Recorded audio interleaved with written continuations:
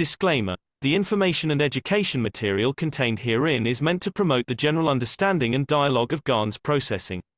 Such information is not meant or intended to serve as a substitute for a healthcare professional's clinical training, experience, or judgment. For patients and individuals, such information is not to be a substitute for professional medical, therapeutic, or healthcare advice or counseling.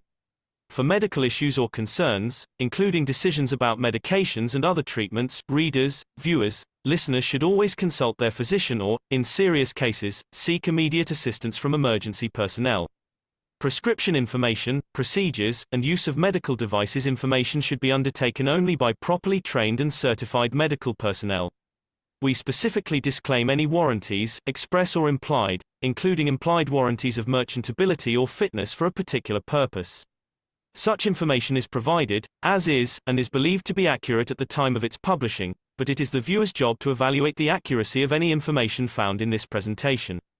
Every case presented is of their own experience, applied by themselves for themselves, and it applies to their case only.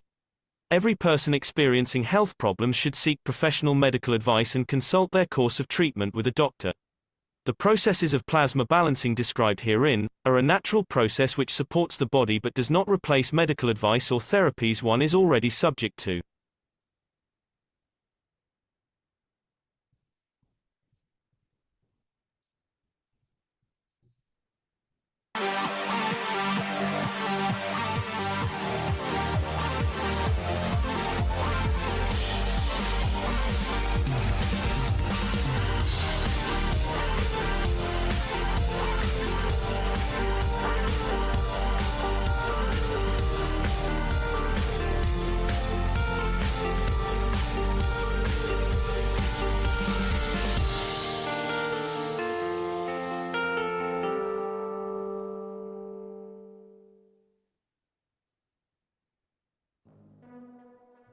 Innovative, revolutionary, stellar development, purest universal knowledge. In a transformative, futuristic design. The Universal Body Enhancement Spaceship Unit. The very first new evolutionary spaceship technology has been rolled out for mass production. Our Universal Body Enhancement Spaceship Unit is constructed from high-quality materials carefully selected by our team of experts.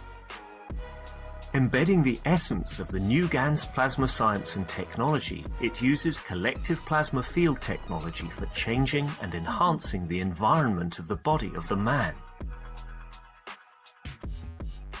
This new plasma enhancement changes the environment of the body to allow it to return to its natural, balanced, energetic condition, as in the womb of the mother, allowing every cell in the body of the man to find its natural, original field strength balance.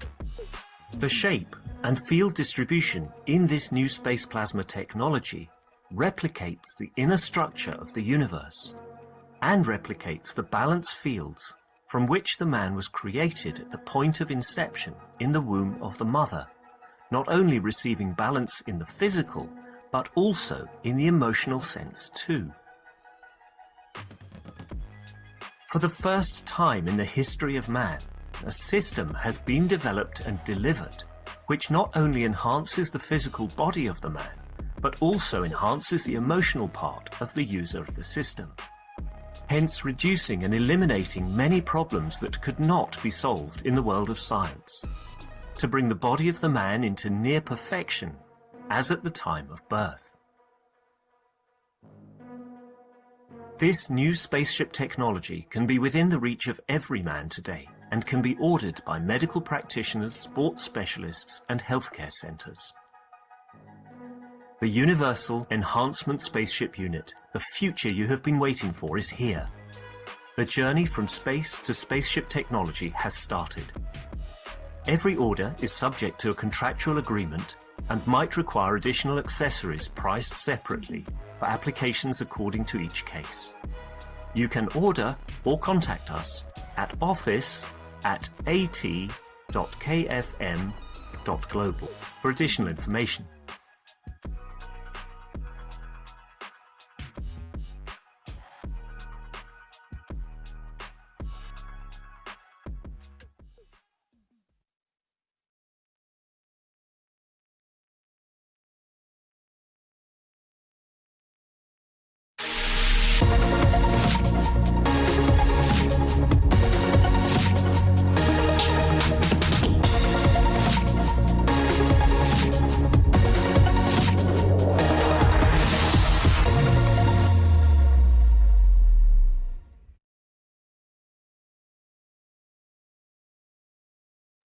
And welcome each and all to the Keshe American Knowledge Team for February 12th, 2023.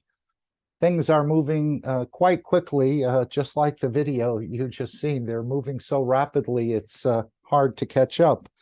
But as Mr. Keshe said, you need to catch up or you'll become a tomato. So we want to welcome all of you today, and this is a roundtable meeting, and feel free to interrupt the host to ask a question. Maybe not when Alex is teaching, we'll leave that up to him. But in this first part of the program, as I said, this is a roundtable meeting. We're all equal and we all share knowledge. No one is above anyone else and no one is below anyone else. And the events are moving so fast, perhaps I'll read what Mr. Keshe has put into the telegrams here. And of course, there's an announcement, he said. Stitching the Keshe Foundation invites all knowledge seekers and public to one of the most beautiful and amazing blueprint days in the history of the foundation. On Monday, 13th of February of 2023 at 10 a.m. CET time, the foundation will unveil two new technologies which have never been seen before.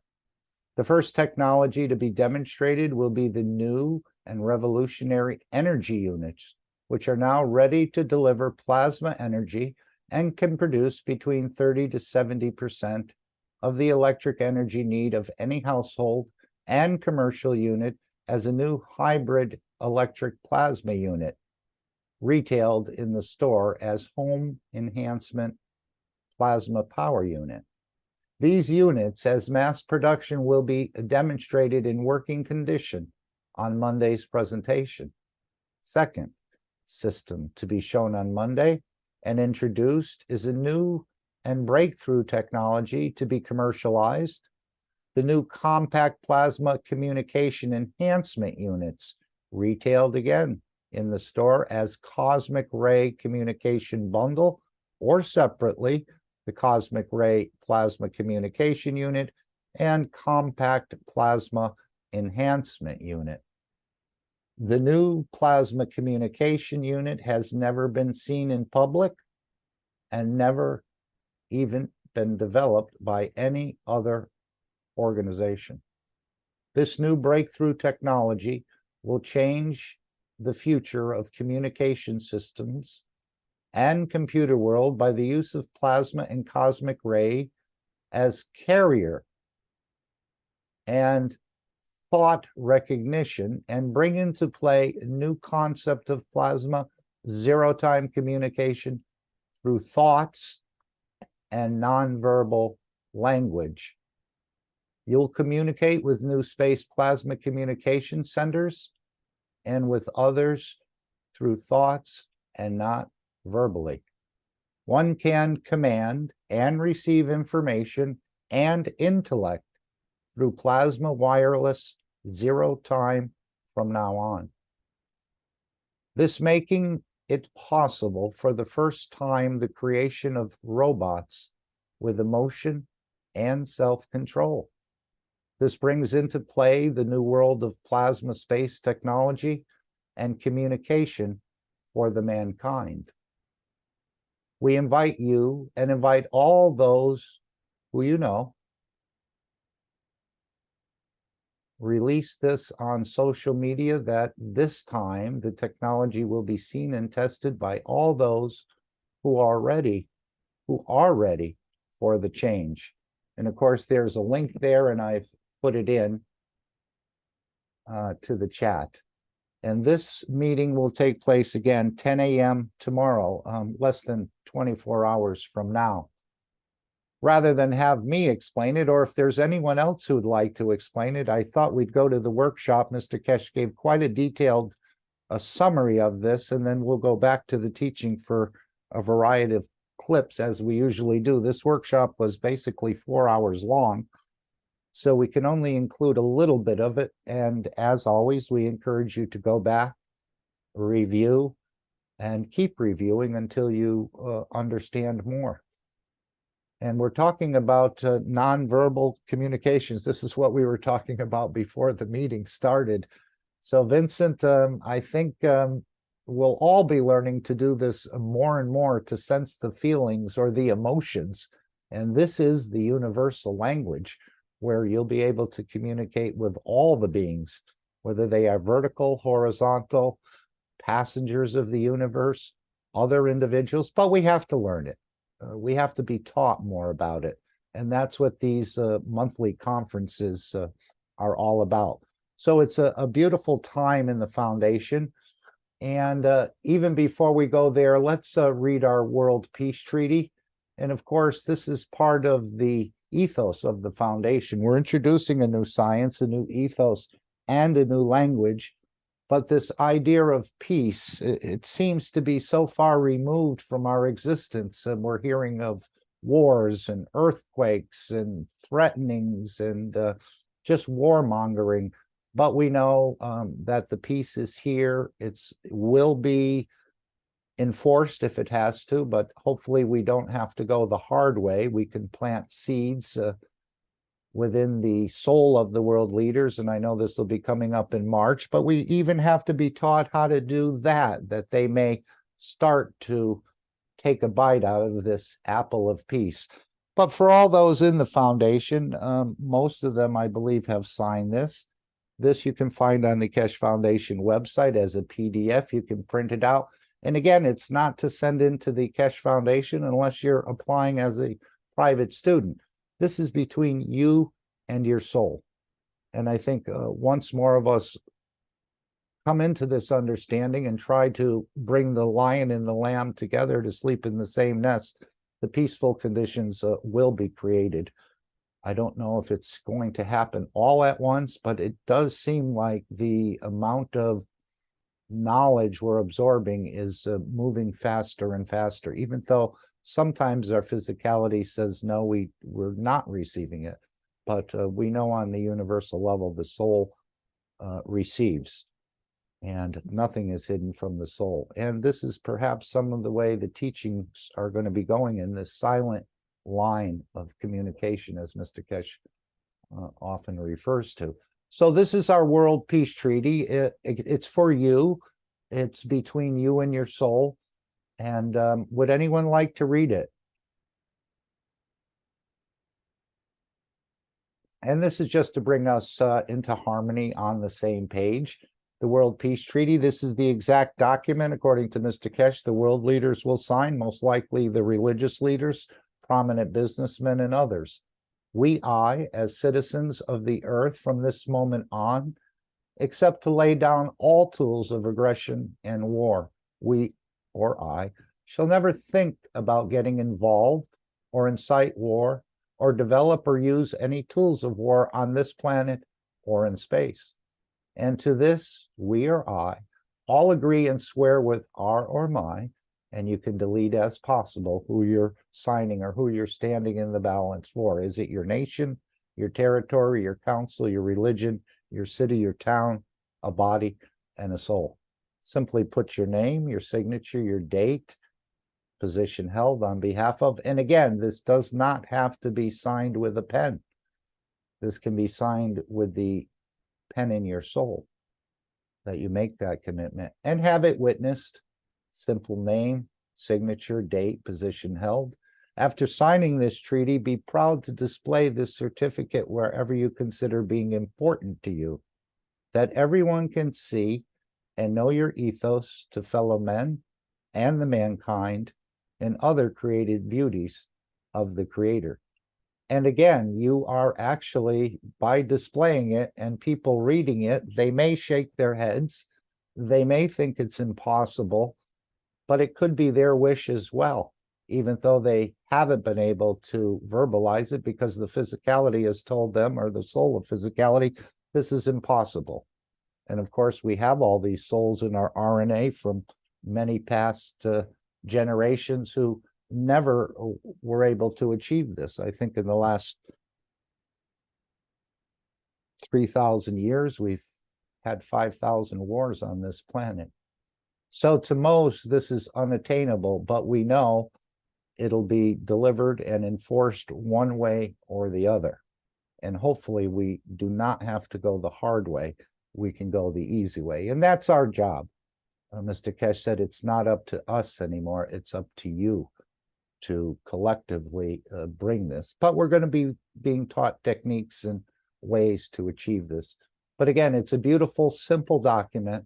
And this is the one the world leaders will sign, the religious leaders, and hopefully all of us have signed it already. It's just your confirmation and adding to the field strength of world peace.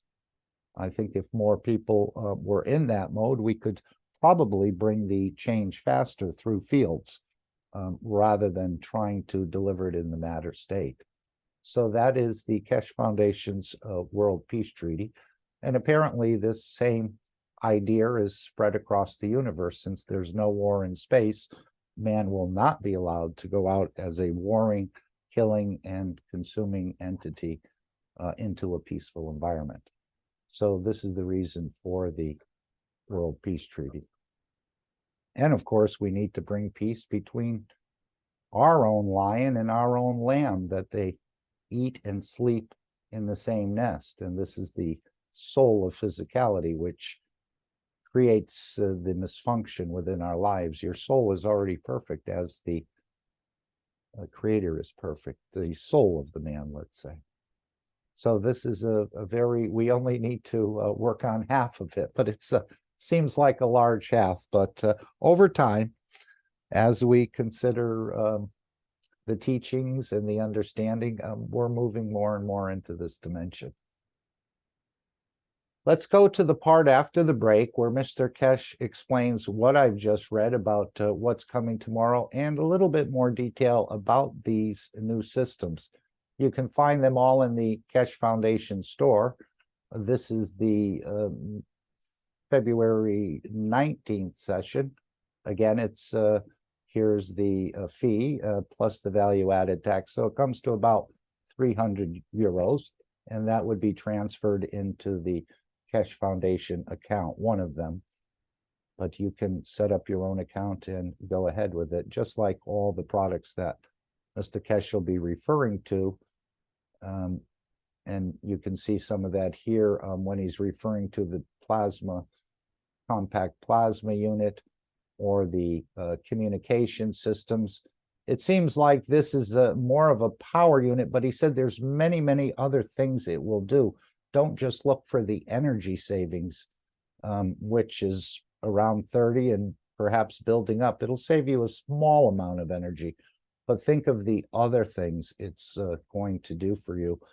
And this is, as I see it, he said it's a console, and you'll be adding other consoles to it, almost as if you're building a universal body enhancement spaceship unit right within your own structure. And again, as we learn more, all these systems will be jettisoned. You won't need them, but that may be come in time, because we have a pretty steep learning curve, or maybe it's not as steep as I'm thinking of it. And of course, what it's going to lead to, I believe, is this plasma coverage, where you'll be able, with these systems, not only to communicate, not only to save energy, but start with a wellness program, a prevention and enhancement and a recovery for wellness. We're talking about feeding here, a nourishment program, an energy program, a transmutation facility. So all these are going to be, I think, incorporated in a way into this system as we build it. But this is going step by step. But let's go to the 471 after the break. And Mr. Keshe, again, makes an announcement, but there's a little bit more detail here. And feel free to stop it. Would someone else like to add something here? And again, this is new territory in a way for all of us. We have this capability, so many of these capabilities. We're just getting to open up our own grace and beauty. As he said, we used to be able to grow fingers or grow arms if they got cut off, or even detach them. We used to be able to communicate. All the mechanisms are still there. But as he said, with the universal citizen that was on the last 20th of January, he forgot how to get back home. And apparently that was a pathway for us also into the universal community. But let's hear what Mr. Keshe has to say. Well, we have about 4 clips lined up. And again, the workshop is 4 hours, so we're only just scratching the surface of what's been said. And hopefully all of you take what you need from this teaching or what you'd like to understand. And feel free to stop it at any time in any of the clips, make a comment, ask a question of something you don't understand, and let's move forward here. So a couple of announcements, which maybe, sorry about that, I've had a back cold for a few days. As we said for many of you, we have announced, and we announced today, that on Monday the 13th of February, Keshe Foundation will have a Blueprint Day. We start a session at 10 a.m. on Monday from our headquarters exhibition center in Linz, and we will unravel 2 new technologies. In a way, you both are aware of it, of both of them, but we will show what we call commercialization of a new type of what we call plasma energy units. These are not systems that to be. These you will see are commercialized, and in the presentation we show a new evolution in power supply. It's new development by the Keshe Foundation and stays within the Keshe Foundation, and the units are already manufactured and will be dispatched. As you will see, is not a what we call showing up a technology, but showing commercialization of technology.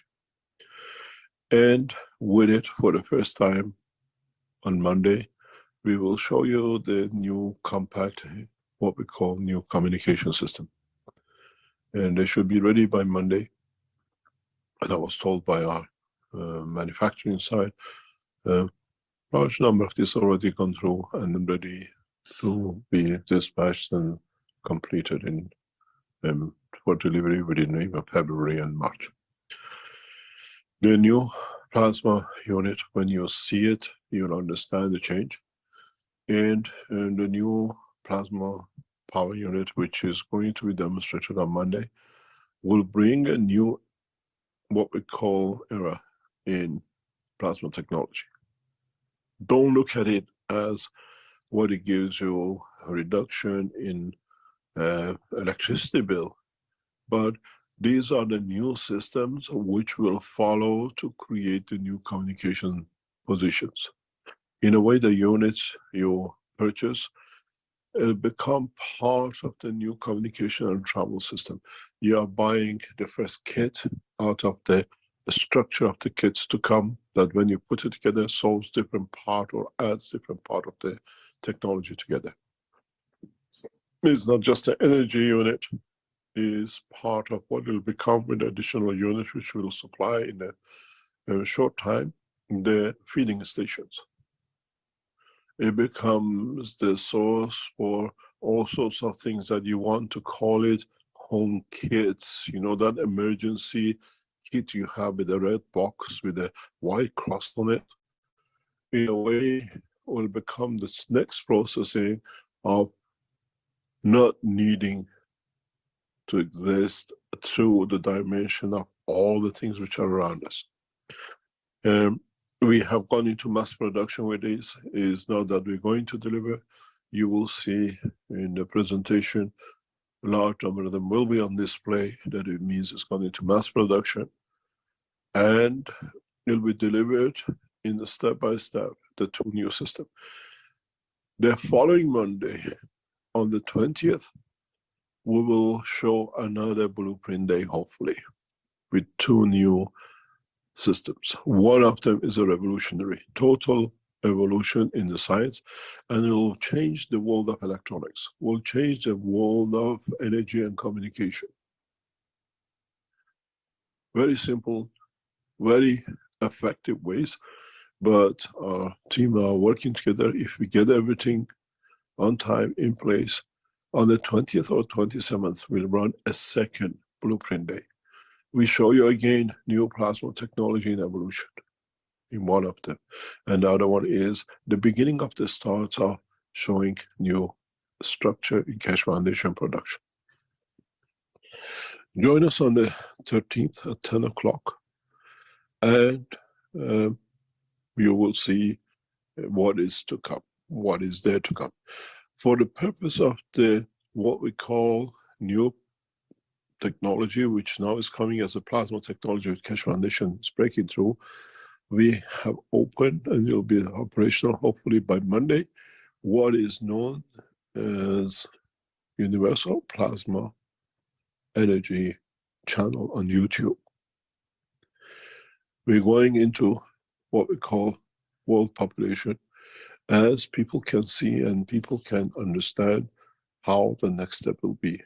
In a way, a separate channel for this has been established. It's on the process of being completed by the Keshe Foundation team in the background. That is not anymore on the Keshe Foundation channel, but will go as a plasma technology, new plasma technology for the world to see. And this brings us a new dimension in our work. Small short videos to show the new energy systems. You will see live on the what we call on Monday, direct reduction. Is not that we made a maggraph system, you do it. These are the systems, in a way, the new technology, new systems we put out, you will see it cannot be done by man anymore. You need, well, ordinary man on the street, I should call. You need electricians to fit these systems into your system, and you will see the change of it. You will see the reduction in it. These are, as I say, we're going technical, and this allows us to what we call economically commercialize new systems. It's not anymore just plug and play. You have to be careful how you plug it, how you play it, but it brings you a new dimension. We have seen 60–80% reduction, but it has to be done correctly, and it takes time. But you see immediately 30–40–50% reduction continues.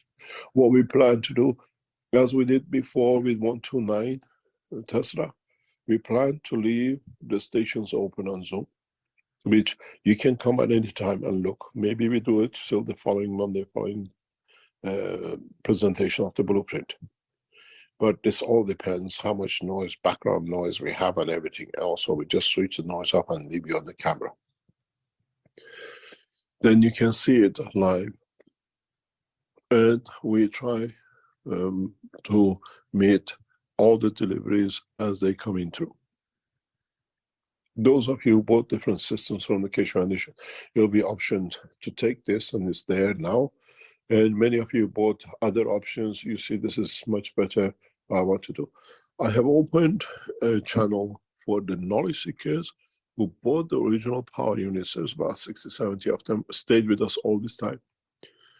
Get in touch back with the Keshe Foundation, and we make you an offer with a new system.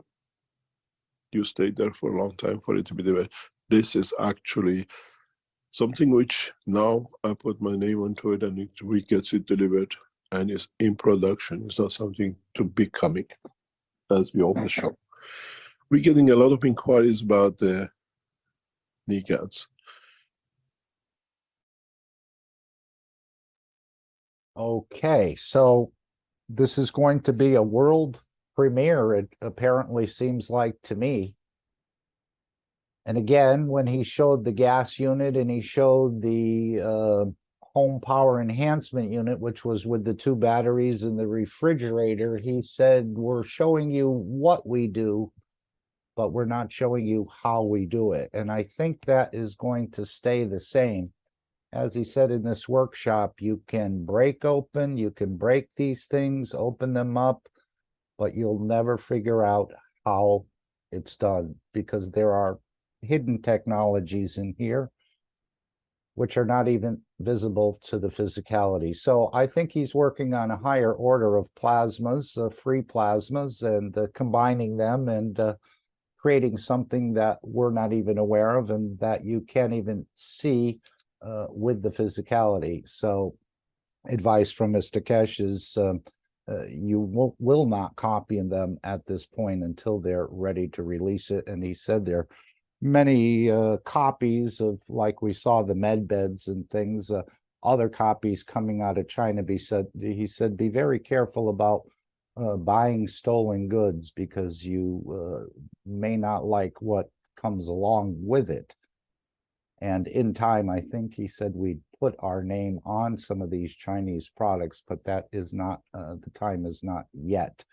So if you're going to buy anything and it's related along this line, be very careful that you buy the original with the certification of the Keshe Foundation rather than a cheaper, what looks very similar and is probably written up very nicely, but without the full understanding and the full totality of what is actually being delivered here, because it's not only a communication system, it's not only an energy system, it's a feeding system. And I think these consoles will be added on as time goes along.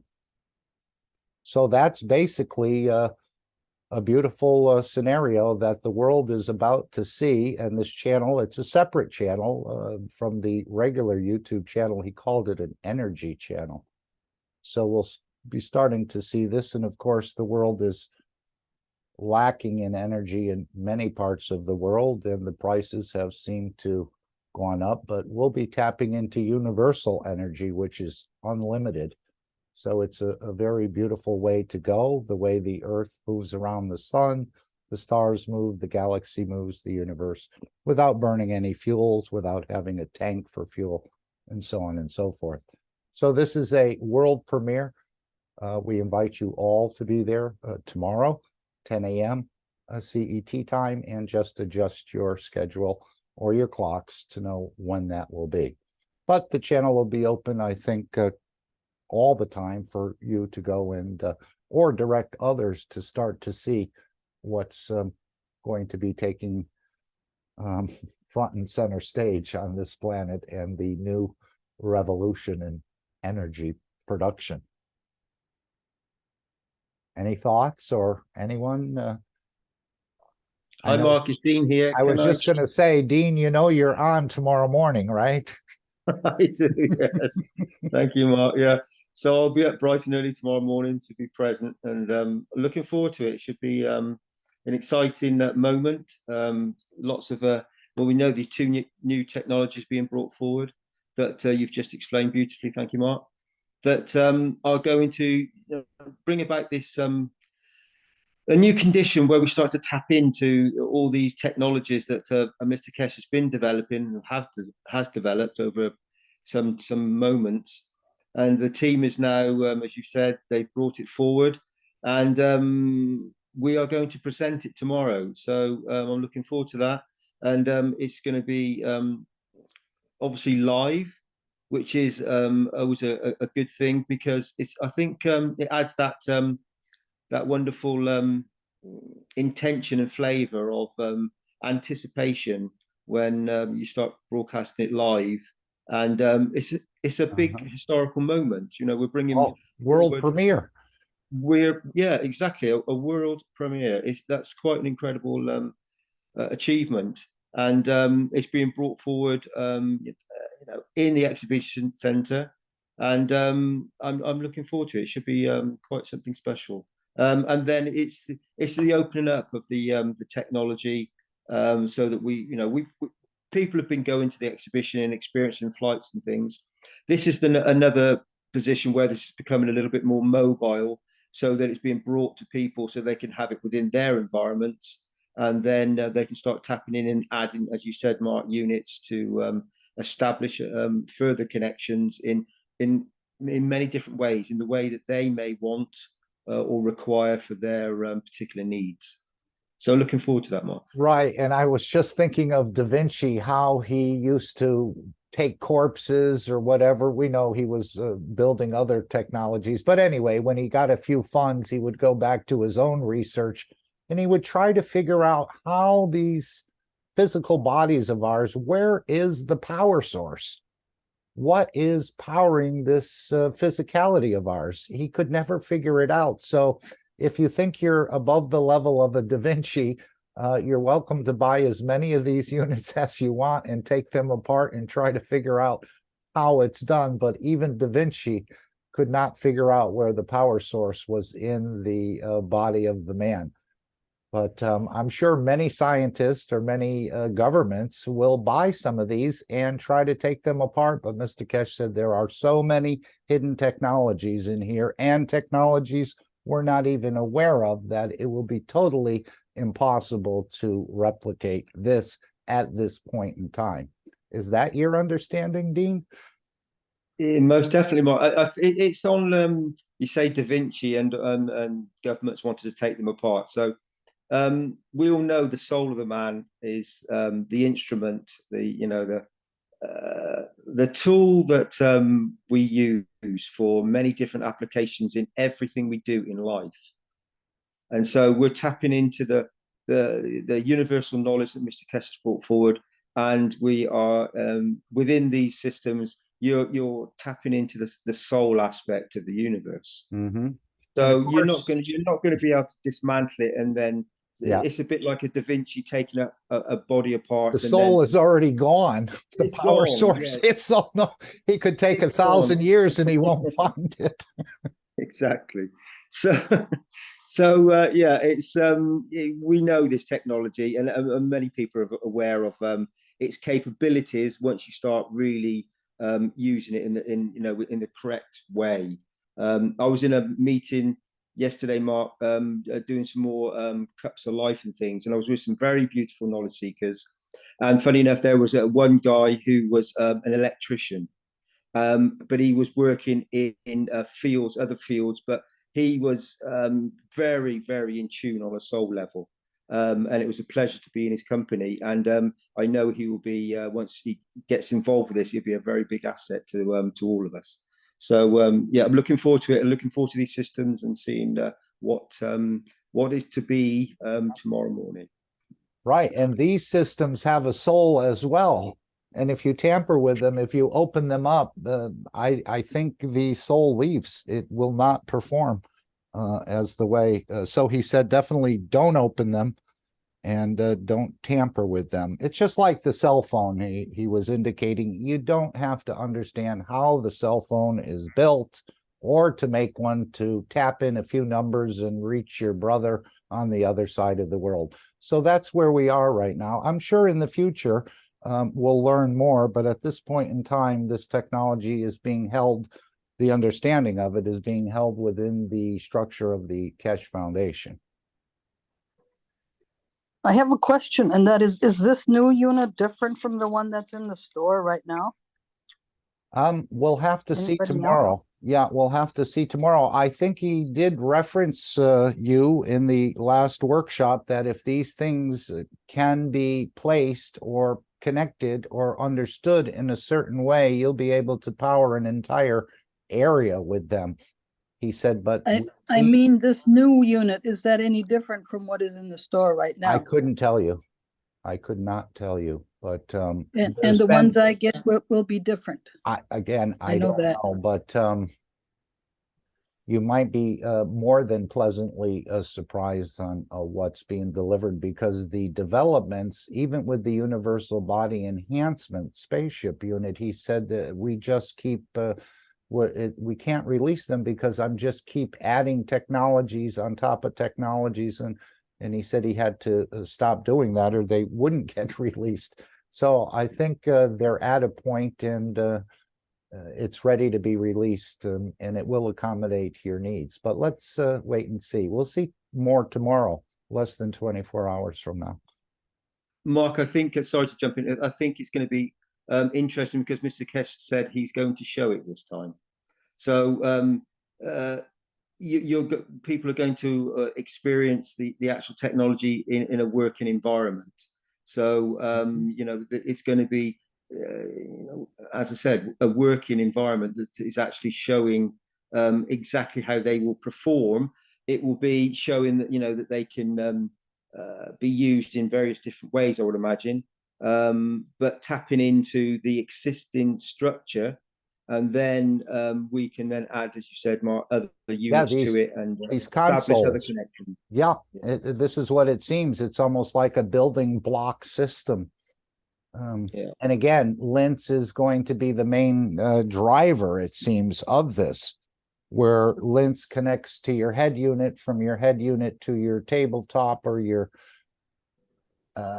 energy system, and then from there into the universe. So there's a lot yet we need to understand about this, but they're very confident of what they're going to show and deliver. And of course, Mr. Keshe has done most of these things more than decades ago. This is not something new, but the timing, I know he had indicated a number of times he's been walking around with this self-charging chip in his pocket for over 40 years. And of course, that will revolutionize every sort of device you have to plug in these days. He even talked about the batteries becoming smaller, much, much smaller on electric cars and things. So the applications are just going to be unlimited, and we won't need these massive power generating plants. He went through an explanation in this workshop. Collectively, if we receive 1 gigawatt, we'll be feeding back, or maybe it's megawatts, but we'll be feeding back 4 or 5 into the power station. So there won't be this need for such massive amounts of energy generation. Most of us will like that. A few shareholders may not like that, but we'll see how this plays out. I think, Mark, it's interesting the fact that these units are being developed that are in the matter state and are physical technologies that mankind can put their hands on and plug in and use. But they're tapping into the universal energy. They're tapping into the plasma on a very large scale. So this opens up this super conductivity of the plasma into the highway of the universe, and that's unlimited. So that's what I was going to say. It's unlimited. So we're not going to hear anymore about we're running out of energy in a decade, or we have to stop doing this because we can't get energy. We have to dig in. All these energy sources, I think, over time will become obsolete. Yeah, You most definitely. mentioned last workshop that electricity has already become obsolete. Yeah. Wonderful. So we're on the yes. Oh, somebody else, please. Did somebody else want to add something? So we're on the cusp of a very huge change.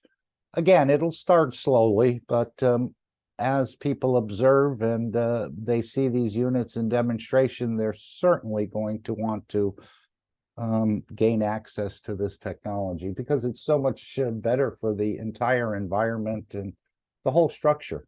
And there won't be anyone hungry, there won't be anyone cold, there won't be anyone too warm.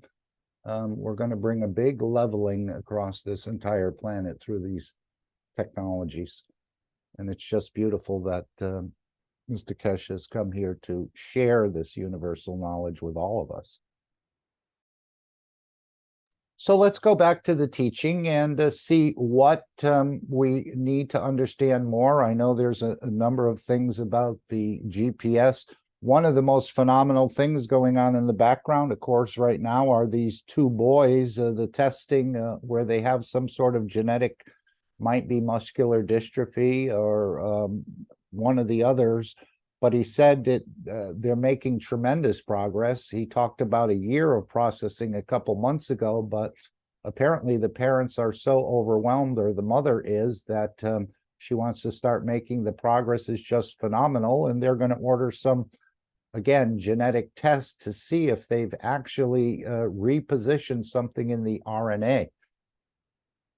And this genetic defect will not move forward into future generations of that family line.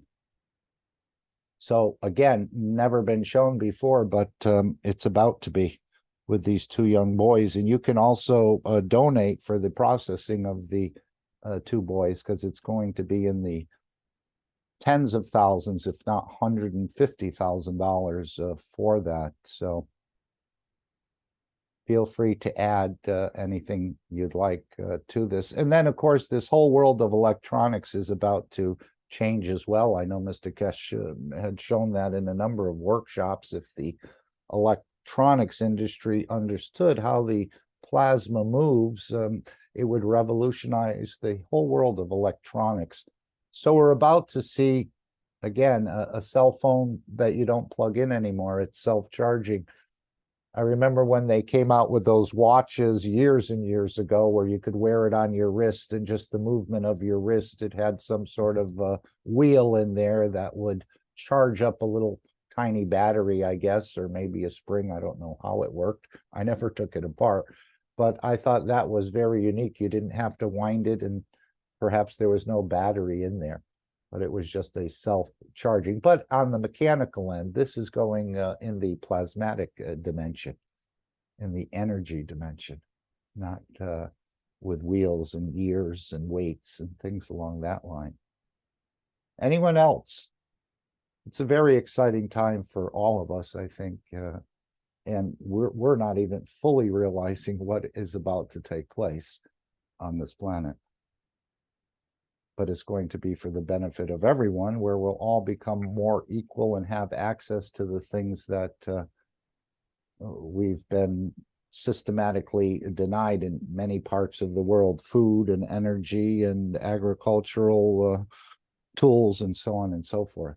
And again, the feeding may sooner or later will eliminate the physical feeding, I believe. But again, he went into something, he said you'll still be eating apples and oranges or whatever, but this is something we have to understand a little bit deeper, I think. And that's what these monthly conferences are all about. So if you're thinking about can I just quickly say something? Yeah, Steve. Can I just quickly say that obviously for the knowledge seekers and everybody present, obviously these systems are being shown live, and as you rightly pointed out, Mark, they have a soul. And so many people, if you can't be present to view it, you can still be present on a soul level. You can still send your energy, and you can connect with all this events, this plasma that's being distributed now, and you can be part of it in any realm. So you just be present in your thoughts and intentions, and the more souls we have that are viewing this on a soul level, the bigger the plasma will be, and the bigger the expansion and this enhancement will be for, and you know, this rollout will be much quicker for humanity and many other beings that are present, we know, in these moments. So you can be present in many different ways. So it's not just viewing it on a screen. It's definitely being present on a connection level, on a universal level, that is the soul. And we all can do this in each and every moment, as we know. And so it's something that, you know, with the flight systems that we've had, where many people have been coming together and experiencing the soul aspect, there's no reason why it shouldn't be the same, even though these are commercialized units and home units.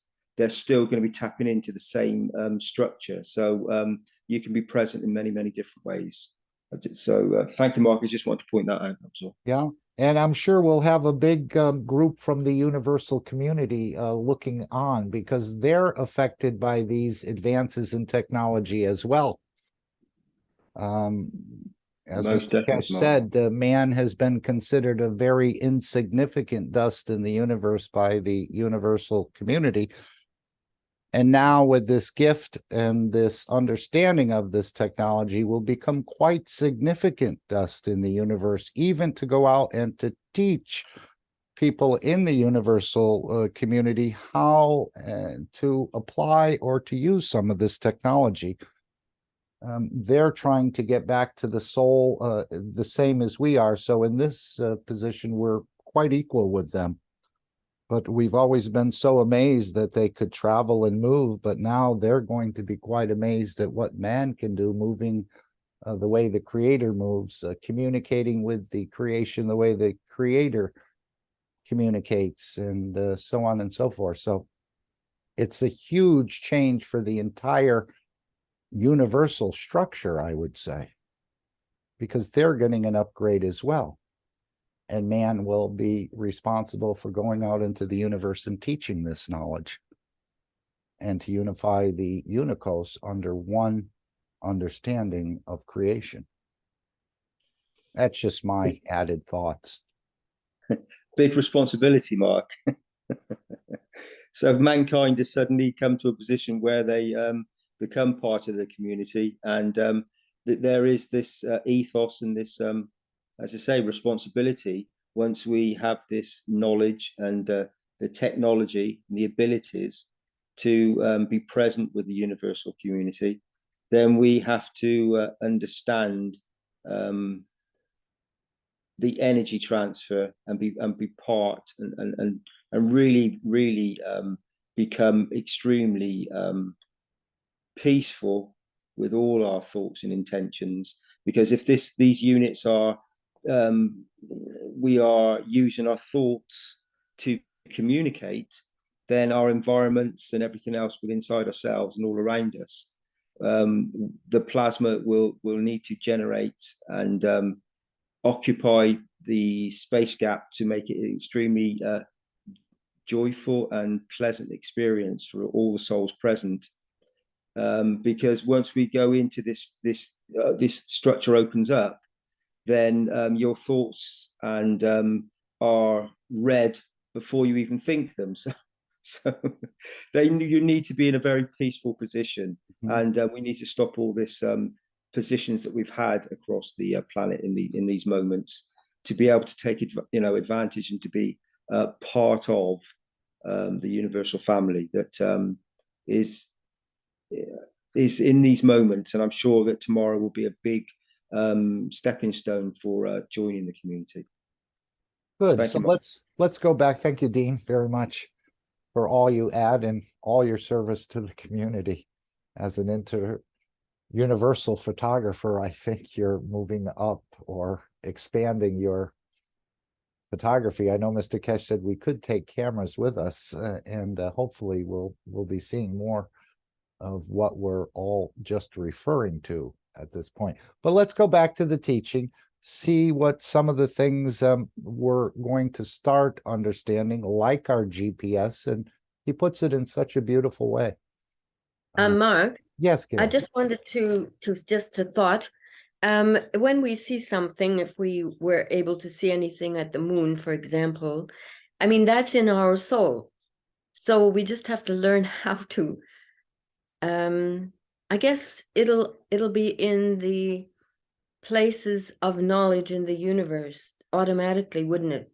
So we just need to learn how to tap in. We don't even need cameras. Well, that's my thinking. Yeah, and much of this stuff we're already doing, but we're blind to it, apparently.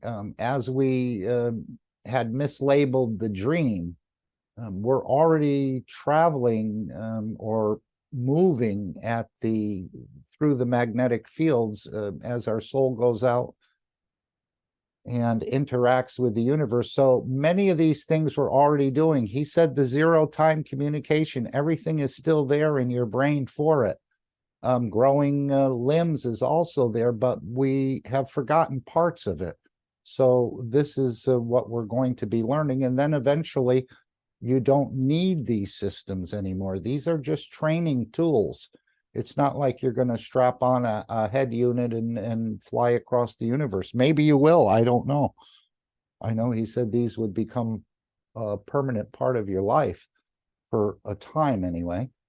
But let's see how the progression goes. But it's just one step after another step after another step. And this ladder has an infinite number of steps in it. So if you think you've gotten there, you move farther away from the creator or the creation, as I understand it. And this humbleness aspect, it works the same here as across the universe. You need to tune into fields, yes, but then become humble enough to be able to receive. And that's hard for myself and all of us. We have to learn some more about ourselves and about our capabilities, and being arrogant and thinking that you have it just shows you don't understand it. As Mr. Keshe said, the more you understand about this technology, the more humble you should become. And he's indicated to us many, many times he carries the totality, but when he comes into a meeting, he puts himself lower than everyone else in the meeting. So that takes some really deep understanding. And of course, we've always been afraid of the creator or how powerful he was, almost like the Wizard of Oz, but we're understanding a much different understanding now of the creator. And of course, we all are the creator because we're made in the image. He said, I made the man in the image of myself. You're made out of the essence of the soul of the creator. So you're just as equal to the creator, as I understand it. But let's go back. Anyone else, you want to add something, Ike? No, I was just thinking about the unlimited knowledge that he talked about. It makes sense because the world is changing, the universe is changing every time. So if you are cocky that you know it all, and there's a new creation, you definitely missed out. Just Right. a simple way of understanding that you will have to be humble to keep acquiring new knowledge from all this creation. It would seem that way, and he's even indicated that there are levels above the level of the creator. Right. So, can you imagine? So let's go back to the workshop. Anyone else want to add a comment or any emotions you're experiencing now? Just one more thing. Oh, yeah. That's really blowing my mind away. Young people, I cannot believe the way that this young woman is thinking. She's just graduated from her high school, and she's been accepted with spectacular results in a university in the Cape, and is about to go. And the way she is thinking, she could easily stand in a workshop and talk with us, just like now. It's I started her off a little bit, and then it's just unbelievable. And then another young one who's a year behind, she is working so hard, but she doesn't have the technology around her. So I'm going to try to pass on what this young woman said to her so she can do well in her matric, in her grades, last grade of school. So it's just unbelievable what I'm witnessing with the young people, more and more and more. Right. And he did say that in the future, well, not in the future, but he said this in the past, that some of the people coming to the foundation are not going to be interested in the GANs and the nano and a lot of that. They're going to go right to the soul level. So again, but he's taught us that the nanotechnology, the GANs and other things for a reason. But some people apparently are mature enough to move past that and go right into the soul understanding. And of course, a lot of us who spend a lot of time trying to figure it out and thinking people have to go approach it this way. Again, I don't think they have to. They can go. No, right they don't, to the because soul we level. put the foundation in, so it's already there. And they can tap into it. Yes. So let's hear a little bit more about figuring out our GPS and other things and the zero-time communication. I think I have 3 10-minute clips pulled up here. So Alex, recalculate. We're going to go a little bit more and then we'll do the Dome of Peace. Anyone else have something they'd like to share? Mark, can I just, it's Dean again. Can I just quickly Yes. say that obviously these technologies are being brought forward tomorrow, and we have a situation on the planet right now where we're starting to have, we always do, but we've had an issue with Syria and Turkey going through a very big movement of the plates, and this has caused a very big condition where a lot of people have lost everything that they have, and so these technologies that Mr. Keshe is bringing forward can be brought forward to these people in distress and nations that need help in the moment, and they can be placed and used. And so maybe there'll be a big knock-on effect tomorrow where it could be used and opened up to expand these cities that can be completely decimated and they no longer exist. And these people in their physicalities have nowhere, they don't have the knowledge and they don't have the ability to rehome themselves. So the technology is being brought forward could be very beneficial going forward for this particular problem. And then on another front, we would be that this technology, if we're bringing it forward and developing it and going to be passing it on to some of the universal community, I'm sure that in many areas of the universe, there would be very big movements of plates and field strengths that would cause many other conditions on a much larger scale. So in micro, in macro, and it's all part of the aspect of the foundation, the ethos of the knowledge seekers and the knowledge to bring this forward to help a few, and then it can be expanded upon to help trillions. So there's another thought, Yes. Mark. Yes. Thank you. No, and yesterday it was, you know, I had mentioned Turkey and I made a wish and so on and so forth. And then yesterday, about 8 or 10 times during the morning, for the most part, but maybe in the afternoon too, all of a sudden this thought of Syria came into my mind. So I said, you know, I was thinking about what Mr. Keshe said, we can start to be the satellites. So I started giving from my soul. He said, you can be the energy, you can be the medicine, you can be the food for those people. So then I finished that and I start doing something else, and that same nagging thing came into my brain again. And I said, okay, I'll give some more. And that happened about 8 times yesterday. And I was thinking what Mr. Keshe said when he said, you don't know for these satellite souls what you signed yourself into. And I'm thinking, I have some other things to do, even though part of it, I was multitasking. I was doing something else, but yet sending energy through the soul to Syria. And why Syria, I don't know. But Turkey did not appear to me, just Syria. And so that's what I focused on yesterday.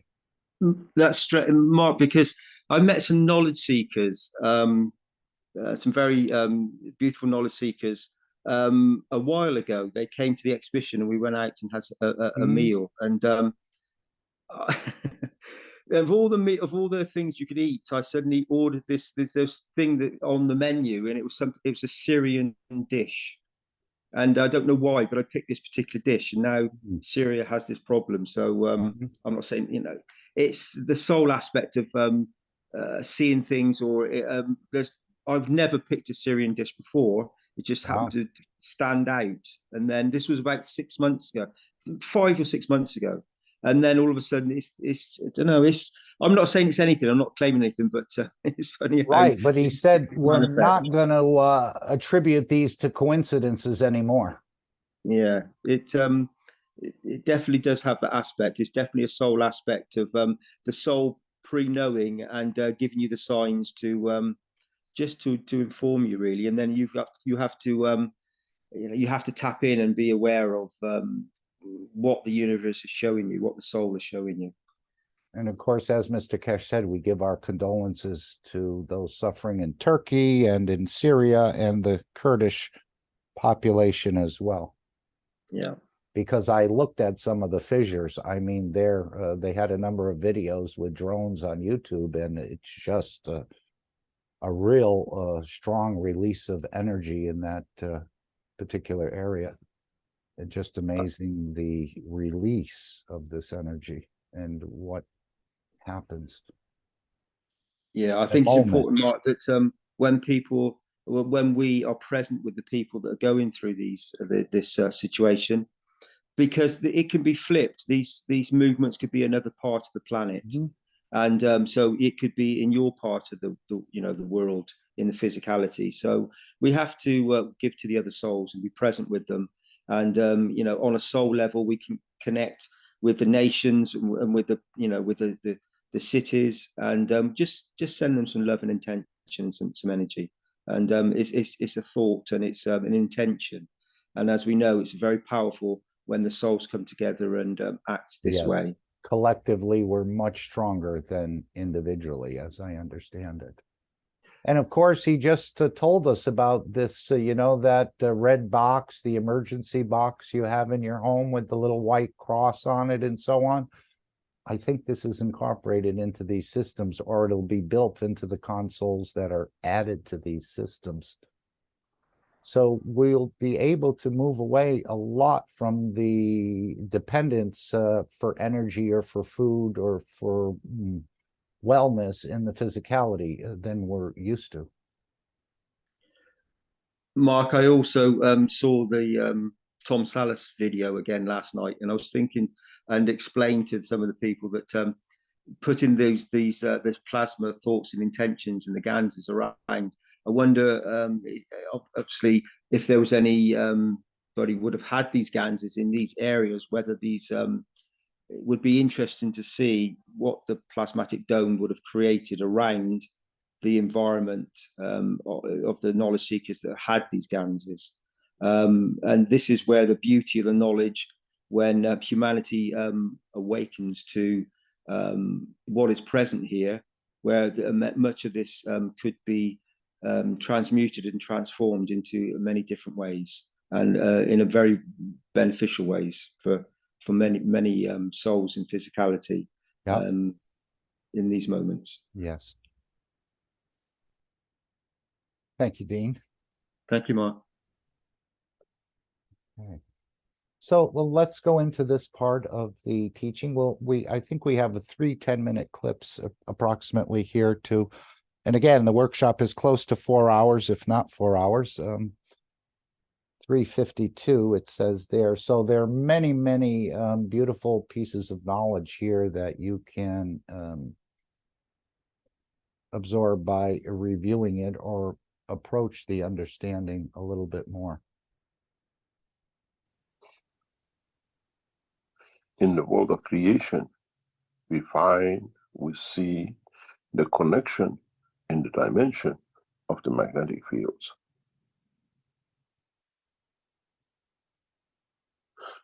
In the world of creation, you call it Trinity. But all started from that seed. There is no difference in the world of creation to be a vertical or to be a soul of the man in the space.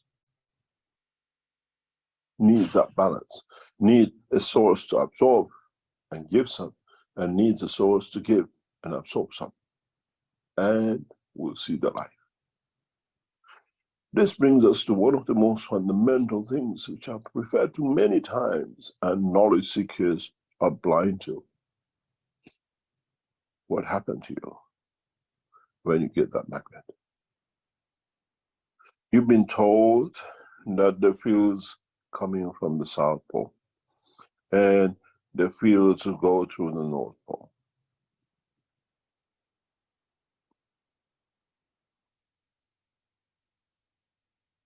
But is this true?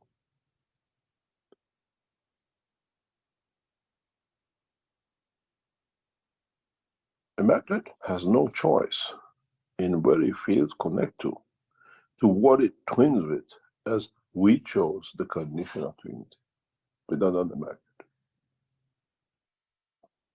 But in essence, in both ways, that field receives as much as it gives.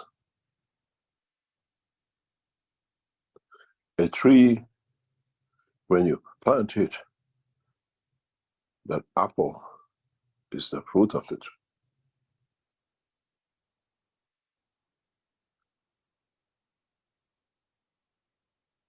It's the same with the world of creation of the soul of the man. That apple is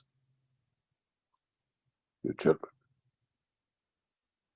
The fruit of life in the cycle of life of the soul of the man.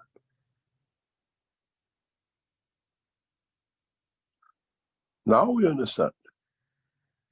If man is to conquer the space, if man is there to conquer the universe, but conquering means have the ability to feel it, has the ability to go to it and enjoy the beauty of the creation, man has to understand these points.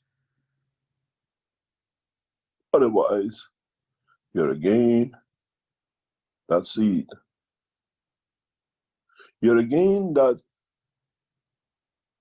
space of fields which has no, what we call target, has no destiny. You create that destiny. If the creation of that destiny, that destination of where you want to be, is so real to you that you can detach from the rest of the fields of the universe, you'll achieve that, you come there. If you understood what's on the screen, you understand the process of the travel of the man in the universe in the coming time. You do not need the systems which we produce. These are just the tools for you to show the capability, the beauty of your existence. You do not know what your soul possesses. It has all the knowledge, but the fear of physicality brings man to that point.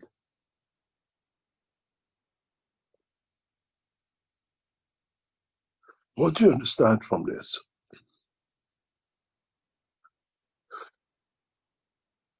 How can you evolve from this point of knowledge to the next? That makes man a traveler of the universe without containment, without UFOs, without aircrafts. Then, when we brought you, for example, into the 20th of January session, and now we bring you back into the 19th of February session, what can you do with it?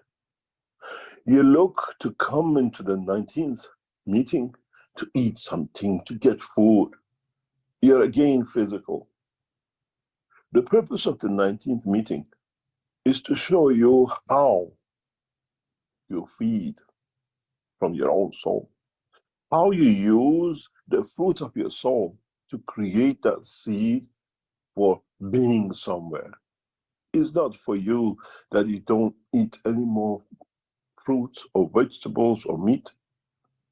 You again look at the dimension of the physicality, where our work, our knowledge sharing, is how to feed your soul in a space, how to move that seed, how to bring it to the position of maturity of understanding.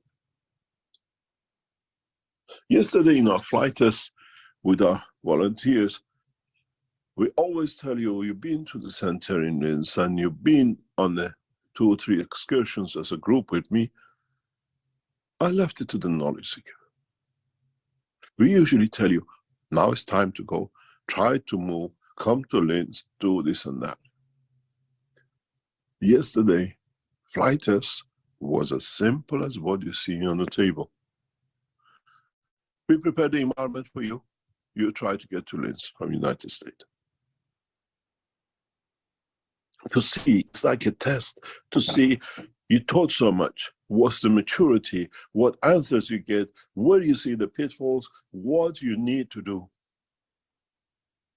When you're lost in a space or somewhere on the moon, I cannot send you a system to get in it that I can transmute you.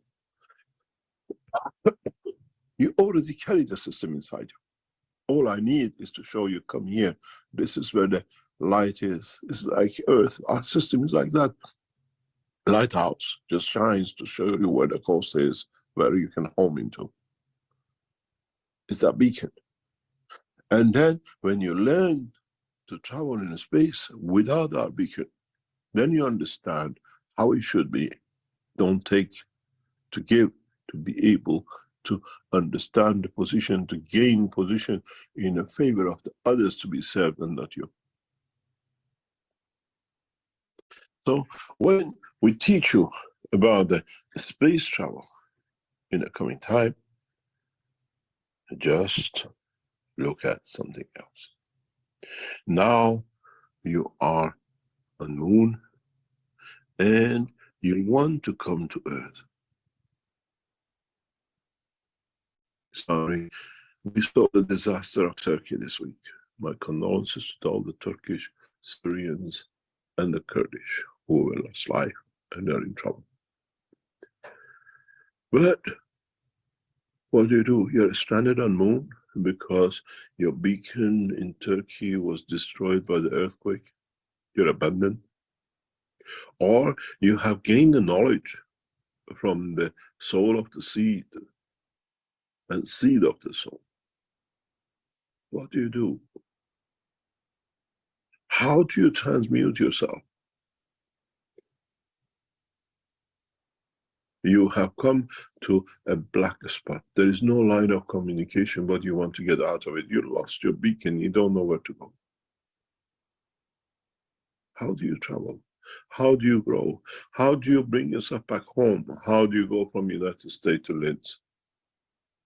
This is all the purposes of what we call these sessions of Monday. Growing you, letting you grow month by month to come to it. Where do you send that seed for it to flourish, and then you can yourself show yourself in it, with it?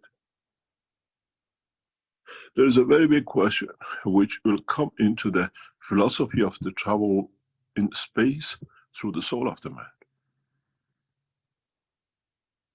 The soul you left on Earth to reach the Moon, is it the same soul? Or does it have the attributes of the soul which left Earth? Is it that seed that you plant and then it grows to give a fruit? Is the fruit the seed? Or in the process of the travel has absorbed, given and taken and arrives as a new soul on Earth? There is no control. But how do you get it to Earth? How do you envisage to be somewhere where you've never been before?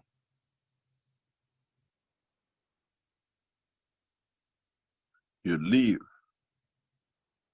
New York to be in a specific street in London. You cannot end up on a street in Paris. You have no job there to do. You made an appointment with your brother to meet him on Oxford Street in London. How do you find him? Nowadays, you have a GPS. What's the GPS of your soul? You've never been to London. How do you bring yourself to the point to go to different points of the universe which you've never been before, but you know exist? How do you send that seed, the way we saw, to the position to be there? Can you predetermine the position of your soul prior to departure from your physicality at the point of death? Or you bought and you be planted somewhere, God knows where. Can you decide your soul to be the seed of a galaxy? Can you decide your soul to be the seed of a star? Or can you decide your soul to be the seed for another universe, part of a universe? So, how do you do? How do you travel from Moon to Earth? How do you get from New York to London standing next to your brother?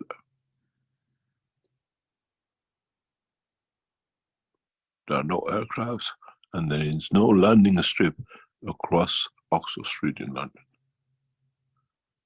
And if you come with too much energy, there are the other souls and physicalities that you can damage. How do you find that little space gap that you can fit in next to your brother?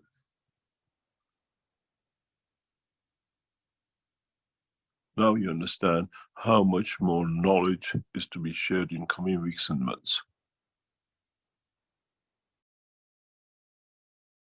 Okay, that was the end of the first clip. So there's still much, much more knowledge to be shared in the coming weeks and months.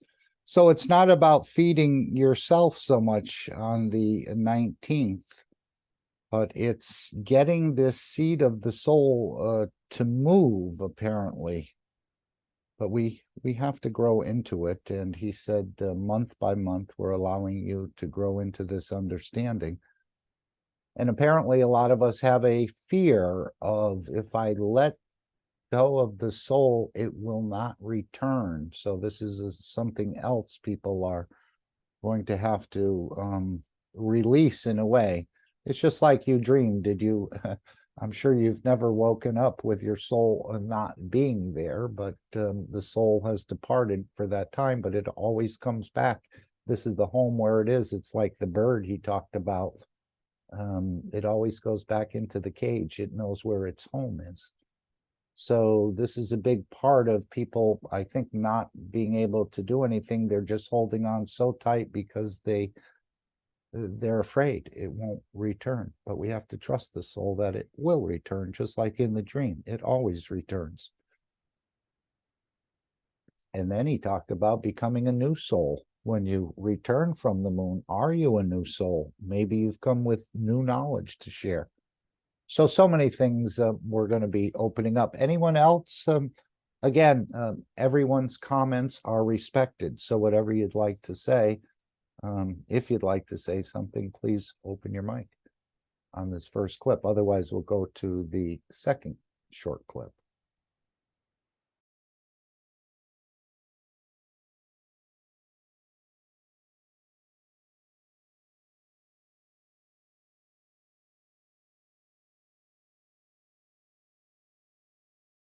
Understand, the knowledge to be shared is much deeper. But man is not ready to understand. Man has accepted physicality than in the dimension of understanding the soul of the man. But the question comes, how do we get the guy from New York on Oxford Street standing next to the brother? How do we get a man on the moon back? Or does he get himself back? It goes back to the story of the last man standing. As a soul, you're the last man standing. And it's you who has to find his stand anywhere which he decides.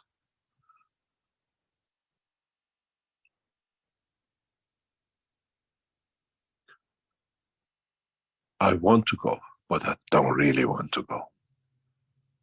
I have a fear if I come back, if I can come back.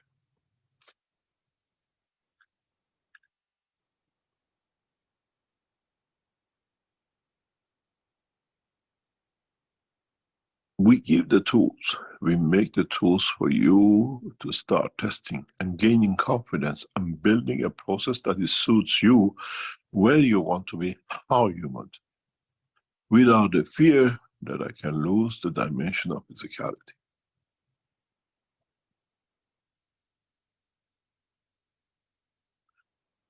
What I carry and how I carry it, what makes the essence of my creation, that it creates its own, what you call frequency, that this is my frequency, this is my strength.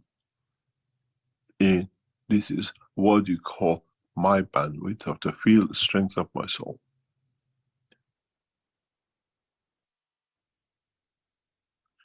Today, in the world of the man, we give location. We used to give villages, and people come to the village and ask, do you know where such a person lives? They tell you somewhere, that's the house. we became more sophisticated. We numbered the houses. Then we made what we call zip for it. In the new modern life cycle of man, we have GPS location, altitude, blah, blah, blah, blah, that you end up within a few centimeters from a given spot.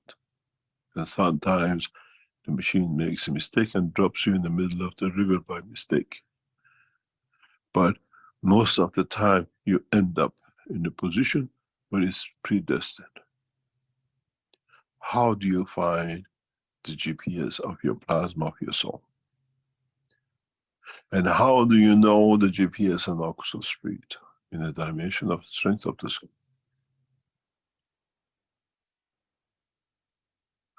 If man limits itself only to travel on earth, now that it's learned about the soul, its capability to allow it to move, why have we come here for?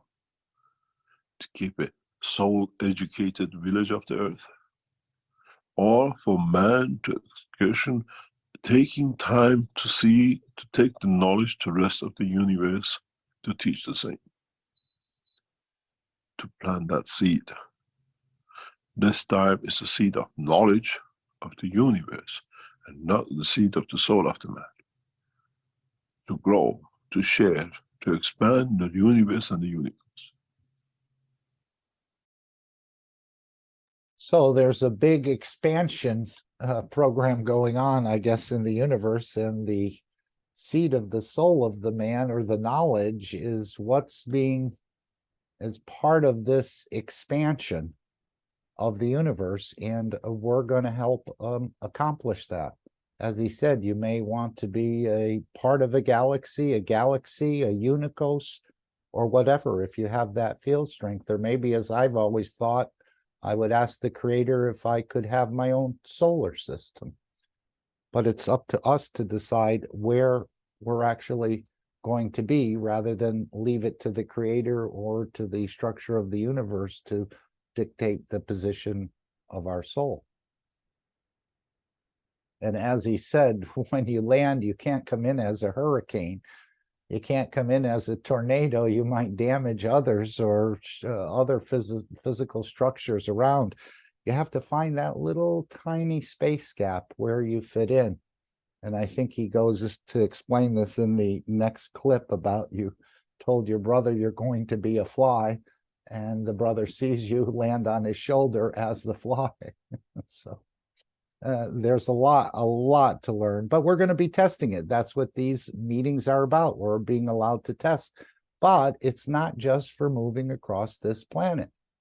There's a bigger purpose. He said, what are we doing here if we're just teaching you how to move the soul from one destination on this planet to the other? It's for the universal to expand.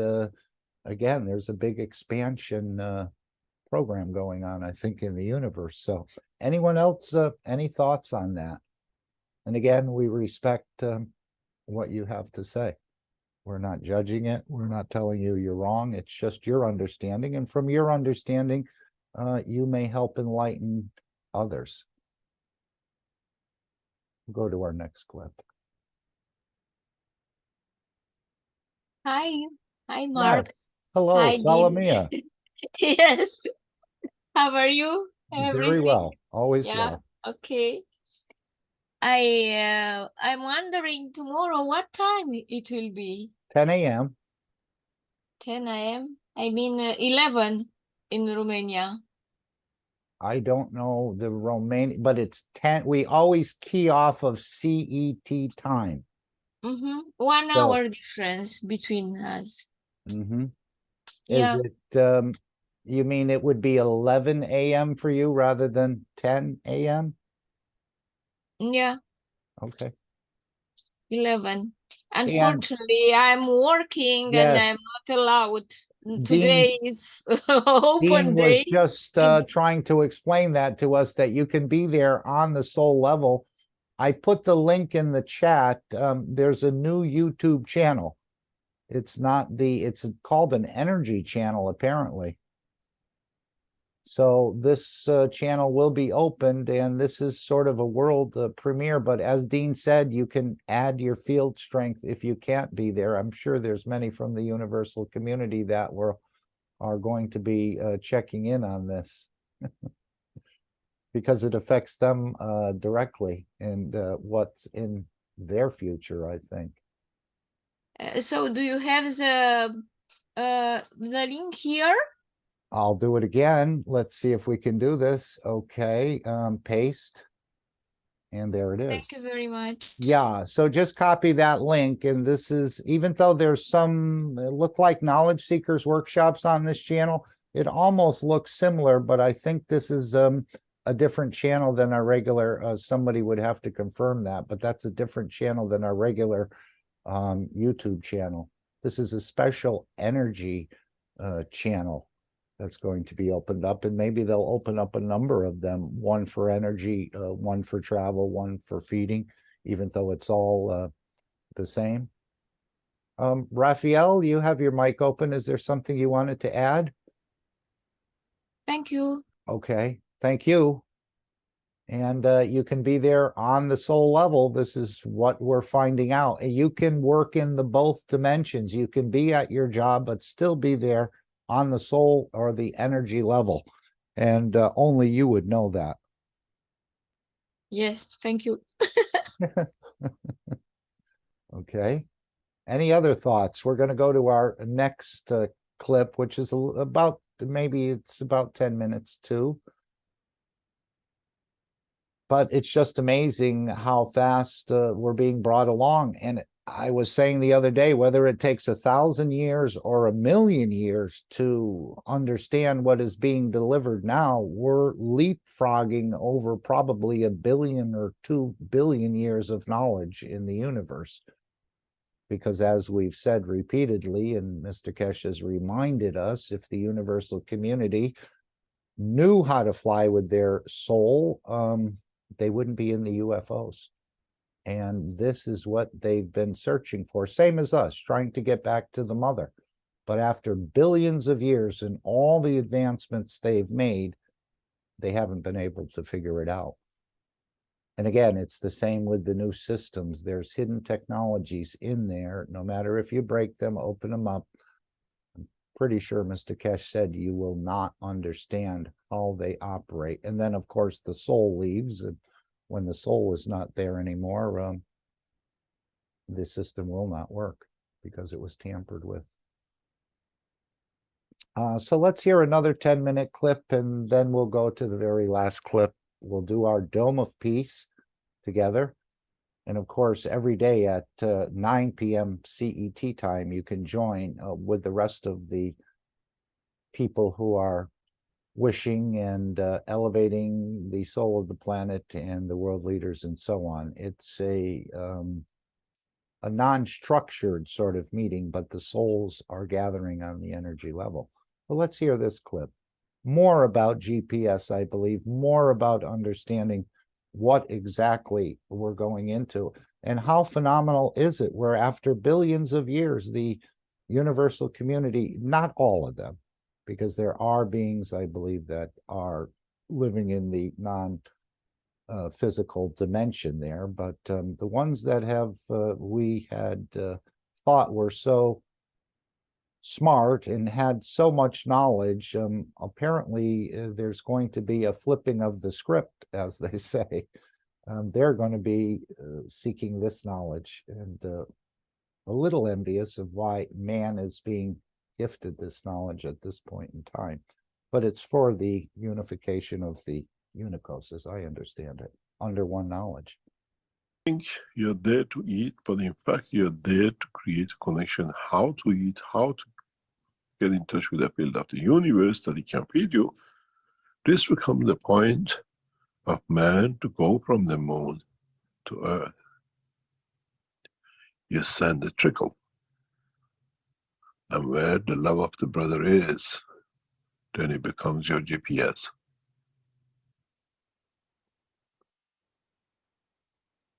Now you understand. Now you should be able to comprehend what is to come. Our system in length is that little twinkle. Why do you think we asked you to come from all four corners of the universe, planet, to be here? We saw people from Canada, we saw people from Africa, we saw people from China, we saw people from Europe. Different races and cultures to bring that center point.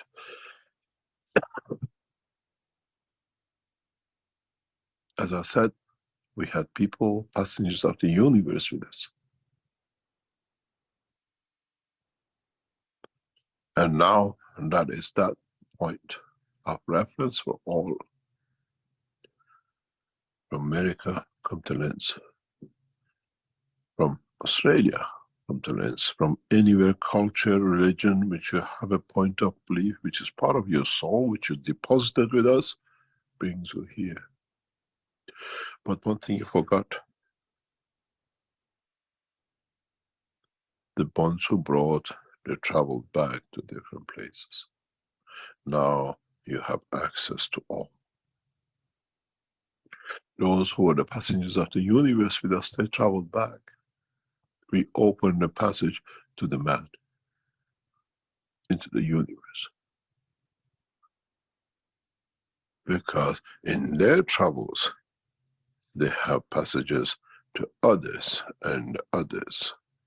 So on the 20th, you actually became the traveler of the universe. On the 16th of December, we opened the first line because we let you go all the way from man to your prophets to the creator, which in essence of totality, the unicos. That's why I said on the 16th of December, man became part of the universal community. Not all 160 plus people on the line were the citizens of this planet.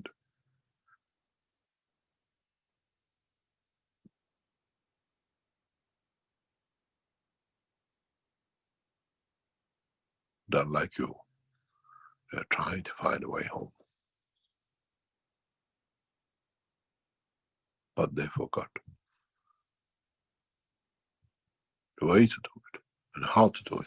And it's the same for all of you. The systems we are developing is not for you to come from America to Linz or to go from New York to Oxford Street in London. It's for you to learn how to send the seed of your soul with the guarantee of understanding nothing will happen to me. And I'll be there. And the beauty of it is that you can send these seeds to thousands of places at the same time, as time does not exist till you decide the existence of time. Your time with your brother does not start till you actually arrive.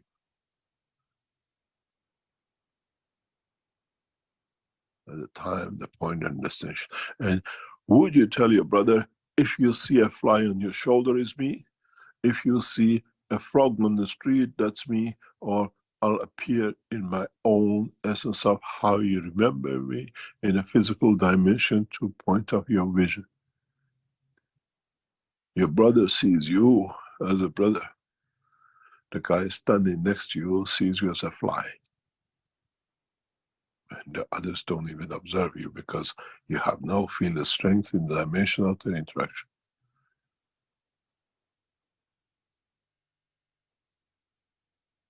Have you ever played the game with your children where you jump up and down and says, I'm here.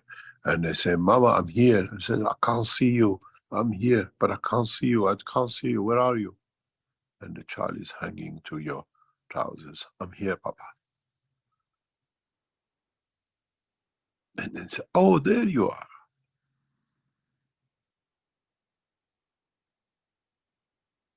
In essence, man has reached a point of understanding to travel with the dimension of energies of the what we call magnetic fields of the universe, as we call cosmic rays, than in a car, a plane, or a donkey.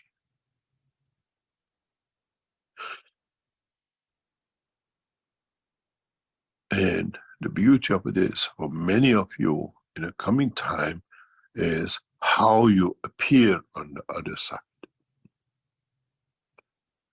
When you travel from New York to London, you change your clothes to fit.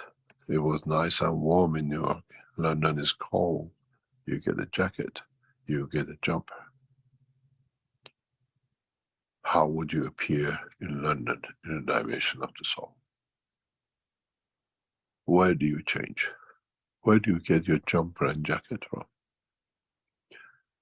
Or does your brother sees you in the dimension of physicality, or in the dimension of physicality, you frog yourself to what it suits? Would you take a fur coat with nothing on? But where do you get that fur coat? Or to create the vision, the what we call mirage of a fur coat, and nothing underneath. Very much as the British say, fur coats and no knickers.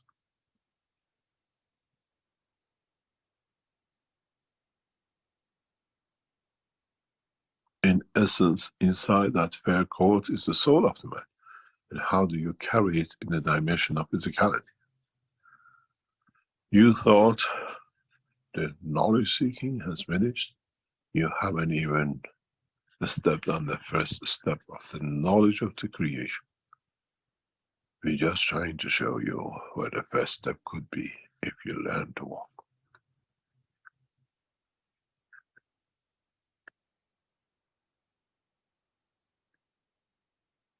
Now you understand where the teaching goes. Now you understand the essence of creation. Now you understand how you should travel. Now you understand when you travel without the backpack of the physicality of the man, where your destination is. To become that seed in the cycle of the life of the universe, to create a trinity of life that one takes and one gives, and in that process you receive balanced energies.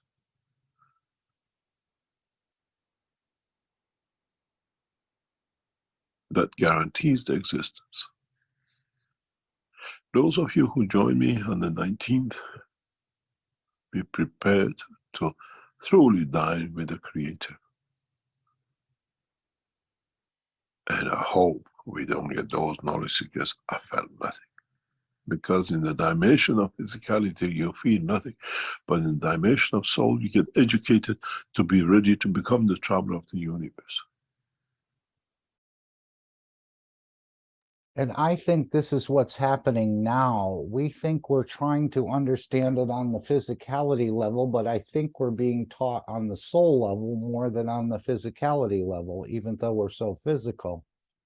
Mr. Keshe is trying to remind the soul, even though the soul carries all knowledge, it may have misplaced some of that knowledge or forgot, as he said with the passenger of the universe that was in this last meeting, I guess it was on the 20th of January, that he couldn't remember or he forgot how to get back home.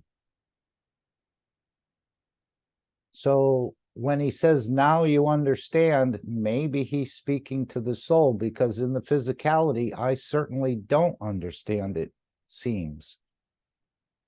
But I think he's reawakening the soul to, perhaps, this is just my thinking right now at this point in time, to remember some of the things it's misplaced, or to pick it up again and do its abilities.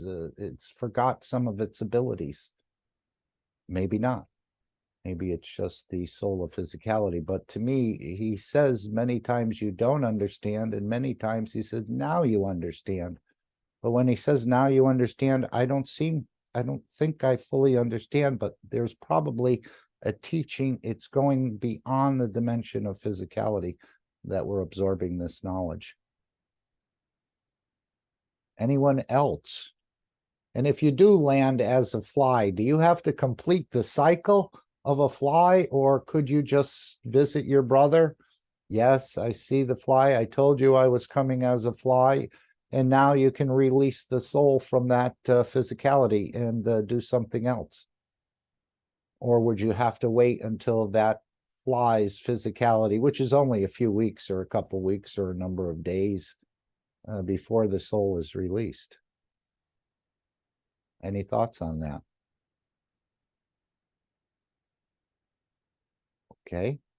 Well, let's take it from here to the end of the workshop. Again, Mr. Keshe shares beautiful, beautiful understandings, but apparently you can send thousands of these little trickles out across the universe, almost like markers, and nothing starts until the time doesn't start until you arrive there, but that would give you many points of destination.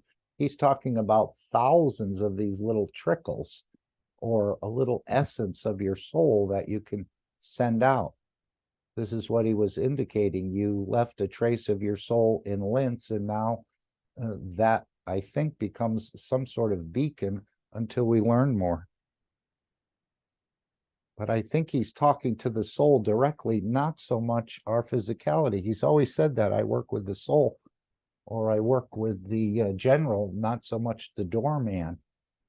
So I think somehow through the fields, your soul is being enlightened, perhaps more than your physicality, and then we'll bring the physicality along. Okay, we're just going to continue this till the end of the workshop. Anyone want to add anything? I know it's, again, he said these things would become beyond our imagination, past the science fiction movies and everything else. So if anyone in Hollywood is listening, every Knowledge Seekers workshop, you could have a script for another movie, basically, with a little touch-ups here and there.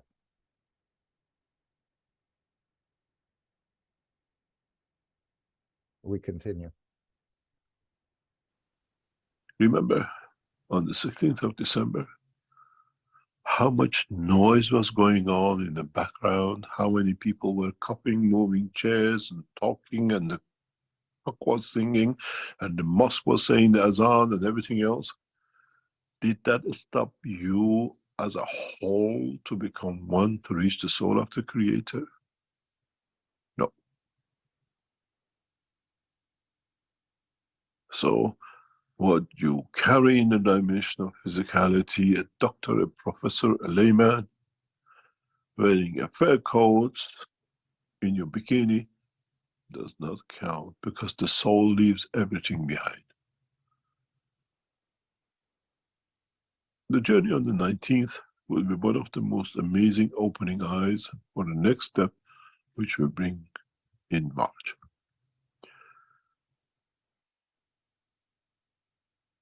In March, we create the fundamental basis to meet the world leaders, one by one, and bring that essence of the spring, that beginning of the change for humanity, irrespective of color, race, and religion.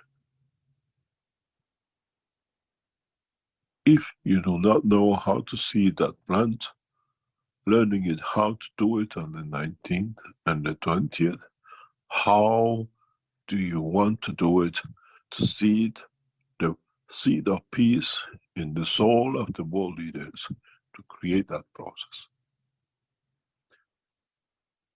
How do you create that apple of peace, that the world leaders take a bite at it?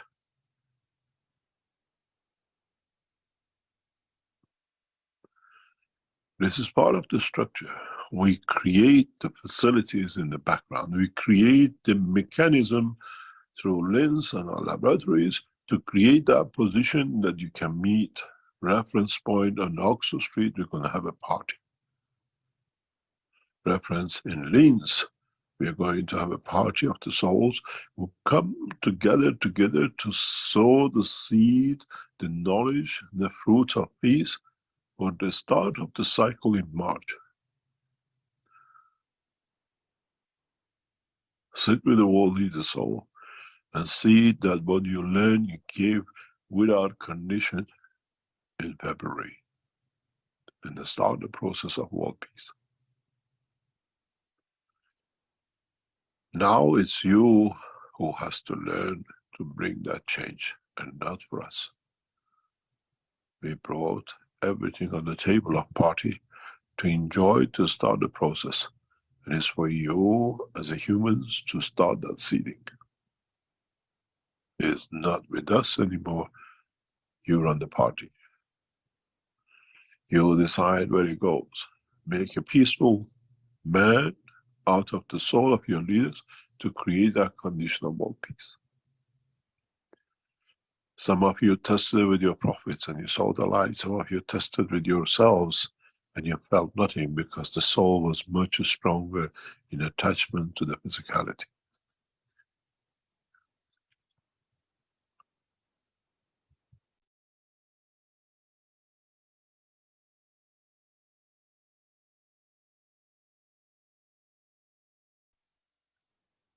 Now you have to try.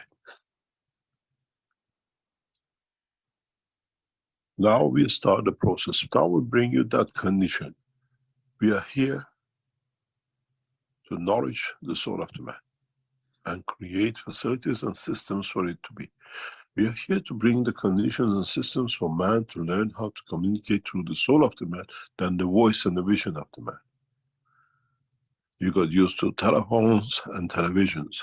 Now we created systems that you learn to communicate through the soul. And then you don't need us, because you will perfect that hearing and vision through your soul.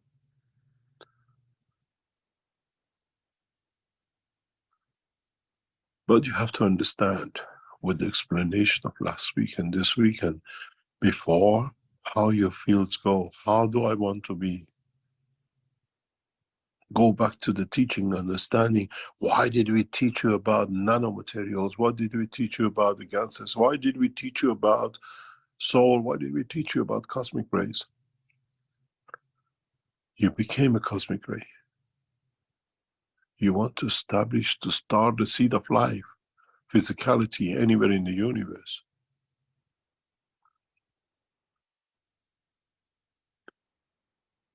Did you understand why you made nanomaterials? Did you understand that you have to go a step down into the plasma of the gans to become a nano, from it to become a matter, to create dimension of physicality? Now you can see the circle complete. It wasn't all going up. Why do we go to the soul? The mayhem we had. Why did he start this plasma GANs technology? And now why has he started the soul? And now why has he started cosmic rays? Now, go back to the other side of the cycle, at least in this cycle, because still after that cosmic ray and traveling the space, there's more knowledge of the travel which man is not aware of. In time we teach. You're blind to it, but it's part of your life.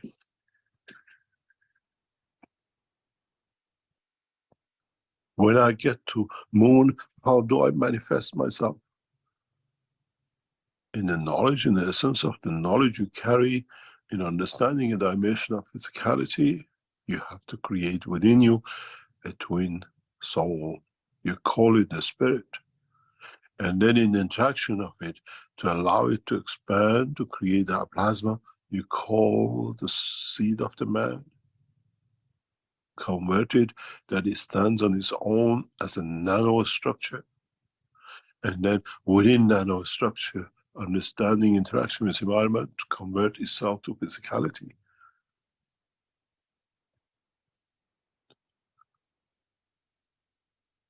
Now you have learned, or at least you might understand, the two-way traffic with two roundabouts at either end. Which way do you want to turn? You go from the world of physicality into the world of the soul and energy and come back to the world of physicality. A twinity on its own. The same as the tree and its roots and its leaves. The same as the soul of the man creating a new dimension universe.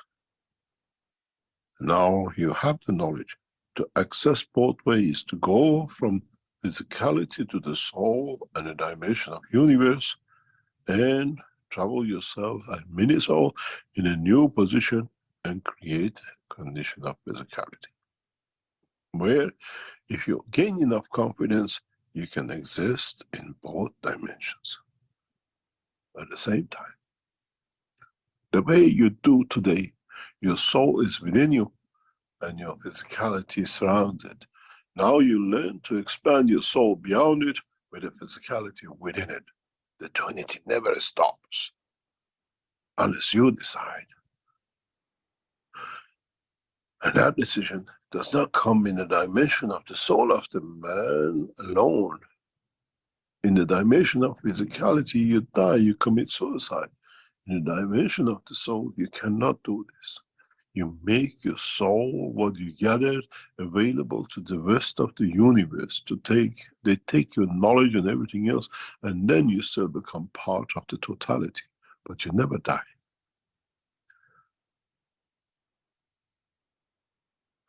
Now you understand.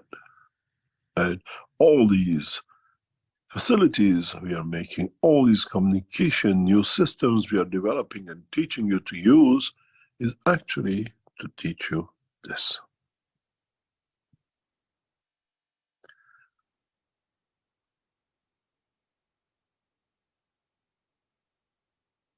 Where you started in the dimension of physicality and we brought you to the soul, we use the cosmic rays to show you you can go both ways.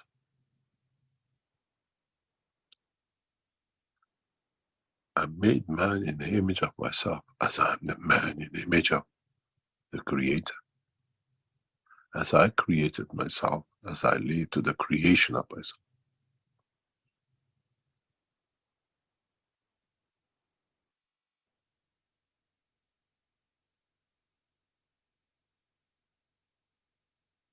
Now we understand. We see a bigger picture, but we don't see all the picture. As I said before, the knowledge of the universe, up to now what we have taught you, all these achievements of the man in dimension of matter, if you look at this whiteboard, it's not even that dot. There is so much more to learn in the knowledge of creation. And if that dot is the totality of the knowledge of the whole humanity in past millions of years brought you to this point, you can imagine you're not even nothing compared to the totality.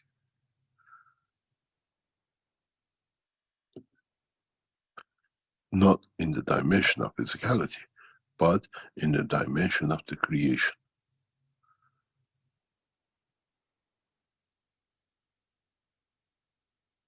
The knowledge of creation.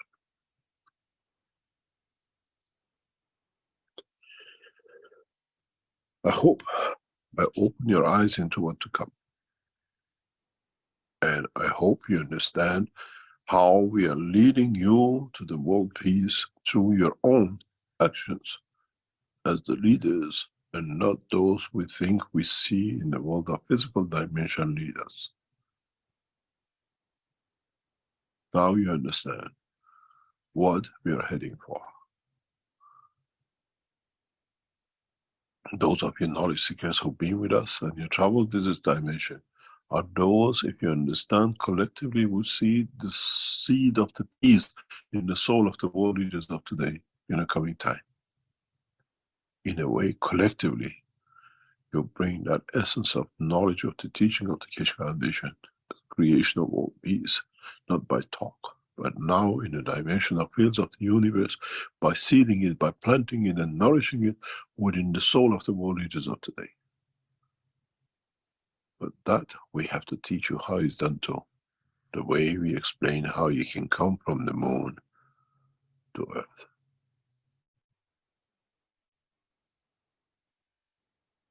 It was interesting. to observe and watch how our knowledge seeker was trying to get outside and inside systems the lids.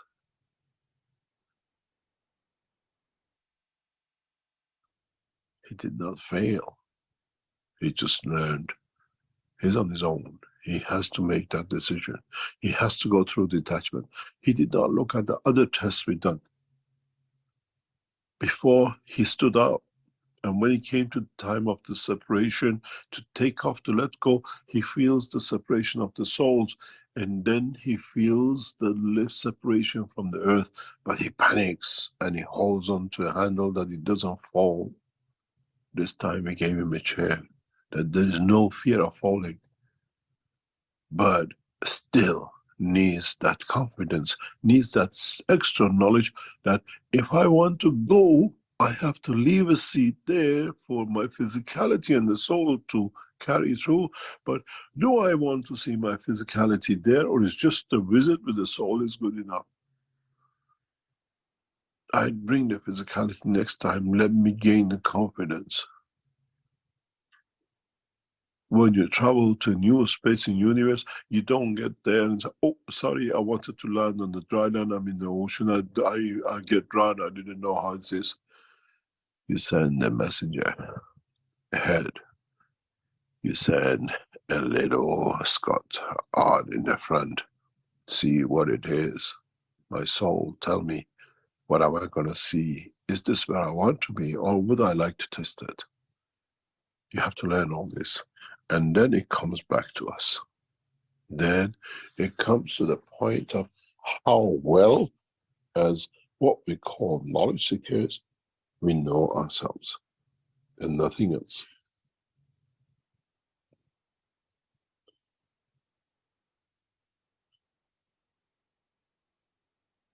We go through a break and we come back, and I hope we can expand more by questioning, by sharing knowledge to share more. Break. Okay, quite phenomenal teaching, as every week is. But again, we even have to learn how to put that seed of peace within the soul of the world leaders. He said that we have to teach you that as well. So there's much teaching that we're going to be going through over the period of time. But with the assistance of the tools and the conferences and so on, we're growing and to maturing. And as he said at the end, it's understanding yourself and nothing else.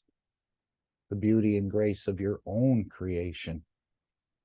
But to me, it was interesting that a few weeks ago, he said you have to have that soul of physicality with you. Now he's saying you would create that soul of physicality for this twinity to manifest in that dimension.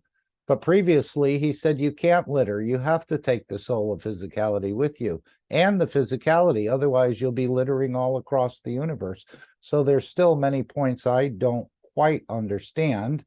And then when you transmute back to the earth, do you create another soul of physicality? Or do you return to that soul of physicality that you left? So a number of questions. Anyone want to raise any issues? If not, we're going to go to the Dome of Peace and join with the other knowledge seekers around the world who gather at this 9 p.m. CET, even though it's a few minutes past. I think we can catch up to them. All right, let's go to our creation of the Dome of Peace, which, again, every Sunday. Well, I'll let it play through, and then we'll go to the second step, which is the real. Both are important. He said this is for the physicality, and the other is for the energy to practice in. I don't know if anyone want to read this Dome of Peace. Anyone want to offer? I will With a nice read it voice. for you. Okay. This is what came in and what is now become a pattern. This from a guy, I don't know him, but it says, please remember this Sunday and every Sunday from now on.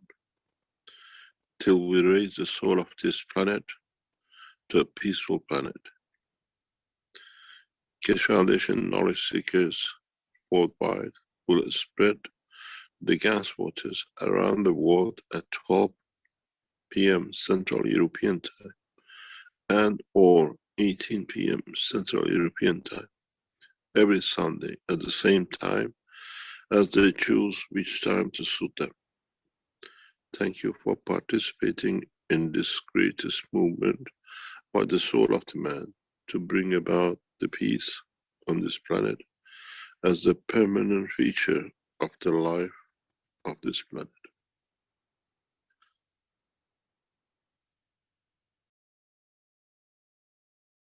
Okay, let's go to the second aspect of creating the Dome of Peace, which is collectively we expand our souls in peace and calmness. And again, he said we need to teach you how to plant that seed, but we can still practice on giving, and no one fails this test. Anybody wants to read the Dome of Peace?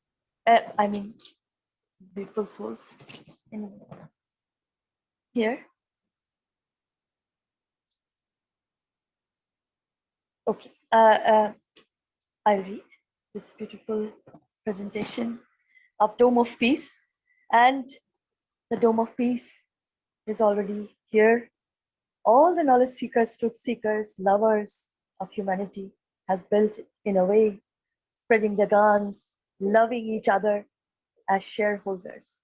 So I will read this as please remember, every Sunday from now on until we raise the soul of this planet to a peaceful planet, Keshe Foundation knowledge seekers worldwide will spread the Gans waters around the world at 12 p.m. CET and or at 18 p.m. CET every Sunday at the same time, as they choose which time to suit them. Thank you for the participation in this greatest movement by the soul of man to bring about the peace on this planet as a permanent feature of the life of this planet. Mr. Keshe suggests we add the next step to create the Dome of Peace with power of the souls, as we have already going through this with the 2 eyes. And we ask you to spread the Gans waters each Sunday. Now we give you a new path. Now try to unite each other's souls.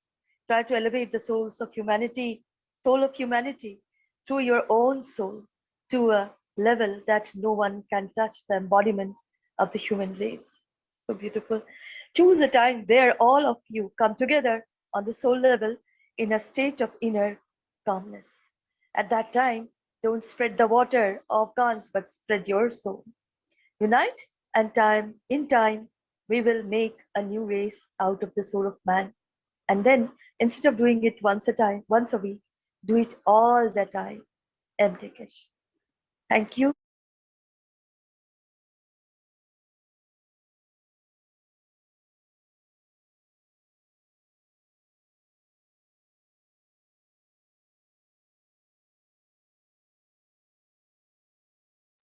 Okay, so collectively, let's bring our souls together in peace and elevate.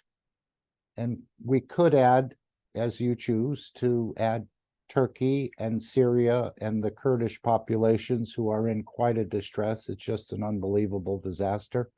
But as he said, you can become the medicine, you can become the energy, and you can become the food. In addition to that, the soul of the 5+1 peace negotiations or negotiators, the soul of the International Atomic Energy Agency, all souls working for peace in Vienna, the soul of humanity, the soul of world leaders and religious leaders of planet Earth. And as he indicated, in March, we're going to teach you how to plant that seed within the structure of the world leaders, that they start to take a bite of this apple of peace. So let's all participate together. Again, this is the way the Universal Council will work. He's also talking about even having teachings without anything being said, just on a silent line of communication, as I understand it. But we're going to find out more tomorrow. And then again, more next Sunday. as we go into another conference where, again, I think we're learning more on the soul level than we are on the physicality level. So let's all participate in this together and use the power that you have understood and you possess, because it's a phenomenal amount. But again, we have not been aware of many things about our own creation or our own grace and beauty and our capabilities. So this is part of the learning process, I would say. So let's take 5 minutes and we'll start now.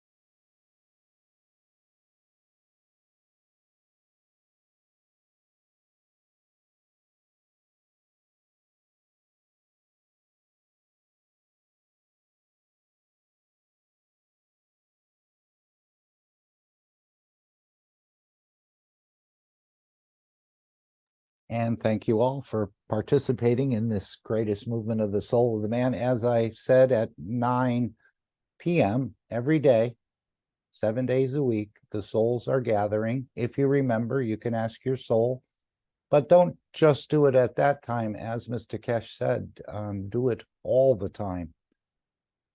And of course, the Brazilian team has it on Wednesdays as well. I think it's at 6 p.m. CET time, and then they have daily intentions.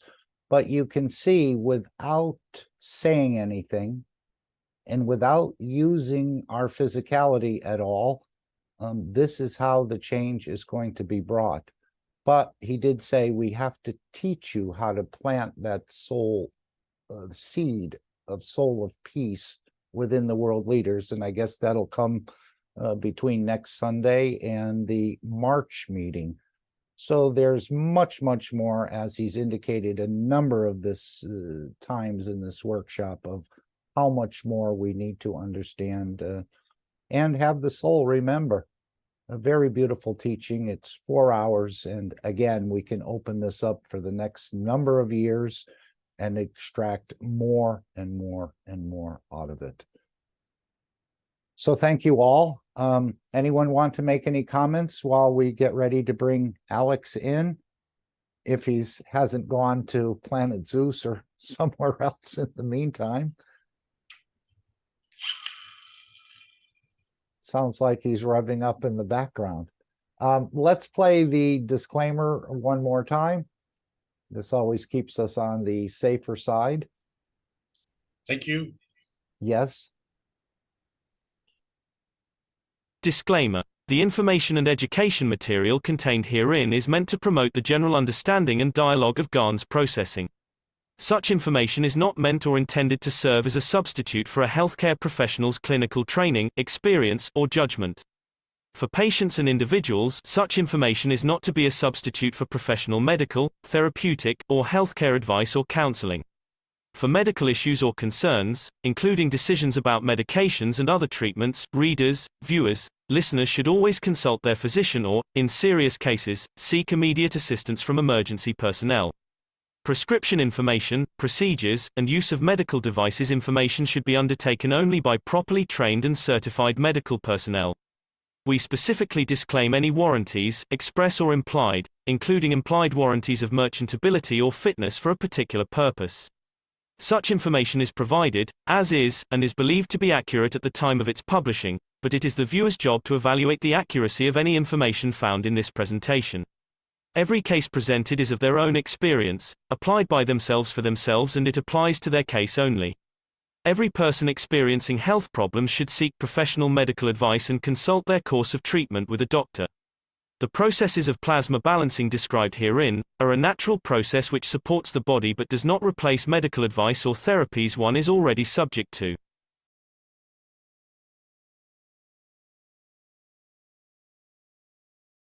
And again, as always, we thank you, Alex, for joining us, as we thank all the knowledge seekers for being here and adding to the field strength. And now, here's Alex. Welcome, Alex. Let's see what you have in store for us today. Well, thank you very much, Mark, and beautiful presentation so far this beautiful Sunday. And just looking at the panel, we can see what makes the North American team meeting so strong. It's the representation from the rest of the world. It's just a few of us here in North America. We just have a very small population, and it's, hard to have an impact on world affairs. But I digress.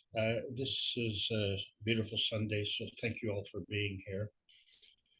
And let's see if we can understand Mr. Marantava Keshe's plasma science a little bit better. That's what we're trying to do. And so this is the Keshe Foundation Spaceship Institute teachings on plasma science. We have advanced to the intermediate inner space.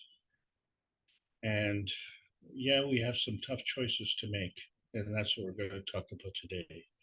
My name is Alexander. I am from Canada. It is February the 12th, 2023. This is the Keshe Foundation North America plasma education series. And so we have pursued this inner space reality to try and get a bearing on that. And this followed the Earth Space series. And we covered some ground on the inner space. And we seem to be racing through this intermediate series. We're already in the 5th class of this set.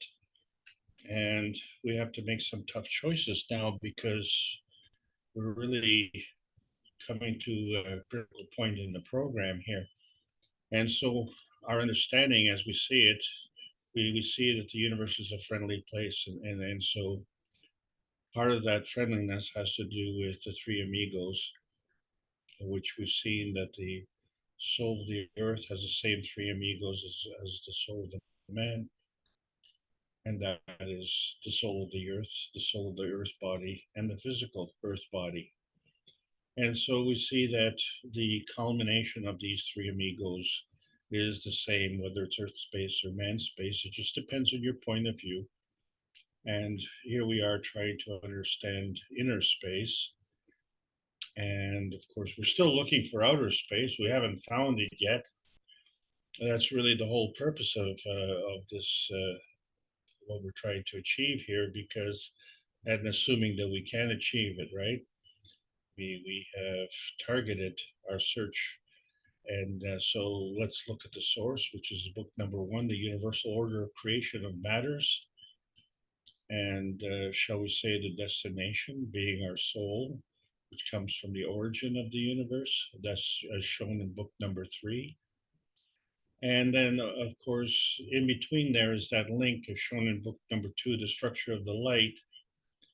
And then you see, well, what have we achieved beyond that little sentimental pie in the sky, which amounts to just that little tiny red dot in the bottom right-hand corner of the universe?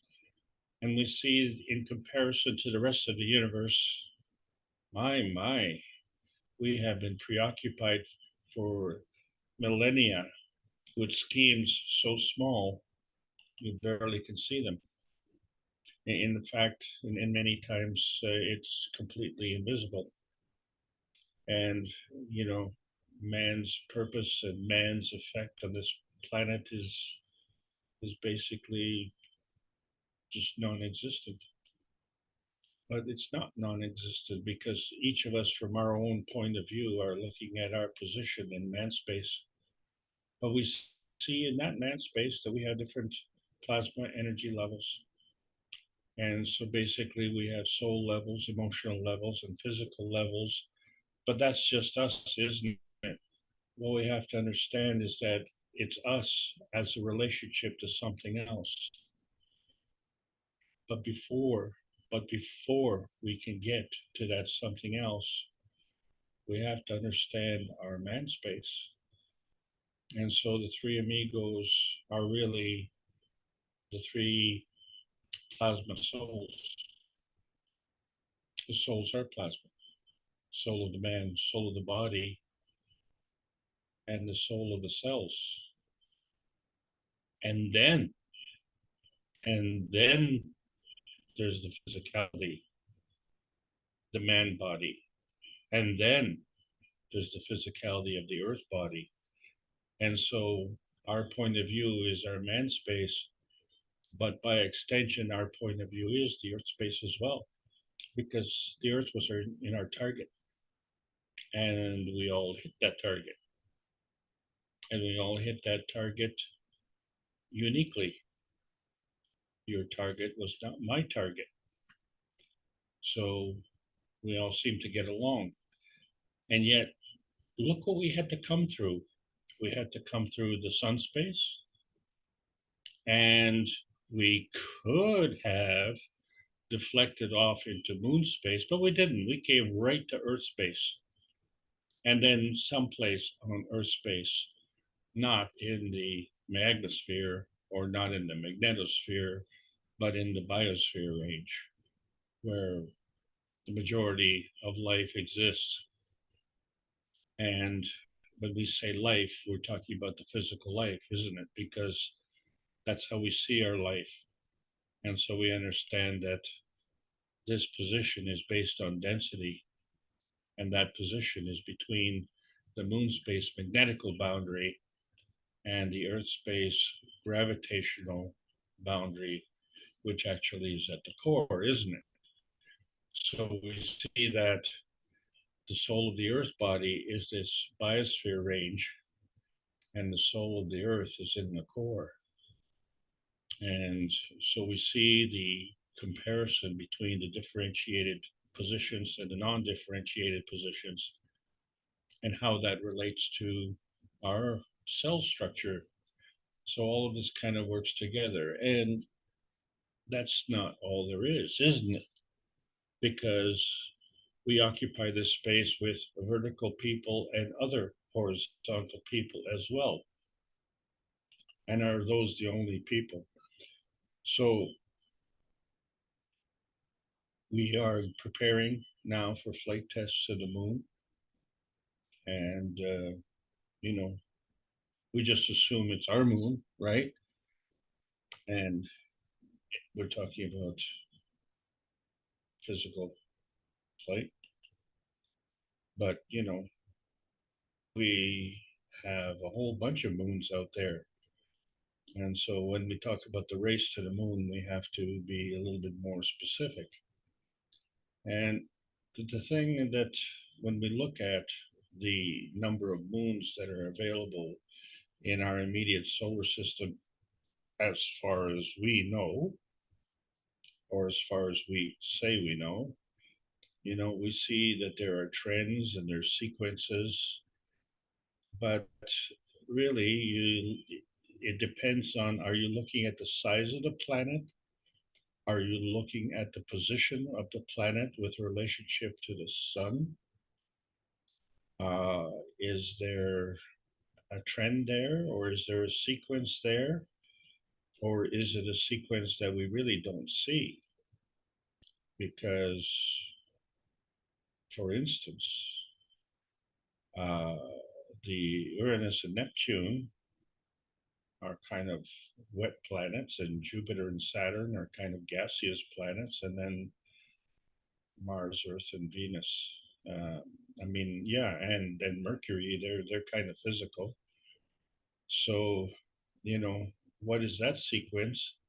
And is that the sequence that you make your choice on? So when we got into the solar system space, we had this range. We had to go past all of these other moons, including our own moon, just to get to this Earth space. So we see that there's a way that this was done, and it was done using the plasma energy. So when people ask you, and a lot of people are going to ask you, is what is plasma? And you just have to tell them it's a kind of energy state, and there are different kinds of energy state. And understanding these energy states is really understanding our Earth space.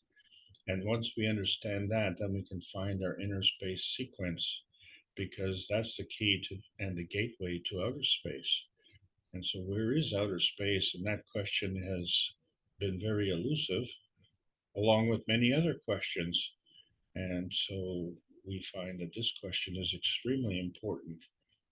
And, you know, you say, well, if that is not considered important, then nothing is important, except possibly today the Super Bowl. That's pretty important. I just wonder if after next week, they will need to huddle before they run a play. This is a North American joke. So we were talking about emotions, and there are many different emotions. So did we know that there's a variety of emotions? And so we've been concentrating lately on the emotion of position, because how is that emotion of position different from the emotion of presence? Because hello, we're here, I'm here, you're here, that's our position, but that's our position in the presence. And wherever we are and whenever we are, we will be present. Is that the determining factor? Is that what we make our choice by? Really, the emotion of presence is a manifestation of a choice, a predetermination. Predetermination is done prior to determination. So we have to follow the rules, and as such, there are plasma rules. So it's very important to understand these rules and what it means exactly, because, so first of all, there are different energy states, and we can increase or decrease these energy states. But unlike steps in a stairway, we can jump 10 steps at a time. So each set of 10 steps is an order of magnitude. But as we all know, if you are coming at the top of the stairs and you miss a step, you might go all the way down. But in reality, we have to understand that it's an energy state, and another is a lower energy state. And it has nothing to do with falling or rising. It has to do with feeding. And so in that process of feeding, if we rise, we call that natural creation. But if we lower, then we call that natural decay. And either way, any change will manifest into this, except that there is a catalytic or a non-consuming transfer of energy.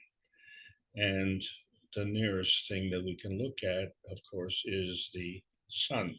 We say that the sun provides the energy constantly and is not being consumed. And so we look at the earth then, because we're here, that the earth is being consumed, and so we have limited resources.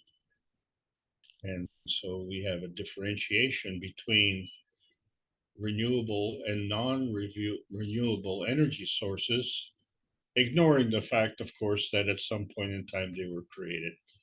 So we find that whether it's a renewable or non-renewable is a transfer rate change, and that transfer rate can be done by many orders of magnitude.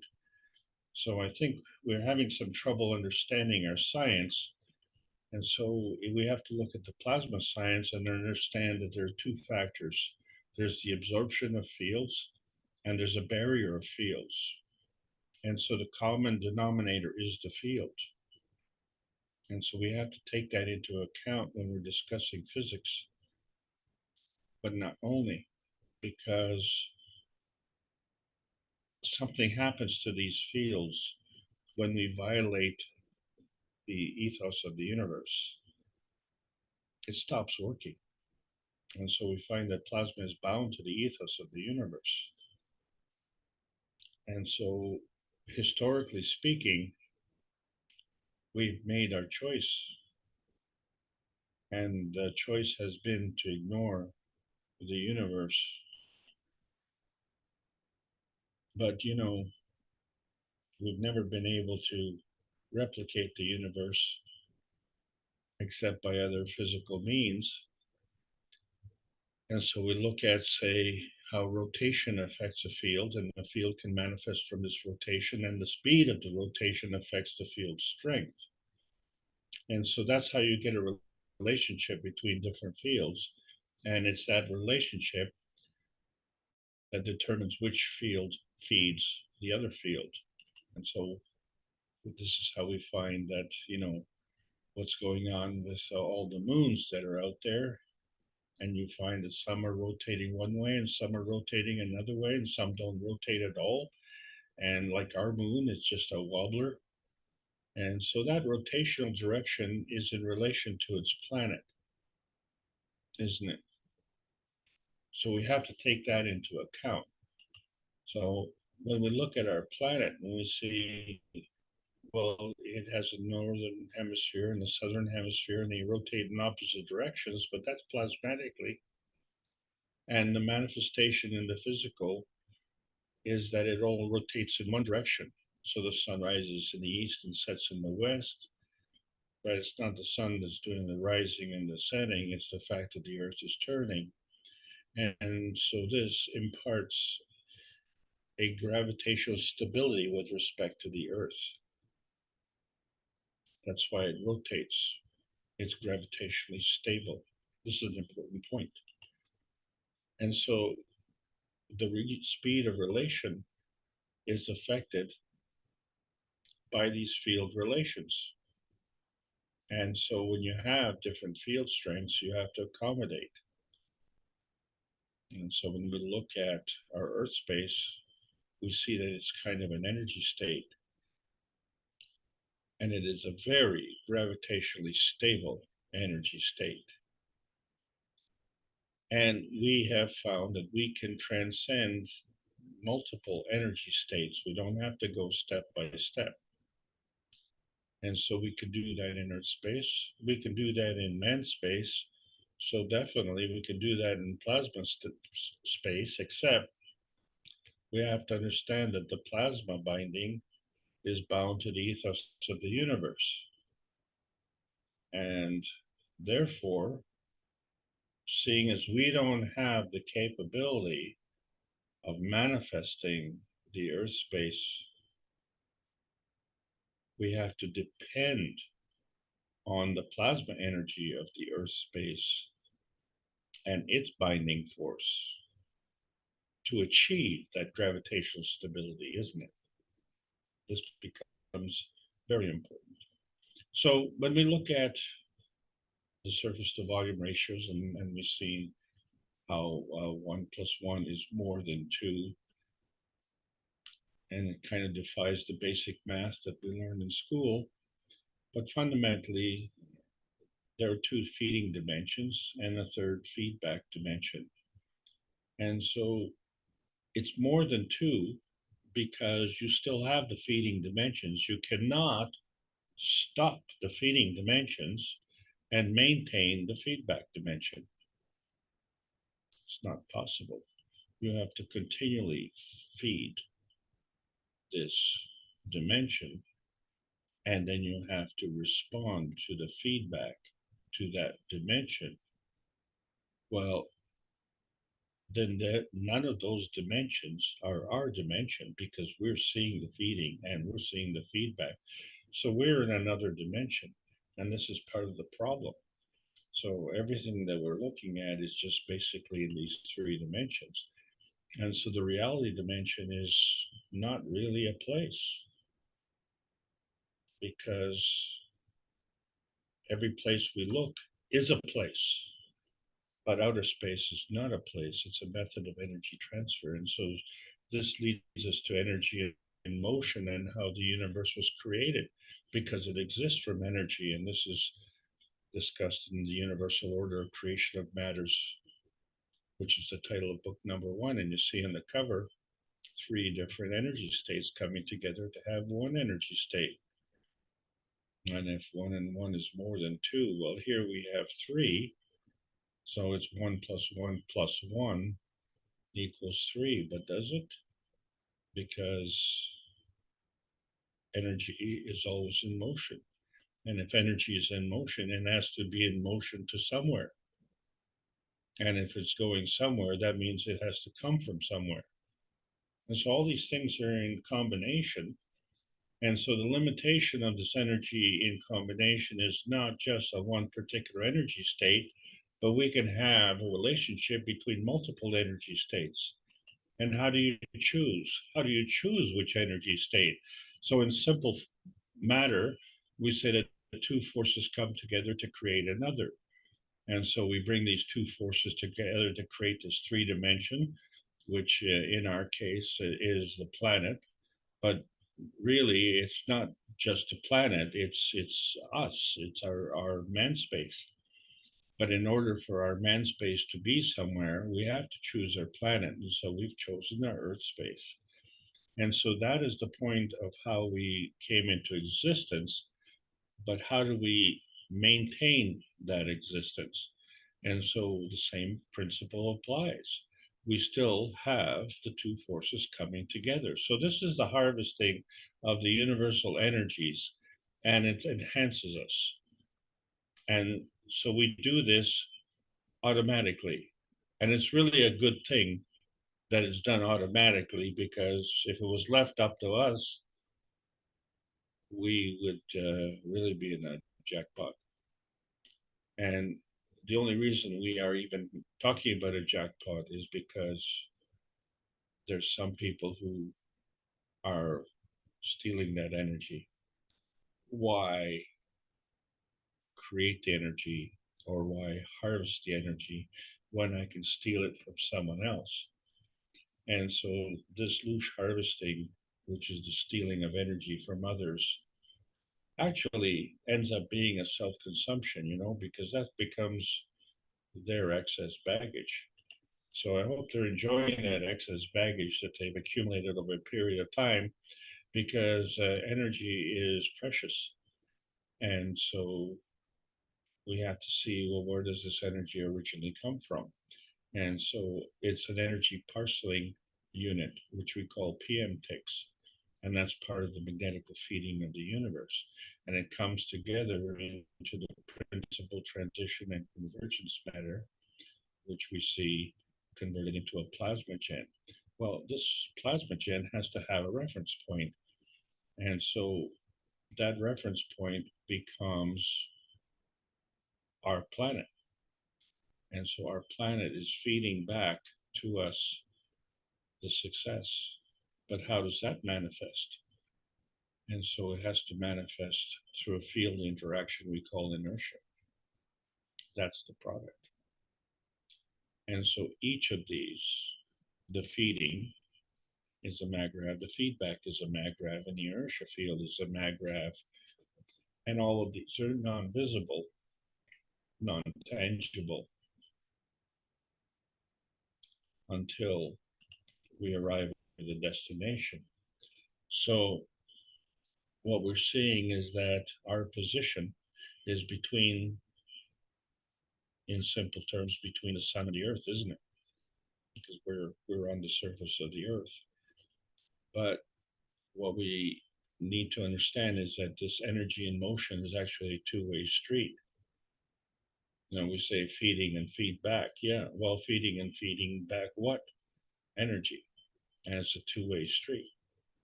And now we see that this is a street of equality. So that street of equality becomes the pathway that we have to follow. But which equality reference do we choose? Because clearly the sun and the earth are not equal, except that they're both gravitationally stable. So the equality is in the gravitational stability. And is one superior to the other? Well, we're not living on the sun, we're living on the earth. So although the earth is not physically superior to the sun, it is our preference point, isn't it? And so we have to choose our equality reference point. And so many of us don't really understand how to make these decisions. We don't always use the decisions properly because, we're fascinated with a glow or a glitter or a flash, especially if it's a flash in the pan. But, is it profitable? That's always the most important thing. But if it's not profitable, then we could be losing something, right? And are we giving our confidence to this losing? And are we, we can't provide, the earth is too small, not too many people. We don't have enough energy, we don't have enough food. Who is making this plan? Who is embellishing this confidence in losing? Or is it a lack of confidence in creation? Or is it just simply a lack of gravitational stability? So somehow we're making choices to choose what do we account for or what do we discount for? And then, what's the reward? And what does it entail? So is this normal? Is it like a blast, or is it bountiful? Or is it a defect? This is a multiple choice question. Let's get to the core of the situation here. So we see that the MAGRAPH condition on the cover of book number 1 is like an electron. It's also a PM tick. And so we deem it to be magnetical. But an electron is a component of an atom. It also has another component in there called a proton, and the relationship of the electron and the proton is gravitational. And that's a ray. And so we find that there is a affinity or similarity between PM ticks and rays. And then you're asking, is it plasmatic or is it physical? Well, at the core, it hasn't been determined. And so we have a case where we're looking for the gravitational stability to make that determination. So we have different types of molecules. We have physical molecules which contribute to the elements. We have chemical molecules which contribute to the products of the combination of elements. And then we have plasma molecules, which we call GANs. Gas is a nanosolid. And so these all end up being sequence providers. And the sequence providers are providing a sequence for transmutation. And so to go one step further, we have these plasma gas molecules, which we call inert gases. But we have to understand that there are physical gases and there are plasmatic gases. So when we talk about plasma gas molecules, we're talking about a plasmagen. So every physicality has a substructure of a plasmatic reality. And it is from that point that we can either choose natural creation or natural decay. So when we look at the fundamental principle of the twinity, this is kind of important because it gives us a reference of what to choose for. So we have this plasma of the electron, and we have this plasma of the proton. And it's a larger plasma of the proton, which can feed the smaller plasma of the electron. But did we say twinity? So the electron and the proton are twins. They don't look like twins. One seems to be bigger than the other. In fact, 1,849 times bigger. But the combination together creates a unit called an atom. So this means that sequences have a factor. And what is the result of that factor is that we can alter our feeding. So in other words, turn it on and turn it off, or our strength, either increase or decrease the strength. And this all affects our positioning. And so we can either be in a better position or in a weaker position. But that's not a commentary on the positioning. That's just a positioning of the positioning, a relationship. Because that relationship affects the feeding and the strength. So all three are intimately involved. And this is all part of the Keshe model of the nuclear decay of the neutron, because we see here we have a neutron that's gravitationally stable. And then we have this atom, which is gravitationally stable between the electron and the proton. But there's this release of the PM ticks And you know what? These PM ticks are also stable. But the problem is that they're not gravitational. They're magnetical. And so these become very important reference points. And so what it means is that these rays can be emitted or these rays can be absorbed and they can be launched from one field and land on another field. But we didn't say which field and we didn't say which energy state. But what we also didn't say is at which speed of light. We're just saying it's at light speed. So there's a difference because there's something that we can see and something that we can't see. And that's the plasmatic spectrum versus the physicality spectrum. So if the plasma is a substructure of the physicality, then there has to be this bond in between. And that is the reality dimension that is keeping this together. Because we're able to transcend the various energy states, remember?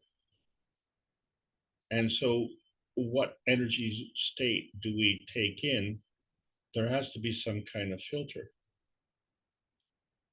We say it's a sequence, or is it out of sequence? So, you know, heaven forbid you damage your nose, but where you did the damage, you grow more toes. And so the repair, is that done from the feeding or is it done from the feedback? And what is the lasting effect? Can we undo that effect? In other words, can we restore the sequence to its natural sequence? So what are we made of? So we use x-rays to check out what we're made of. And the x-rays are actually a gravitational field effect because they see our substructure. It's a materialization effect, isn't it? But it's a very selective seeing, isn't it?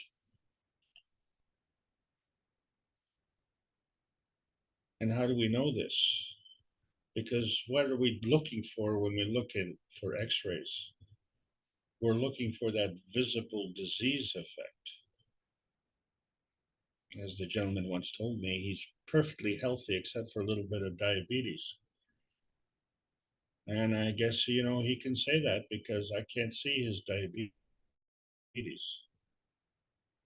But there's other questions.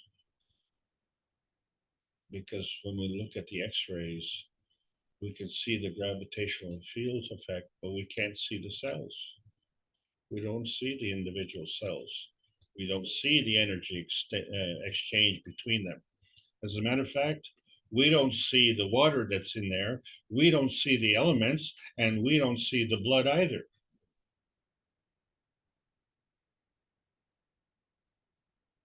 So it's a very selective seeing.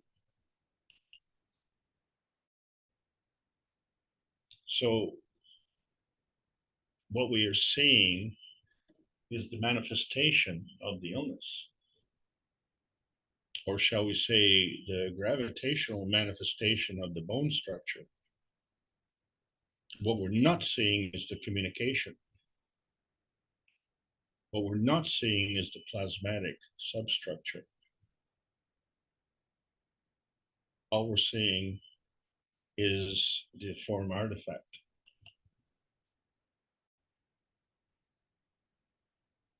So there's an unseen communication stability because it has created this gravitational stability of the bone structure and of the disease.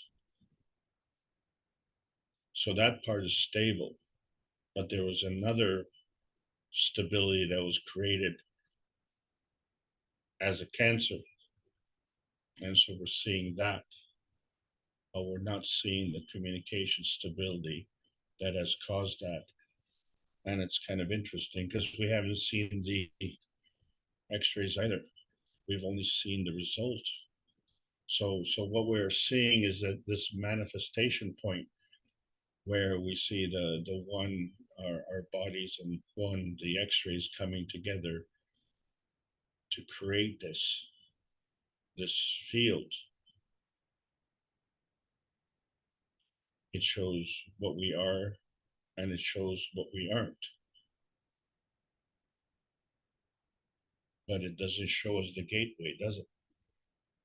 It doesn't show us how we got there, because clearly under your skin, there's a lot more going on than what you can see with the x-ray. So there are different dimensions. There's a physical dimension and there's a plasmatic dimension. So it's the plasmatic dimension, which is the feeding dimension. But not only, it could also be the feedback dimension, but we can extend that to the physical dimension. So the physical dimension is a feedback of the plasmatic dimension. But depending on your point of view, one of these dimensions is going to be dominant. And we've been clearly focused on the wrong dimension. And we've extended that to our genetic feeding. And so we can have a genetic plasma feeding, or we can have a genetic physical modification. And so it's not just a matter of which is the common denominator, but which is the common defect denominator. So when we re-evaluate how we got here, we see that, excuse me, we were very specific. We got here by some kind of communication channel, and we were specifically tuned in to a specific planet positioning. And we have all of these choices. But what about these other planets? And what about the moons of these planets? They all had their own channel, and they're all tuned into their own channel. Well, this is good. This is really good, because the Earth is gravitationally stable, and Jupiter is gravitationally stable, and we are gravitationally stable, and we're not on Jupiter, we're on Earth. So this is good, because we all like to have our feet firmly planted on the ground, as opposed to dangling in the gas somewhere. So we see that one of the problems that we have, all these planets, we measure the distances of these planets in a different kind of reference. We don't measure it by distance. We measure it by the speed of light. And we don't say which light, because we only measure it by the light that we see.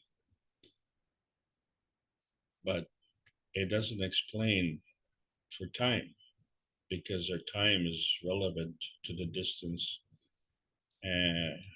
times the inversion of the speed. And so it takes many, many light years, and we can't travel at the speed of light, right? Well, if you can't travel at the speed of light, think about this. If you can see that planet, your vision has transcended that distance immediately. So you can go there, but you can't go there at the speed of your vision. So is your speed of the vision the same as the speed of the light? Because clearly the speed of your travel is nowhere near the speed of your light. But if with the new science that we can do this instantaneously,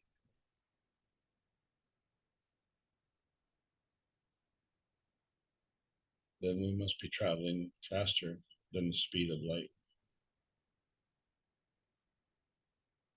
because we don't see how we get there. And if we can get to any place instantaneously, then the reference of the different distances. It doesn't add up. How can there be different distances if to travel to all of these places is at the same speed? And is it so? So I can give you an answer like most university professors will give you. I don't know. So should we drop that subject? Or should we start looking at how do we transcend the limitations of this science, which we call nuclear science? So we find that the plasma science is tuned into the ethos of the universe. And we know that there's a morality, there's a compassion, there's a courage, and these are all components, not the only components, but these are all part of creation. And say, well, the creation of what? Well, the most important things is our man space, right? That's really important. And then, of course, our man space has to take into account Earth space because we all have to be someplace. So now that we're here, wherever we are, we have to choose our feeding method. And too many of us are choosing to feed the method excuse me, too many of us are choosing the method to feed at the expense of others, right? Because it's not only is it easier, but because of the unique references that we have on this earth field, we have this delay in consequences as opposed to outer space travel, which is instantaneous. So if we had these consequences instantaneously, we would think twice about stealing from others, wouldn't we? Because the moment you steal, you would get caught, and you don't want to get caught, so you don't steal. But is that the motivation? If that's the motivation, the fear of what you don't want, and that's kind of a negative thing. And in terms of plasma energy, it doesn't exist. The negativity is a charge in motion. The plasma energy is positive. And so there are connections and there are dimensions. And what are these dimensions? Well, one set of dimensions is our three amigos, the soul of the man, the soul of the body, and the soul of the cells. And it is from there that we adapt. But what is the criteria for this adaptation? So is it just physical, or does it involve emotions? And do we get to choose which connections? Do we choose, are we man-centric? Are we earth-centric? Are we solar system-centric? Or are we universal-centric? And so whichever centric it is this manifestation point where two fields come together to form another. And depending on whether it's tangible or non-tangible or visible or non-visible is whether or not it's plasmatic or physical. But there's this other reality, which is the emotion of presence. And that is because the physical reality is a form artifact, and the emotion of presence is a form artifact. And it's a form artifact of energy and motion at that manifestation point. And so if energy is always in motion, then the manifestation of energy in motion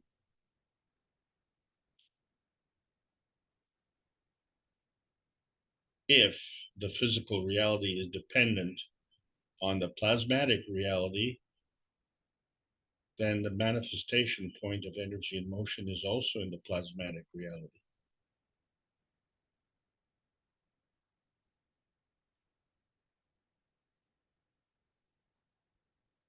So what is our position in this physical reality? And the same question applies, what is our position in that plasmatic reality? And do we have a choice? Or are we victims. And what exactly are we doing while we're making this choice? So we find that our existence has a radiance. And so that radiance is a feeding from our inner space. And so our position, wherever we are, is determined by a feedback radiance. And so we absorb that. And that contributes to our inner space spectrum.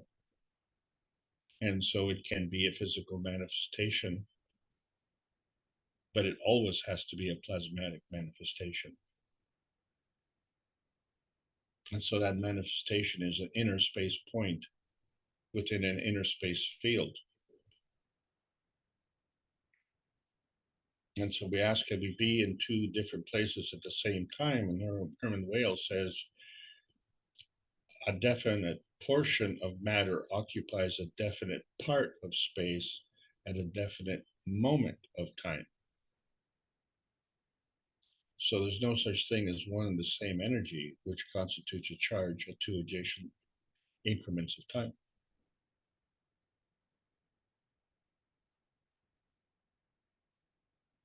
So you can't be in two places at the same time. But a portion can be.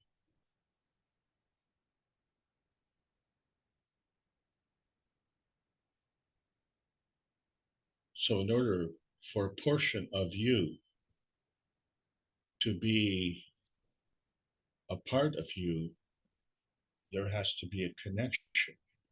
And if there's a connection, there has to be a flow of energy. So now we understand the principles of flow and connection.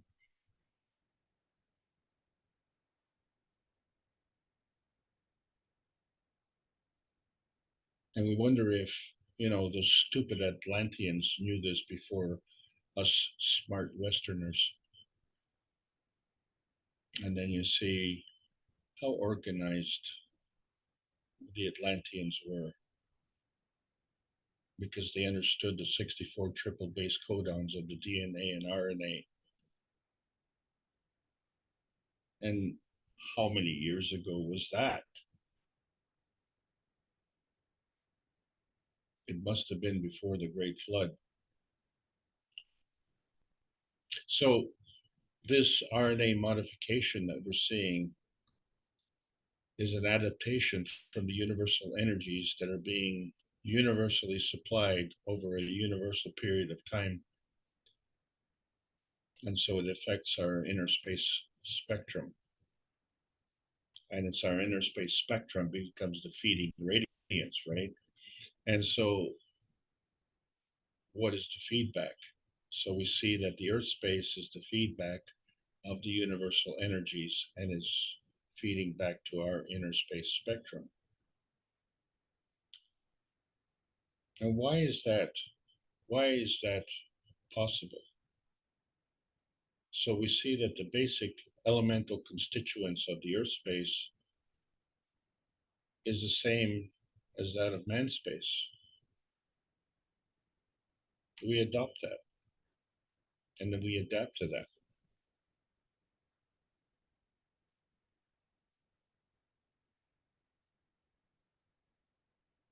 So if we're not taking care of that feedback, let's say we somehow screw this up, heaven forbid, what exactly would be feeding back?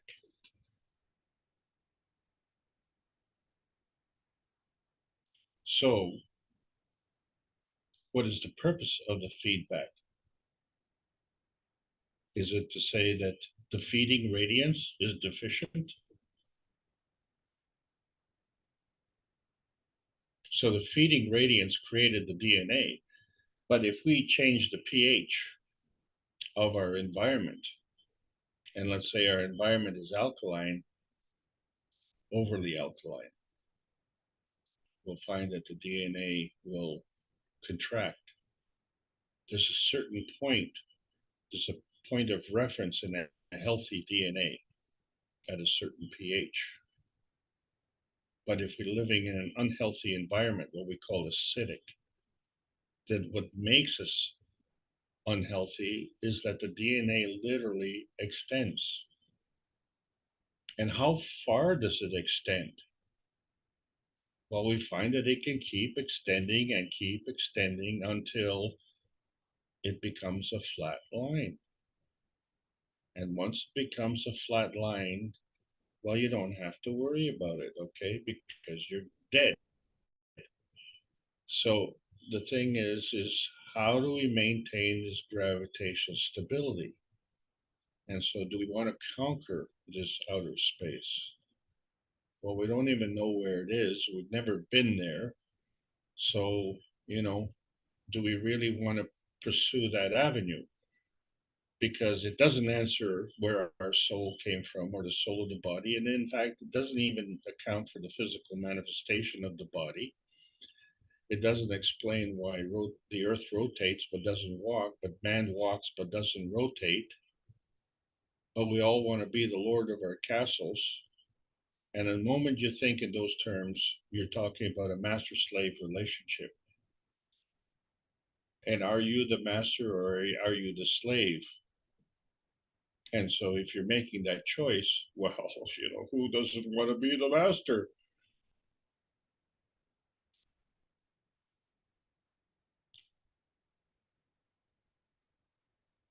But are you the master? Or are you the slave? And what is that relationship that you're looking at? So it's hard for us to conquer outer space because we've never found it. There's no proof of it. What we have found is sun space, planet space, moon space, and that in-between space someplace. But we haven't conquered outer space because we're too busy conquering our neighbors and robbing and stealing from them. So what we're still talking about is these relationships. And so there's a scientific community of physicality, there's a spiritual community of non-physicality, and then there's the plasma science, which transcends them both. And then if we can combine those two, we can affect the rate of change. Because when we look historically, well, there hasn't been any change. Man has been at war with someone, somewhere, pretty much all the way through history. So how do we find this peace? Because we're looking for this peace. And we can't find it because it's at this point of existence, which we call transmutation, and it's not visible because it's in a balanced condition, it's in a peaceful condition. But we know that existence exists because, hello, we're here.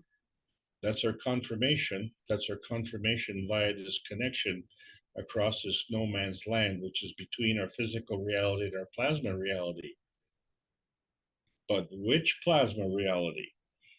Is it the diminishing plasma reality or is it the enhanced plasma reality? And where exactly is our physical reality? And are we only limited to this physical reality? Or is this a fabricated limitation that we placed on the soul because we can't see the rest of it? It's not visible to us. Well, the plasma feeding rule is that the higher strength feeds the weaker strength. And the magnetical field forces of attraction and repulsion come into play. We call them gravitational and magnetical field forces. They represent the feeding and the feedback principles that maintain any energy state. And so we find that the gravitational stability of energy in motion is so stable in terms of existence, but not determined It's undifferentiated in the position of its transcendence. So this gravitational stability of an energy feeding back can transcend the different reality dimensions.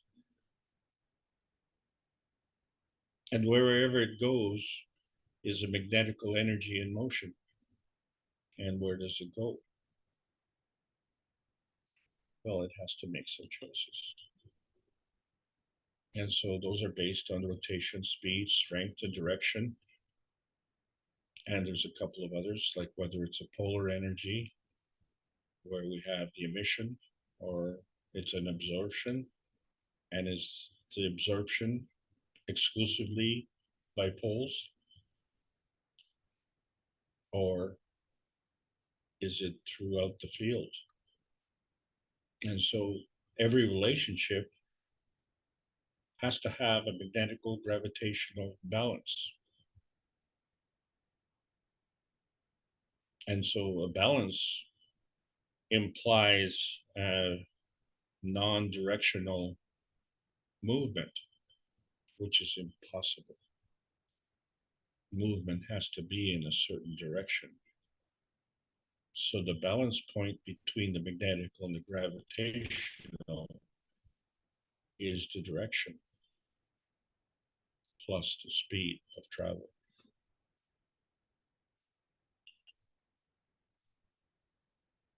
And so we find that this transfer of energy is actually an emotional transfer. We see that with our ganses, because we could clearly see through the glass bottle that it's transparent, but it's physical. We could see the gans, and there's a hole in the gans. So we can't see that. That's transparent, but we know it's there. And that was created by a rotating field. Well, we can't see the rotating field either. So the manifestation of the hole in the gans is actually a feedback.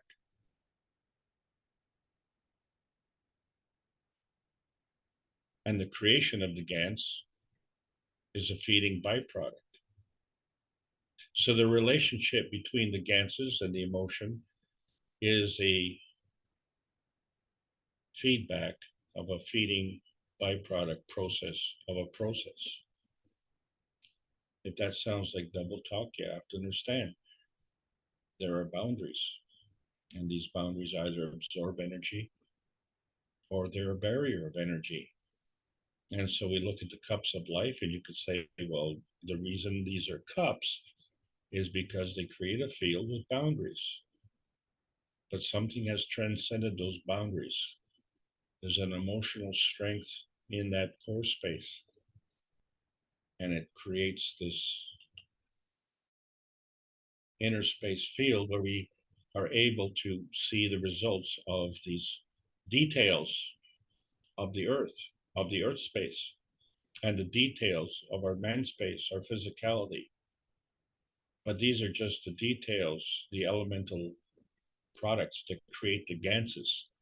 And so we just see that the ganses are molecular in nature as combinations. CO2 gans, calcium gans, copper gans, zinc gans, amino acid gans, water gans. Yes, they're all ganses, but they're all at different field strengths, aren't they? And they're also at different complexities. And are they coming or are they going? Well, in the cups of life, they were coming. And once you have the product, now what do you have? Well, you have a maggrav condition. So each cup is a magnetical gravitational maggrav condition, which with a soul in the center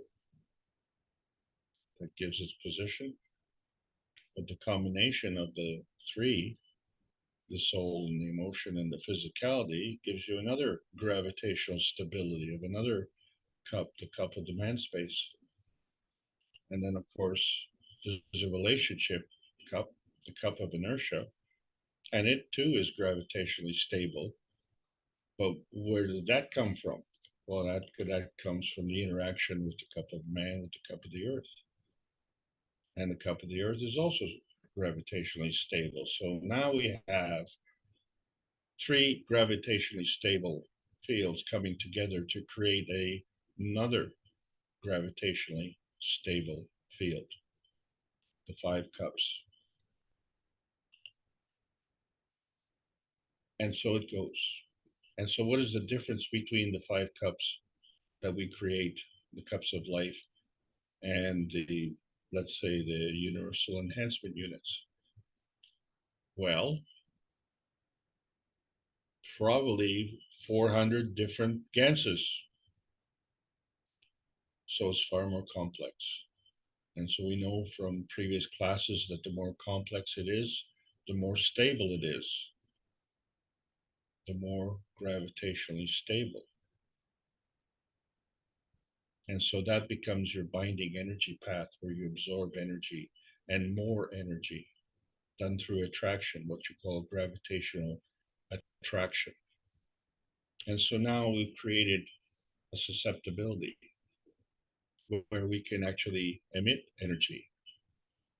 This is part of the repulsion, the magnetical repulsion, where we give energy out and more out. And because it's giving, that changes our susceptibility also. These two work together.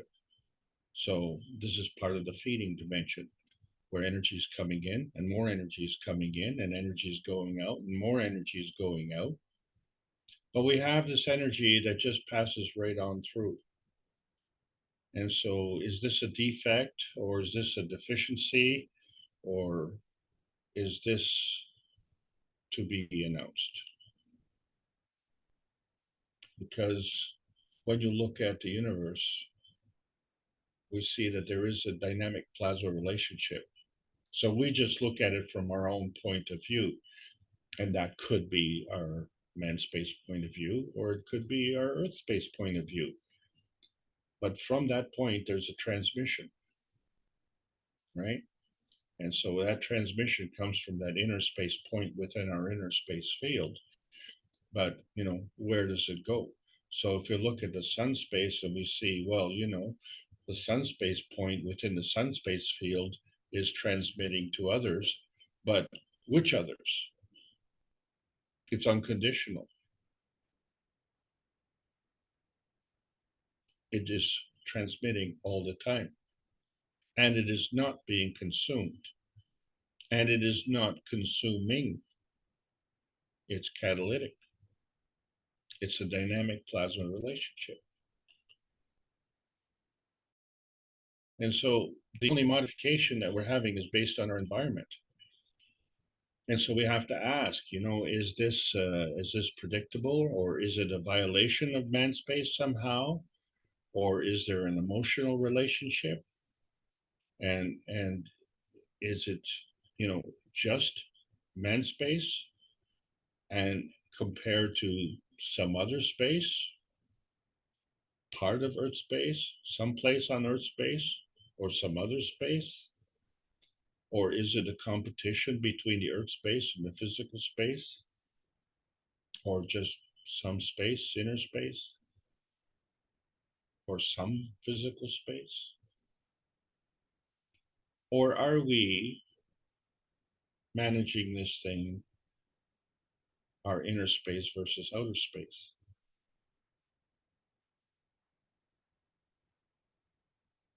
Which means our outer space becomes transmutation to some other space.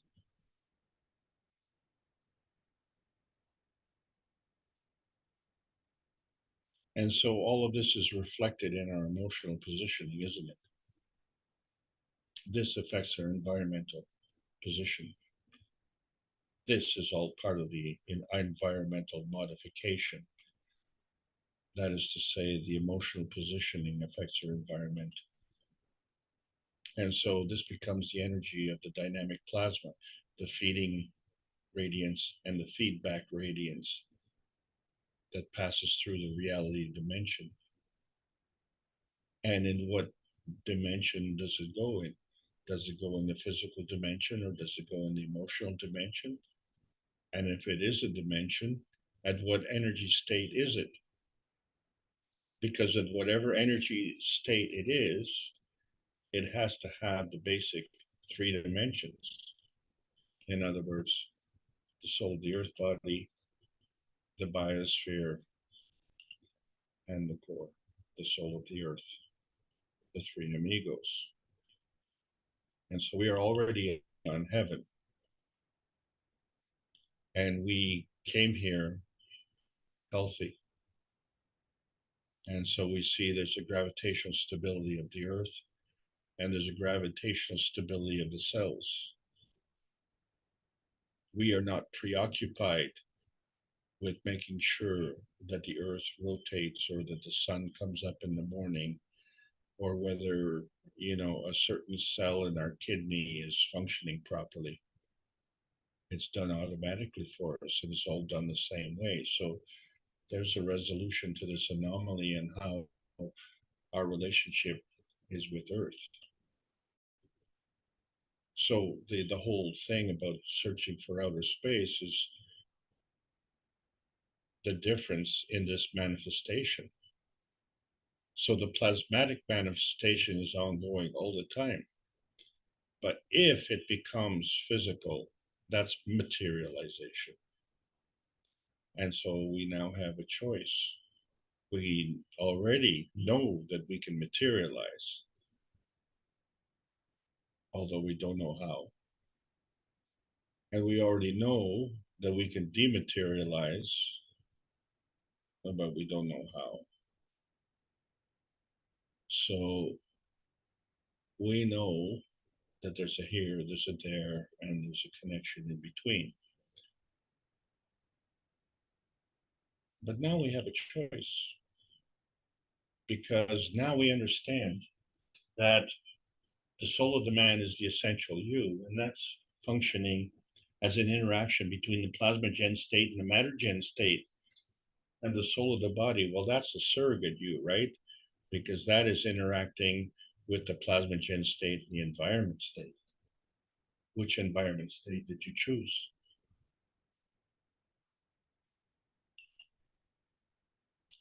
And so that contributes to your emotional stability, doesn't it? So we see that the earth rotates, it doesn't walk, but man walks and doesn't rotate. And so to maintain this stability, we have to rotate some other way. And we do this with a crossover. This gives us our emotional stability, where the left side of the brain controls the right side of the body, and the right side of the brain controls the left side of the body. And having said that, where the brain controls the body, then where does the reproduction side come in?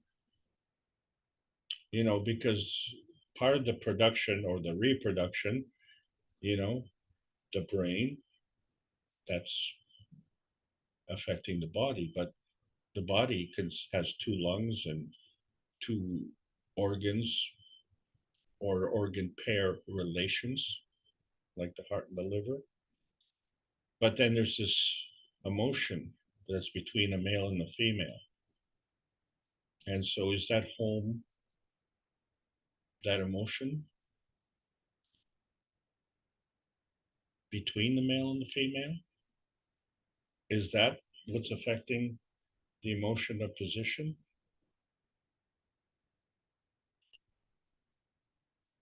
We need to examine this, because it's causing a problem, or has caused a problem, right? I kill your son grows up, revenge kills me. My son now wants to seek revenge, kills you. Your son sees this, grows up, kills my son. That's the extreme part of it. So in between is this marriage body between daddy and mommy, right? Because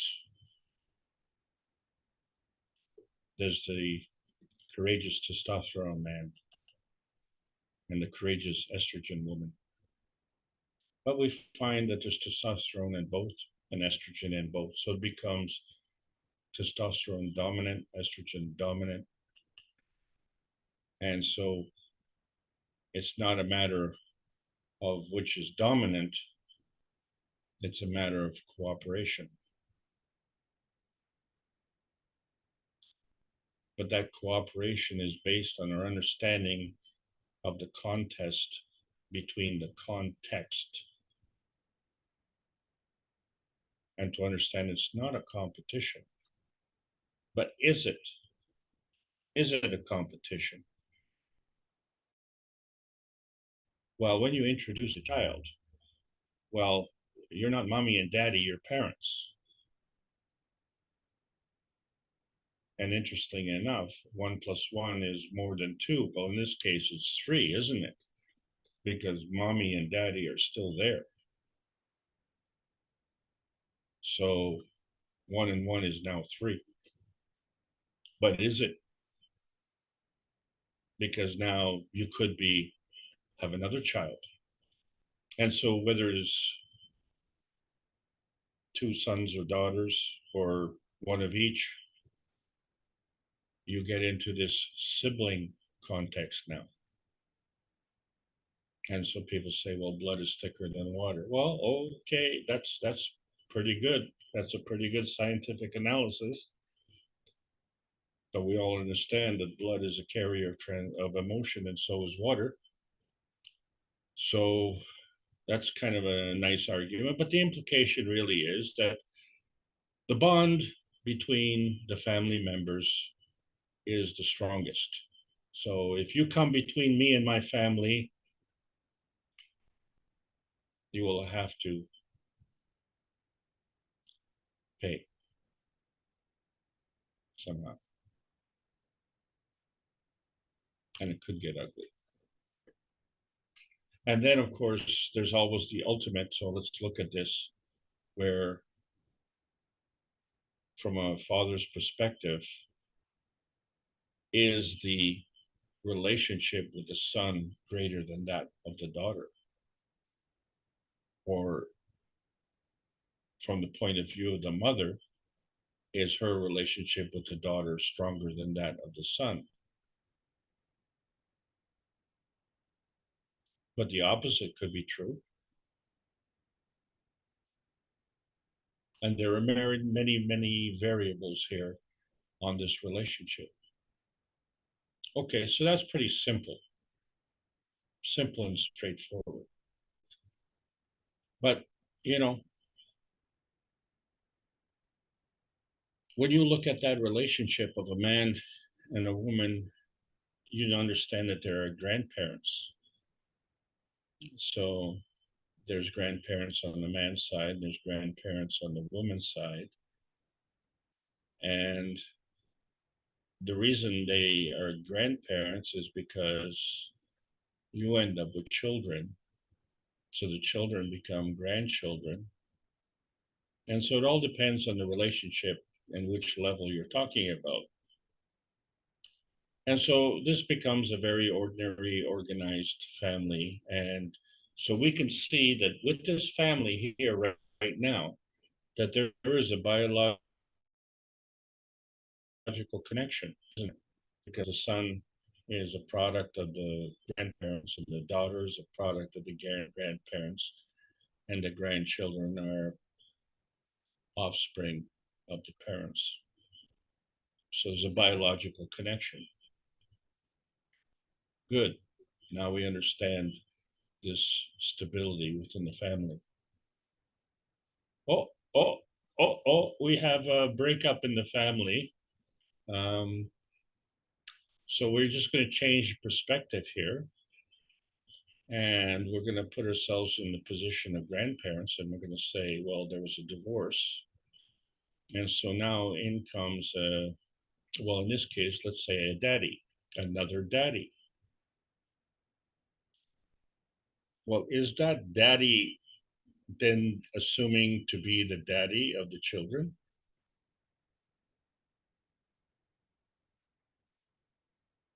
And then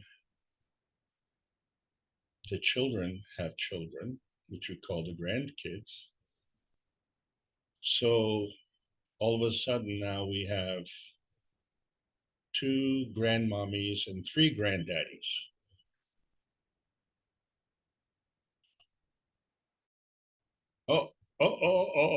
The children get divorced and the children get remarried.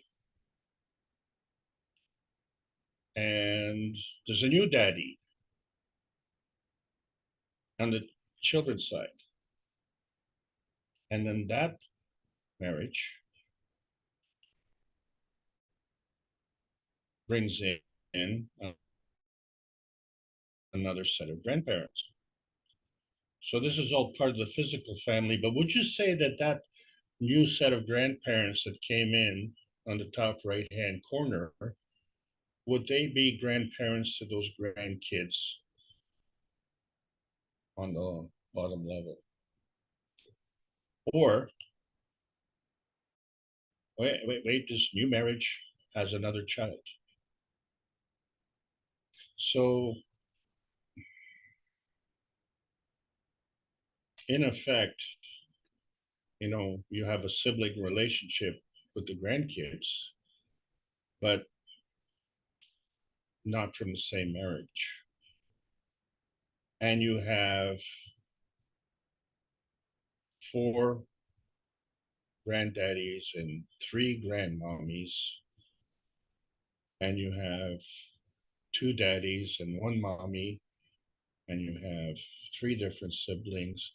And so, quite rightly, there's no direct physical connection on all levels. The only thing that is common in terms of connection is the emotional connection. And is there an emotional connection? Does it follow? In other words, is that a mandatory connection? Or is that a connection of choice? What if the divorced daddy doesn't want to participate with the family anymore? In other words, that would be an emotional disconnection. And what if the non-biological daddy wanted to be part of the family? That would be an emotional connection. Well, if blood is thicker than water,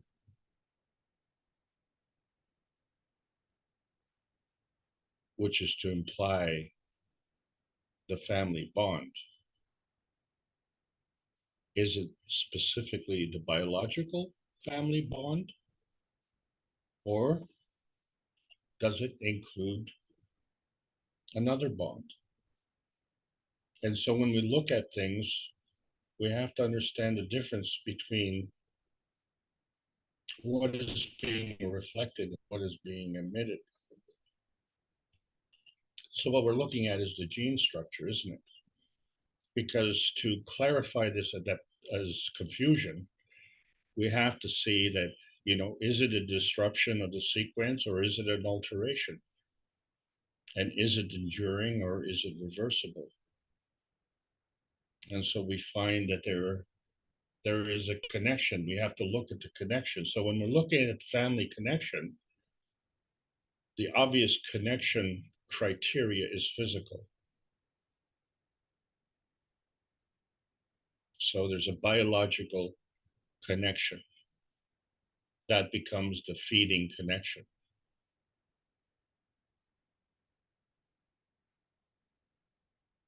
And so this biological connection also becomes reinforced with this legal connection. That becomes the feedback connection. So mommy and daddy could have a child out of wedlock or in wedlock, you know, and that all depends on timing. But what about the emotional connection? So clearly, you know, it doesn't matter how old your child is, it's always your child, and you always maintain this biological connection emotionally, even when, shall we say, the bird flies from the nest. So your child could be halfway around the world, you still have this biological connection, and it's done emotionally. That becomes a feeding connection. But what about if you're not biologically connected? What happens if you're just convenient? If you're just conveniently positioned and you assume an emotional position? That would be a family connection, and that would be a feedback. And so neither of these determine this maternal or paternal connection, which we see as a connection, the family connection between the egg and the sperm. So we know that the maternal connection is a feeding and the paternal connection is a feedback. But, you know,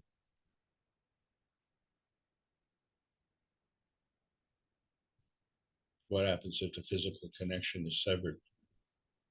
And then what happens if the emotional connection is severed?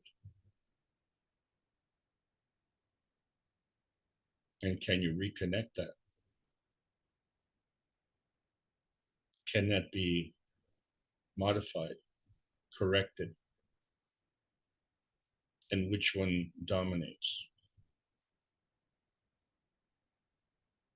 So which choice are you making? Are you making the physical connection choice, or are you making the emotional connection choice? Or is it a molecular connection between the two? Or do we go to the maternal connection, which sees the common RNA through all maternal beings? And so the paternal becomes just like a donor, which is to say the maternal is the universal feeding, the genetic connection universally, and the paternal is the donor feedback. And so if that is the case, then you say, well, 1 and 1 is more than 2. Well, clearly, 1 is not the same as the other one.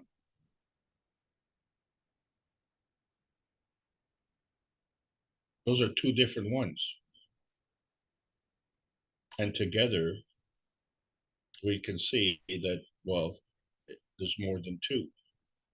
In fact, when the mommy daddy come together, not only can they create offspring, but they create grandparents at the same time.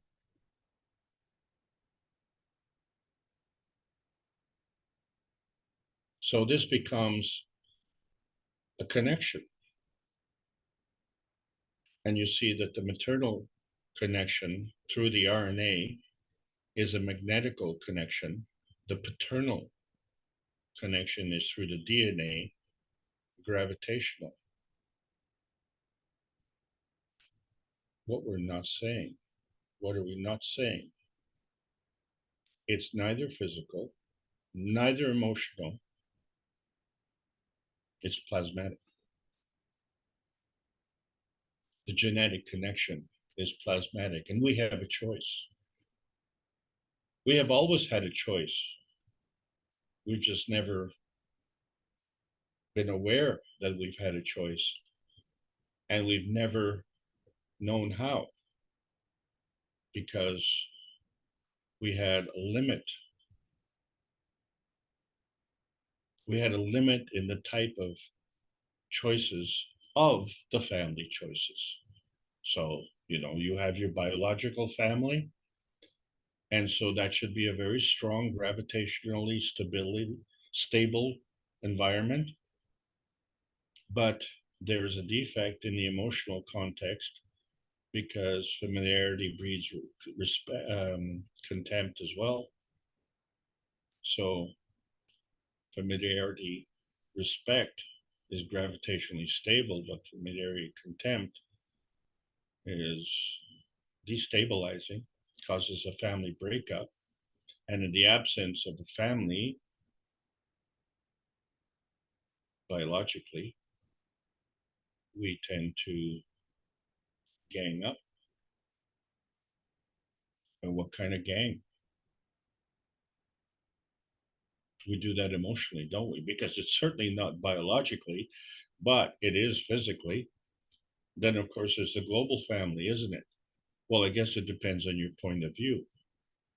So really, the emotion of position is dependent on whether you've made a choice of a family choice of being either an adopted family or a universal family. Because let's face it, a parental family is not a biological connection. It's an emotional connection. It only becomes a biological connection in the presence of offspring.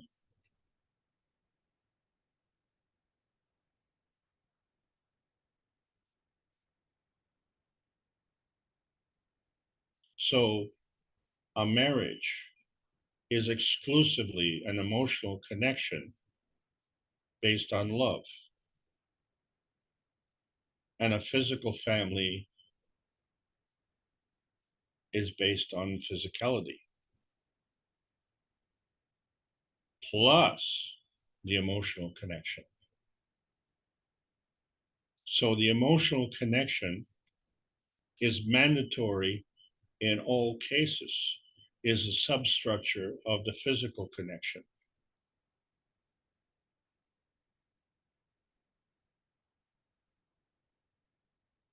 So now we understand why the plasma connection is always present and a substructure of the physical connection. So we see that, there's a point of conflict because we're seeing the difference between man-made law versus universal law. And there's no greater conflict than, well, it's not a competition. Any type of conflict is a tug of war between the physical and emotional positioning, isn't it? Whether it be a divorce or whether it be between countries or between religions, or maybe it's just a racial prejudice. So, how does the earthbound prejudice compare versus the interplanetary prejudice? And the reason I say that is because we're all prejudiced of Earth, but we seem to be kind of cavalier, in fact, saying, well, if we mess this place up, we can always go to Mars. Really? Is that where your emotion lies? You want to go to Mars? Well, next month that will be possible. But do you want to live there or do you want to just visit? And so if we have this interplanetary prejudice, is that the same as a universal prejudice? Does the universe have a prejudice? So let's not confuse that kind of prejudice that we have on Earth with susceptibility. The susceptibility on the emission of magnetical charges and the absorption of gravitational charges is the susceptibility, and we get to choose. We get to choose how this works because the emotion of position impacts the emotion of presence, and the emotion of presence impacts the physicality.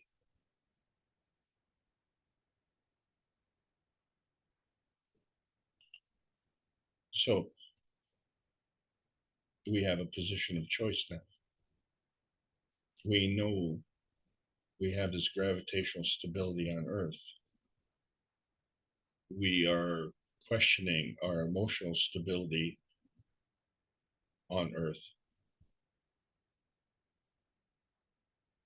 because it's affecting our physical gravitational stability as man space. But if we can elevate into a higher position, if we understand that if we elevate into a point of magnetical stability, and the magnetical stability is derived from the gravitational stability and contributes to the gravitational stability, then we understand that we have a position of choice. We can be man-centric, earth-centric, sun-centric, solar system-centric, or there are other choices. So when we're looking at the peace stone, we have to understand that that is a field from which there's a giving and taking of energy.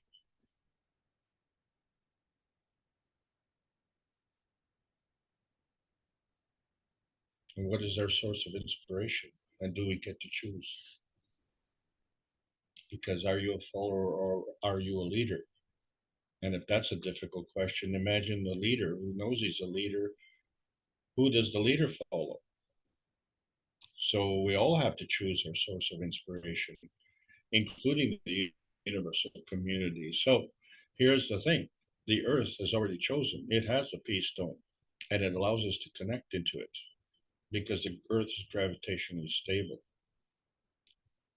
And so the emotional stability comes right from the core of the earth. And so we can patch right into that. We have these choices because the biosphere of peace on this planet is the emotion of position. The earth has this emotion, and the majority of us are seeking and will answer this call of freedom and emancipation on this planet because there's a universal emotionally normality. Is that a correct word? The universe is emotionally normal. The earth is already seeking freedom and emancipation, but not from man. And man now has a chance to choose his existential adaptation. Do we build up the armor, or do we harvest the plasma emotional energy of the plasma universe the way the vertical people have? I'm not seeing any rockets and guns going off in the garden here. So our pursuit of happiness is actually a launch field failure, and it's a failure of choice with respect to our emotion of position. We have never launched a rocket into outer space. We are not able to go into outer space at this point in time, except for the fact that 100% of the souls born here preferred the bountifulness of Earth space as opposed to Mars space. So what is the thing here? The thing is there's an emotional position map that follows the feeding radiance and the feedback radiance, which is the balance of the dynamic plasma fields between the magnetic and gravitational field forces that transcend the reality dimensions that we are part of.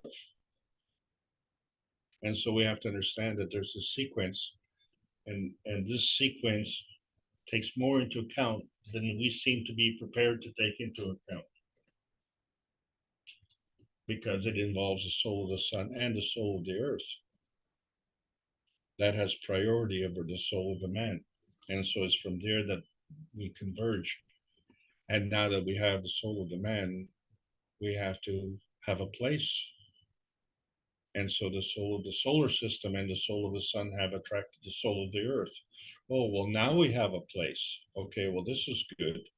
So the place is a priority. And so it's the soul of the soul of the sun plus the soul of the earth that attracts the soul of the earth body. Okay, so now that we have an earth body, now we can have our soul of the earth body, because our soul of the man interacts with the soul of the earth body and attracts the soul of the body. Okay, well, this is good. And this is all done in the plasma sequencing. and it's part of the materialization. So the soul of the sun body plus the soul of the earth body manifests the physicality of the earth. So the physicality of the earth is the byproduct of the fields of inertia. Well, this is good. Now we have a place to go. And so here we are.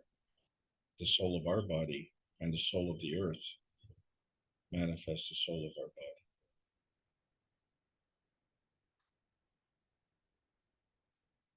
And that's where we have established this gravitational stability. And so we've done this through magnetical stability. And we're going to use that and demonstrate this as we go to Mars. We could have gone to Mars, but we didn't have this emotional connection to Mars. We wanted to go to heaven. Who doesn't want to go to heaven?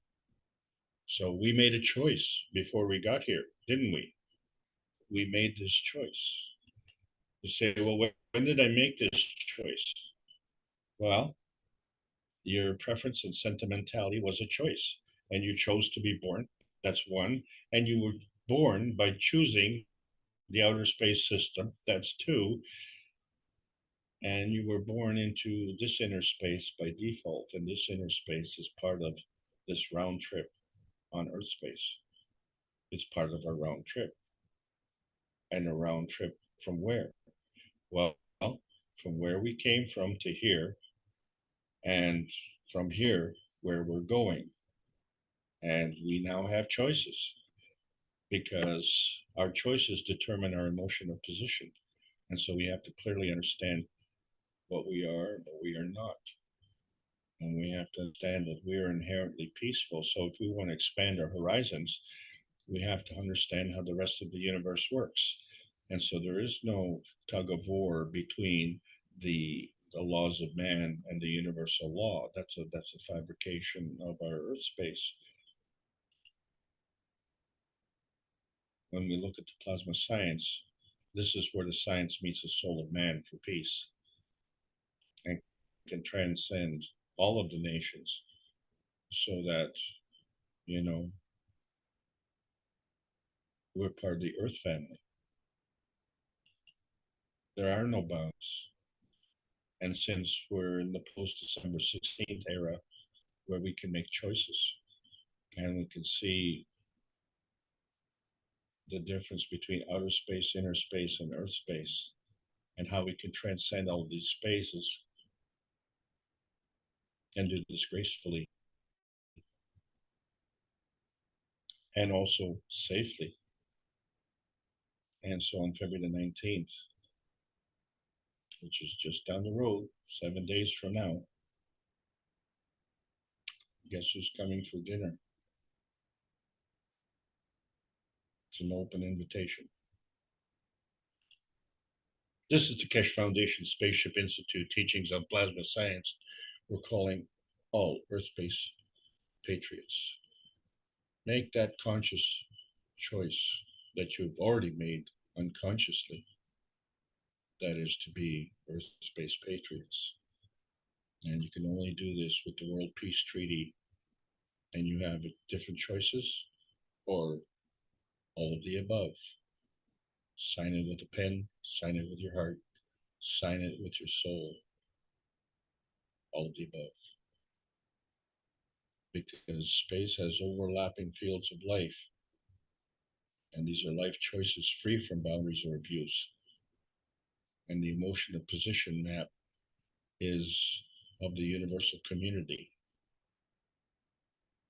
And the universal community is your travel guide.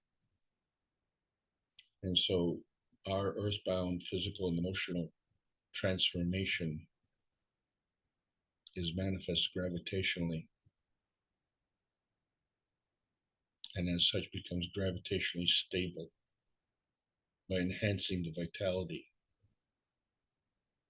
the way you were fed from the universe originally. So we can make that transmutation connection from that transparency point where we don't know where we came from to that manifestation point to wherever we are. And the connection that is there because it's an adaptation and awareness, and it's part of this inner spatial emotional construct. And that construct connects equally to the universal broadcast of the inner space of freedom. It's a universal broadcast, all channels. So the soul of the body sequencing has adapted with and chooses man's morality. Do we get to choose man's morality? Well, the wise man said, you better choose wisely. The plasma science needs to continue to be delivered in exchange for peace on Earth. So welcome to the outer space age. Thank you all for participating. I hope you enjoyed the trip.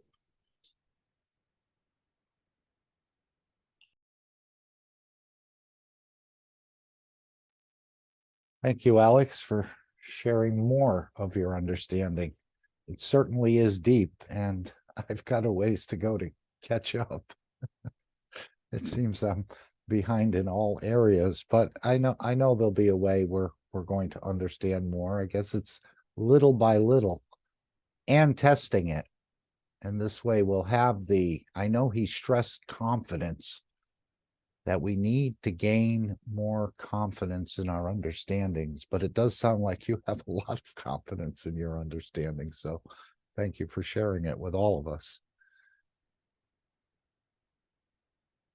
Usually I ask at this time if there's anyone new who hasn't been here before, but looking through the list, I think everyone's been here before, some more often than others. I was pleased to see Nikolai here with us today. I'm sure he has a few stories to tell, or may have some questions to ask as well. And let's see if we can open it up to the floor or to the participants and see if they have any questions for Alex. That's what we usually start with.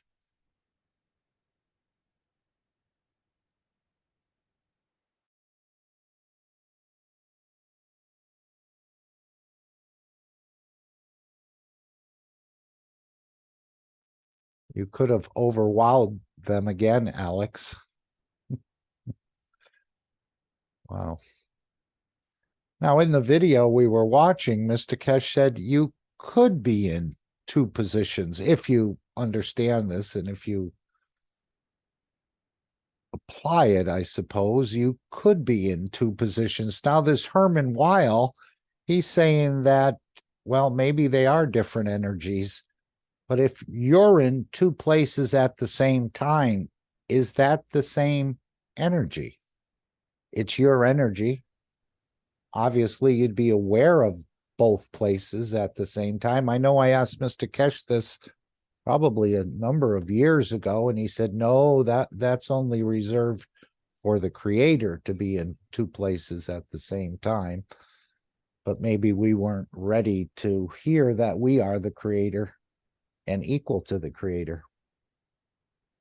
That we can also, if we learn this, be in two places at the same time. And it's not just here on Earth. I think you can be maybe working out in the universe and also be here present on Earth. So this would be a fantastic understanding to achieve this, maybe in the coming time, perhaps. Do you want to make any comments on that, Alex? Sure. I'm going to be talking about more of that next week, and then okay, hopefully we can save it then. Well, no, it's just that hopefully I'm going to be relevant because we go to two places every night when we go to sleep. You know, our physicality goes in a bed, and our soul says, "Okay, we're carrying on." But the thing is, in the morning, the soul knows to come back to the body, and is very accurate and precise in its return, and it does this safely. So and it doesn't seem to have trouble with the GPS. It doesn't land in someone else's body, does it? Exactly. So are we talking about the energy that is moving, or are we talking about the residue of the energy? Because the key point is that wherever you are in a field. So this is the difference between the plasma science and the other science. When you're looking at the other science, you know, we're talking about electrons, protons, or neutrons, you know, atoms and things like that. But when we talk about a field, we're not saying where that field is. We're not saying how big it is. And any field has to have an absorption and emission spectrum. Has to have. It cannot not have it. Without the emission and the absorption, it cannot maintain its field strength. And it has three ways to do this. It can either increase in strength, decrease in strength, or maintain like a catalytic condition where it can exchange energy. But in all three of those cases, it can exchange energy. And then the question is in relationship to what else? And so if you have a launch point that is your field strength, your launch point comes from a field, and you have a destination field. And in that destination field, you have a destination point. Okay, so in all cases, the point is inside the field. You have to have the two fields. Okay, so what's in between? Book number 2, the link. The point. I thought the That's link was point. these little scouts you would send out, perhaps by the 1,000, he said, that you could send out sort of these little scouts, and depending on where you wanted to go, you could connect with them in a way. Yeah, so that scout is that scout a spy, or is he a traitor? No, you sent it out from your soul to many Right. different positions. Right, absolutely. So that's your scout. And so where is he going? He's going to that point of reference that he has an emotional connection to. Without that emotional connection, he can never make the physical connection. So that's the point of today's discussion. Yeah, but we've not been many places in the universe, or maybe the soul has in its travels. It's quite familiar with the universe.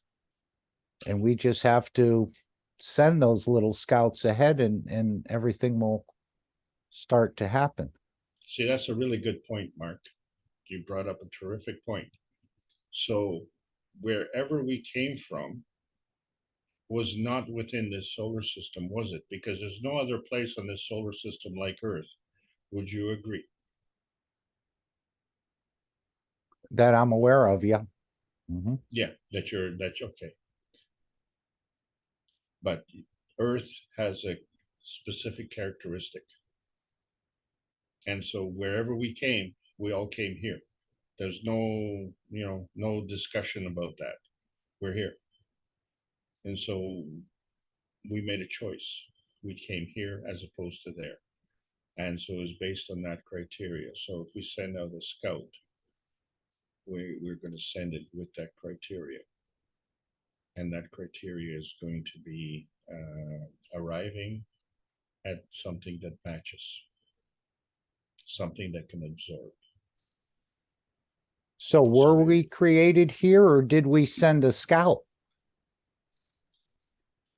to Earth, and then we connected with that and brought ourselves here in a way? I know the universal traveler has totally forgot how he got here and how to get back home. I hear a cricket wanting to answer. Thank you. I'm sorry he's so loud. He's the loudest cricket I've ever heard. He's probably ringing a bell. Okay, yeah, I just wanted to ask again. I think I've asked you before, but when we are created in the image of the creator, that means we have every position anywhere and everywhere. Infinite possibilities are already with us. Isn't that true? And so once we learn how to use that, then we can go anywhere. We already got our GPS set up. And I thought it was part of the C14 issue of communicating and everything else. Just my thoughts. Thanks. Well, let's put it this way. There are a lot of sports fans, and so they would support their team within a league. And would you, if you're going to the game, which game are you going to go to? You can go to any game, can't you? Because it's in your league. But you're going to go to one game. You're going to go to a specific game, and you're going to make that choice. So,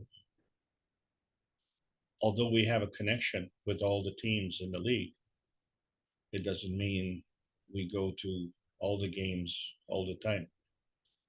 We can go to this game or that game, and we make a choice. Even if you're looking at the highlights on your TV or whatever, you get to choose, which ones you want to look at. I don't want to look at that game. Those are two lousy teams. I've seen them play and not interested. I want to go to another thing. So here it's the same. It's the same with the creator, but we have the creator's capability. This is the difference. So you're 100% correct. We have the capability of the creator, but we also have the choices. And so that becomes a key point, because whenever we go somewhere, it would be really, really good if we were there on time. Because if the game is on Sunday and I show up on Saturday, not going to be anybody there. And then if I show up on Monday, well, the game's over. So, you want to be on time. And so we're having dinner with the creator next week. And so we need to be there on time. And we expect others who want to do the same thing to also be there on time.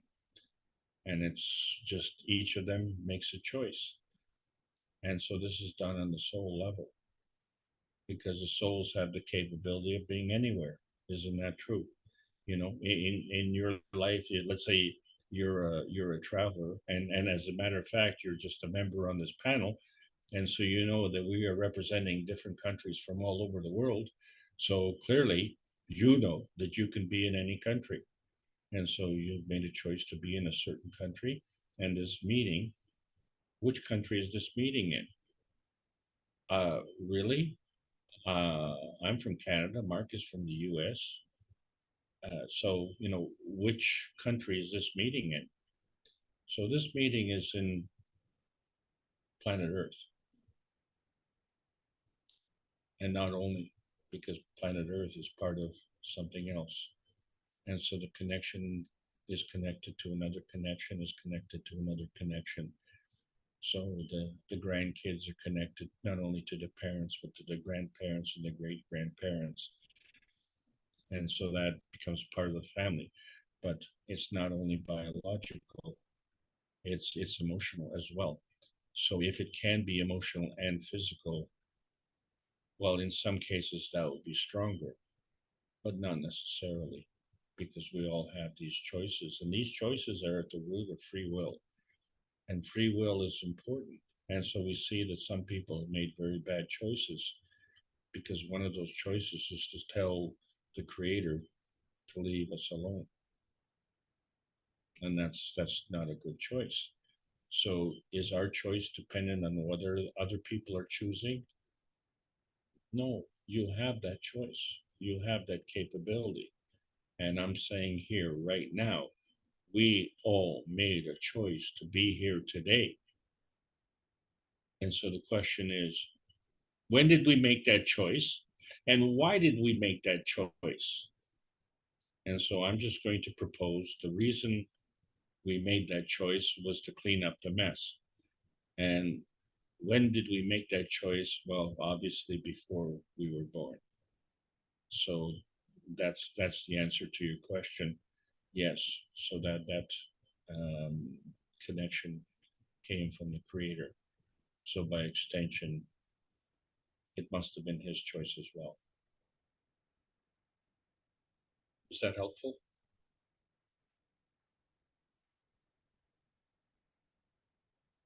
I'm sorry, I'm having trouble finding my arrow here.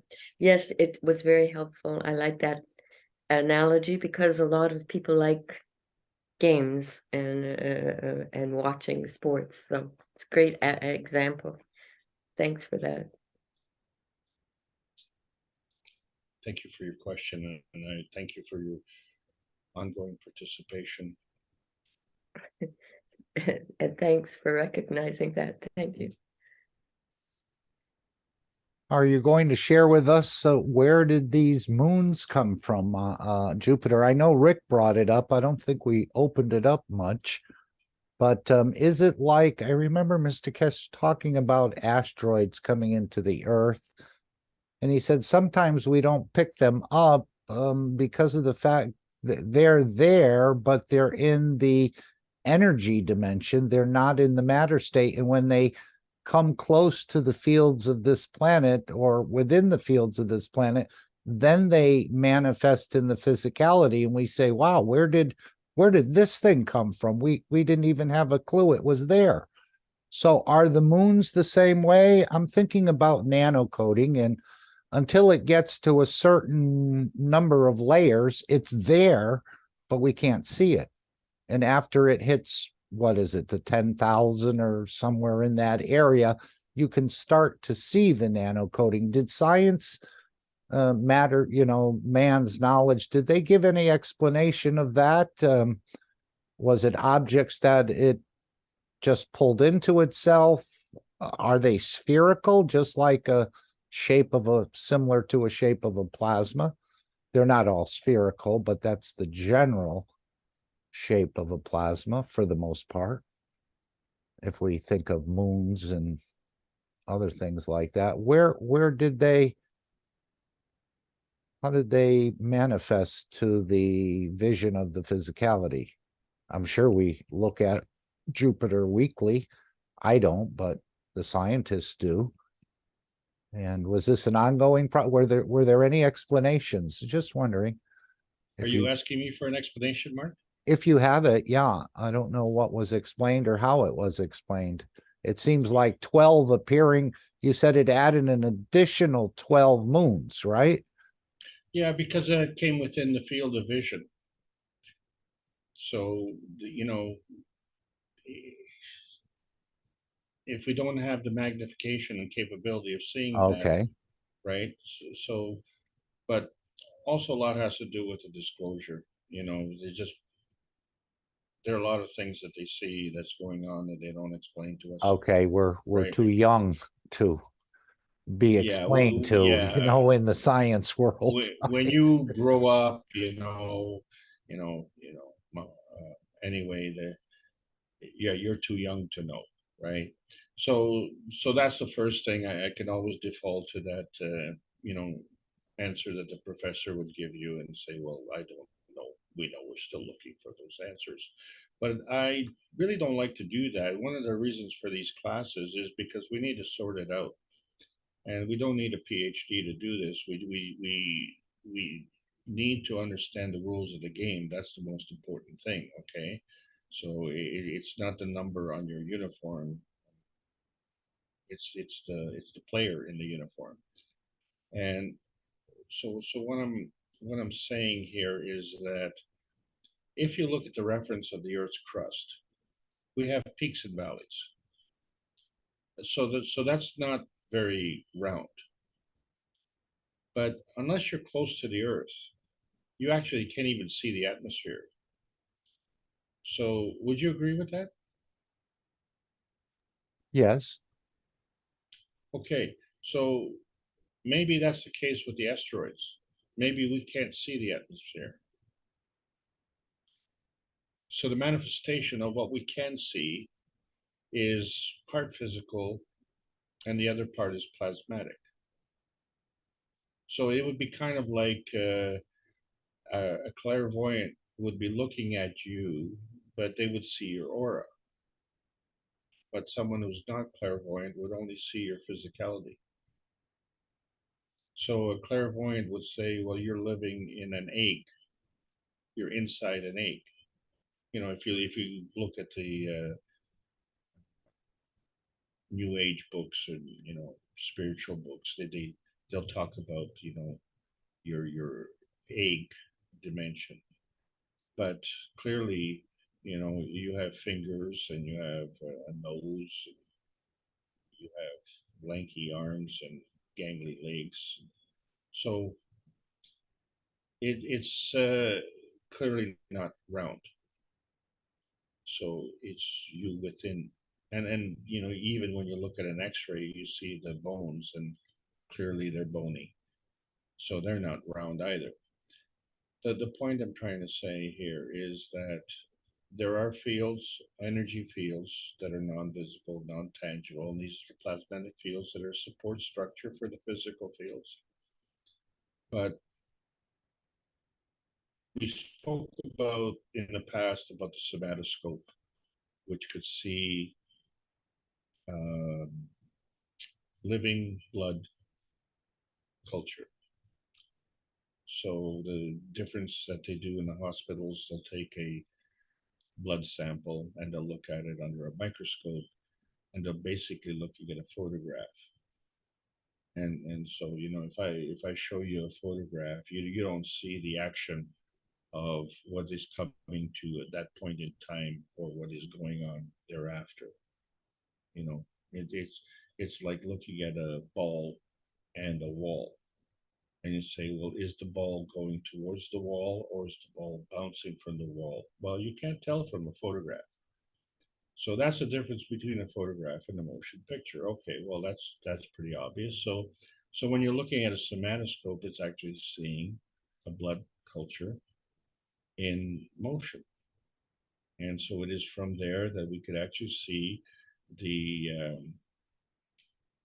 shall we say, the transmogrification of the bacteria and the virus, where by changing the pH, you change the bacteria into a virus, and then you could change that virus back into a bacteria. And Gassenasus, who invented the somatoscope, did this 40 times in a row by accident. So it's obviously not an accident. The first time was the accident. The other 39 times were proof of concept. So you could do that willfully and skillfully, and that microscope is illegal. So why would scientific evidence, which requires verification and validation from man-made means, be illegal? So the reason given, of course, is because it's not physical. It's a fabrication of some mystical forces that have shown how the blood is operating, so it's not accepted. But as we see, the real reason, of course, is the 125,000 magnification. That makes a big difference. And so maybe we can see the planet, but we can't see the moons, which is what I'm alluding to. But what I'm really alluding to is the fact that with these excursions on December the 16th and January the 20th, we've seen the oscilloscope with a representation of field forces, and there was an interpretation of these field forces. And so the first question comes to my mind, wait a second, if we're talking about soul travel, and here we have a physical manifestation on an oscilloscope of visible light, how does that work? And so the answer given, of course, was that this is a new device, a new man-made device that is following the criteria of scientific verification and validation by man-made means, right? And so that was done. And furthermore, on December the 16th, we've seen the collective effect of the 160 passengers. But the picture that was shown on January the 20th was of one single traveler.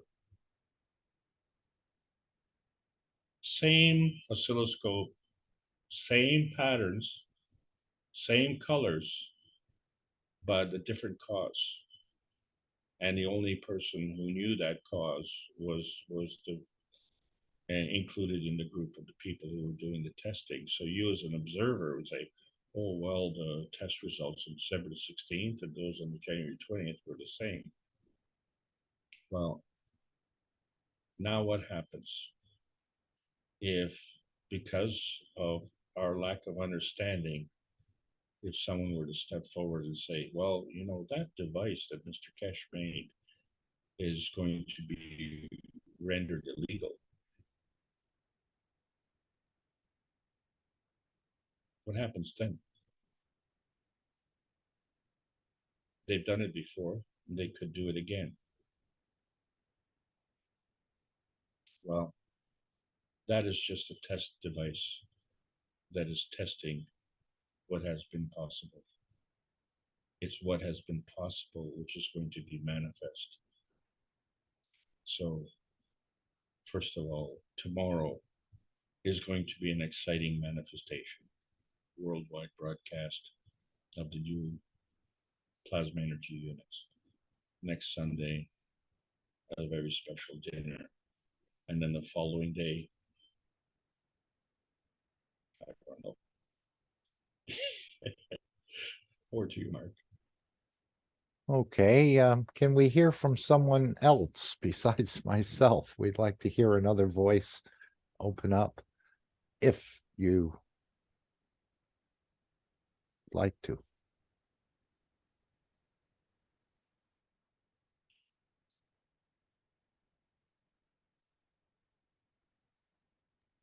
And what are your thoughts, Alex, on the nuclear power plants who are generating, he was saying, as much or energies outside of the walls of the power plant? And I guess we're doing a very similar thing. I know we're low energy nuclear reactors, probably stronger than that, but these power plants have energy around the outside walls. I'm surprised it's never been confirmed or tested or anything, but we're also generating fields around us in a similar manner, I think, like the power plant, but not harmful per se. Any thoughts on what you heard, Mr. Keshe, if you did hear that part? Yes, I did hear that part, and I was Okay. really gratified to hear that part, okay, because especially here in Ontario, where I'm situated, the home of one of the biggest energy conspirators on this planet, not making commentary here, okay, just saying, they have constantly downplayed the electromagnetic effect from transmission lines. And of Okay, course, just in your power lines outside your house and things, or what's running there's through the walls. Okay, there's no effect, right? Electromagnetic. Okay, field. Yeah, no effect. That's what they say. And the same, applies to cell phones, right? And TVs and all of this stuff.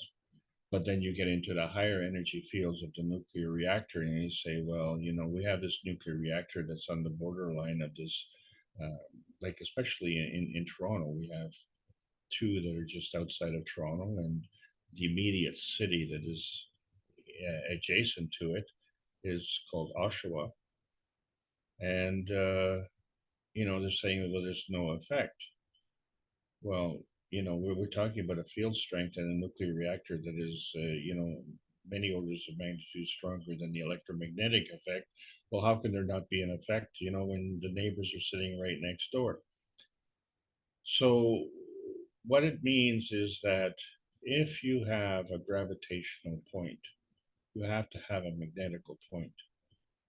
And the stronger the gravitational point, the more, in other words, more stable, then its magnetical counterpart must be the same. Must be. So if it's gravitationally stable, the magnetical stability must be there. But a nuclear reaction, the way it's been working, is not stable on its own. It's a series of repetitions. And so you get a series of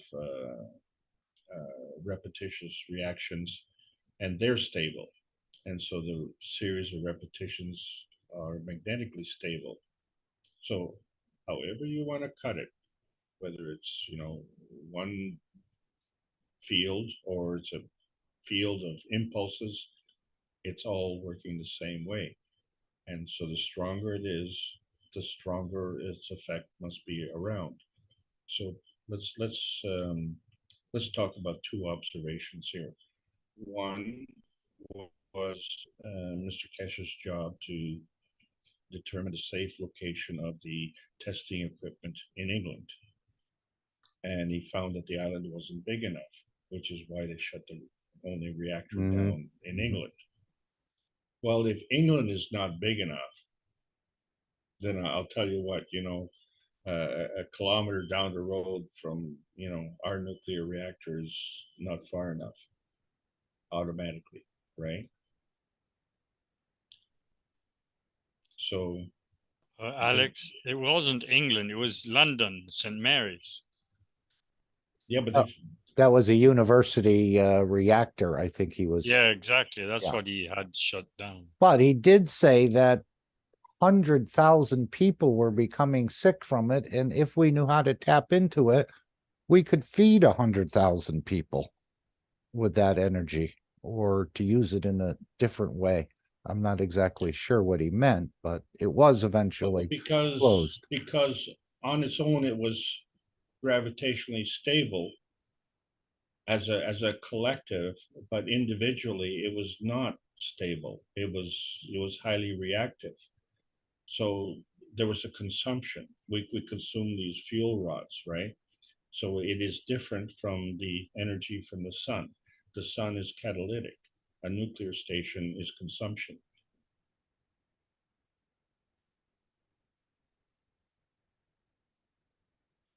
And while John has his mic open, I know you asked a question in the last workshop, John. And how did you Two questions. Okay, yeah, but the one where you said, is there really a nuclear explosion? How did you interpret the answer on that?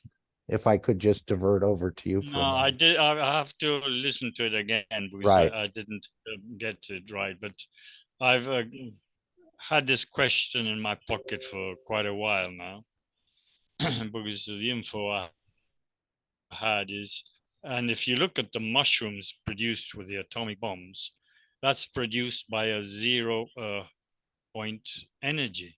The same as the experiments the Americans did when they were testing the first bombs in the desert and on the sea. They told the soldiers to put their backs towards the bombs and don't look at the flash of the light. But then if those were reactive, they had atomic reaction, they would have gotten burnt, like supposedly the Japanese were burnt. But the Japanese were burnt more by the explosion than by atomic energy, apparently, because they've gone back to their cities. Right. I thought the soldiers did get a reddish skin and they said, oh, that's just like a sunburn. You don't need to pay much attention there. A direct hit by atomic energy, it would have taken off the skin and all your clothes off. Yeah, he was talking about angles, and that was a very important thing of the way it interacts or intersects with your physicality. On certain angles, it'll go right through. On other angles, it will interfere. The same as the X-ray, he said, yeah. Because if you've seen these films they've shown lately of those experiments done in the 1940s, it's very clear. You got what, 500 or 1,000 soldiers or sailors putting their backs towards the atomic bomb, and they're there. They've lived through it. Yeah, but So eventually it will lead to the decentralization of power production. I think this is what Mr. Keshe is saying. We don't need these huge reactors anymore when we can decentralize and also feed back to a substation or a power plant 4 or 5 times as much as we're consuming. yeah, So this is a beautiful loop. there are other there are other atomic energy plants that work on other materials, and they're not as dangerous. The thing is, they've needed these elements for the bombs. That's why they made these plants out of uranium and plutonium. So there's another thing that I'd like to add, if I may. Yes, go ahead. We're all learning from each other a bit. Yeah, we sure are. It's wonderful. It's about Fukushima. So we know that many of the farmers around Fukushima were hurt by the Fukushima fallout. But within a short period of time, the people who were looking after that plant, and they had to wear this special equipment, the photo images clearly showed that the cars that were driving the employees, that were delivering the employees to the plant, were parked right outside, just like you would park at your, your local supermarket. Yeah.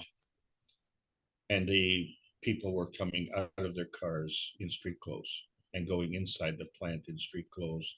So, and then obviously inside the plant, they would be converted to their shielded clothing. But the point is that this was declared a disaster zone.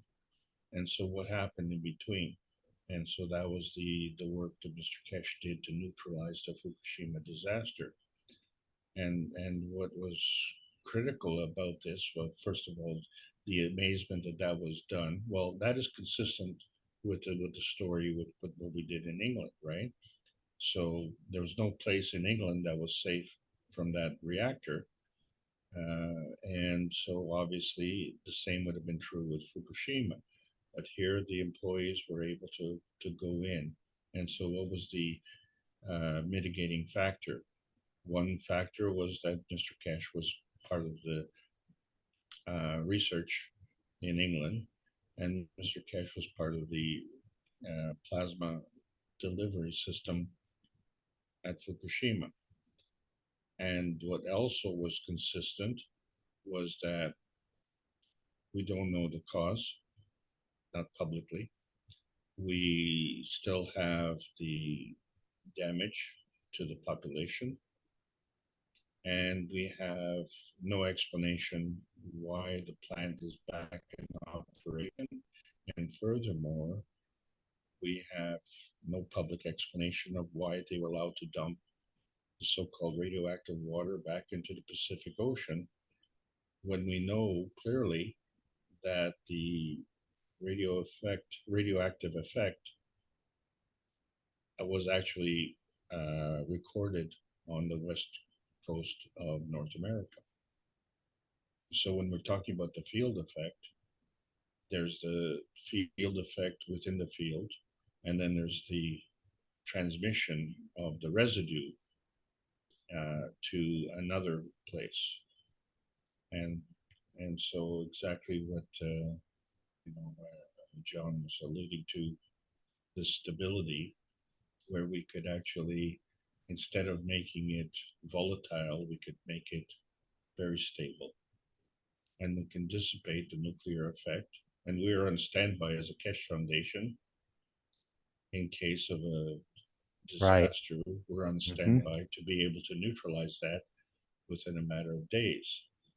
and still publicly they acknowledge that it's, we're talking about a 20,000 year nuclear decay cycle.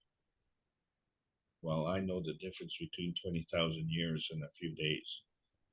So there's an inconsistency there. And if there's anything that is more blatant in this whole exercise, is the consistency of the teachings of Mr. Keshe.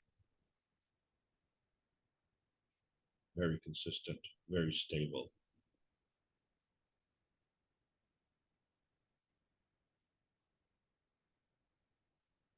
Yes, it was a beautiful system he provided. Apparently, they encapsulated the radioactivity, and it was still there, as I understand it, but it was not allowed to interact with the environment. So it was very nice. And then I guess the tanks could be the same way we do with the Ganses. It's only the bottom part that was the highly contaminated, but the rest of the water could be released. Okay, so we have choices, and the atomic group there had choices, and you can see the difference in the choices that they chose. Mm-hmm. And so we're still having these problems. So it's not like it's hidden. You can't be more public than we are. And that the thing is that we're not in a confrontational point. This is not a matter of conflict. It's a matter of preferences and choices. And our choice is peace and prosperity. So we have to do that in a peaceful and prosperous manner. That's how it works. Okay, we're almost approaching midnight in Europe, and I think we're going to, but let's see if anyone else would like to make a point or raise a question or add a comment here. I know there's a tremendous amount of knowledge we haven't gotten, as he said, to the first step and the real understanding of this, but we're moving in the correct direction. So let's see if anyone else would like to add something. Otherwise, I'll play the new tomorrow and the final disclaimer. I want to thank you, Alex, again for your consistency and sharing what you understand about this technology, this knowledge, which it's endless. So we've got a ways to go, but we're approaching it. Well, I want to thank you much for all your work, Mark, and I want to thank all the panelists for allowing me to present.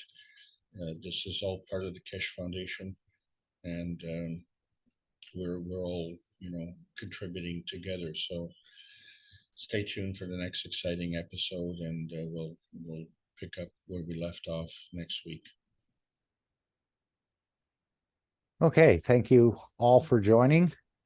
And again, in what is it, 10 hours or so, the next meeting will commence at the Energy Blueprint Day. So we invite all of you to be there and on your Zoom or your YouTube, or just be there on the soul level and we can all review it. But this is really a world premiere of technology that's never been seen or demonstrated before on this planet.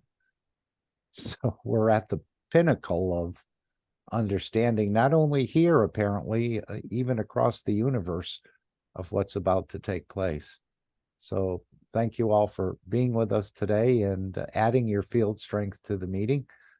And again, thank you very much, Alex, for carrying the bulk of the load for our meeting.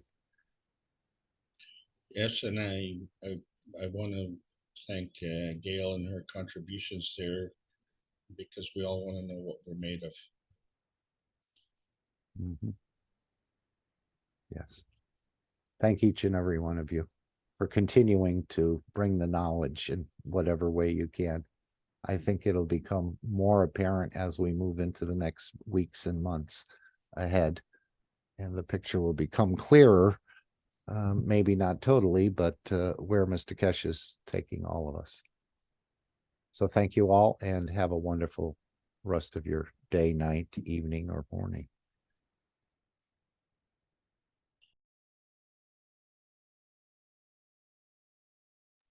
Mark, can I ask you something? Of course. The T.me for tomorrow. What is that? Is it Telegram or is it YouTube or what is No, it? it's if you go in the Telegram channel, I saw it on the Australian team, and then I saw it was in the American the American team, but he put John, go ahead. Well, Mark just put in the link to the Telegram post that shows the YouTube channel. Fine. Is that, yeah. There's but a I new, think it will also be on the normal Zoom channels. Fine. The 503. I think so, because it said join us on Zoom as well. Right, and he did Yeah, say yes for normally live. on the 503. Yes, he did say yes for live stream as well. So, but it is a new YouTube channel. Yeah, you mentioned that, but we're all normally there in the 503 with Rick. Okay, well, we'll look for you tomorrow, John. If you're not there, we'll give you an We'll find invite, each or other, I think. yeah, we'll help each other Fine, on this. thank you. Lisbeth, yes. Hello, Yeah, Mark, because we haven't even got the timetable yet.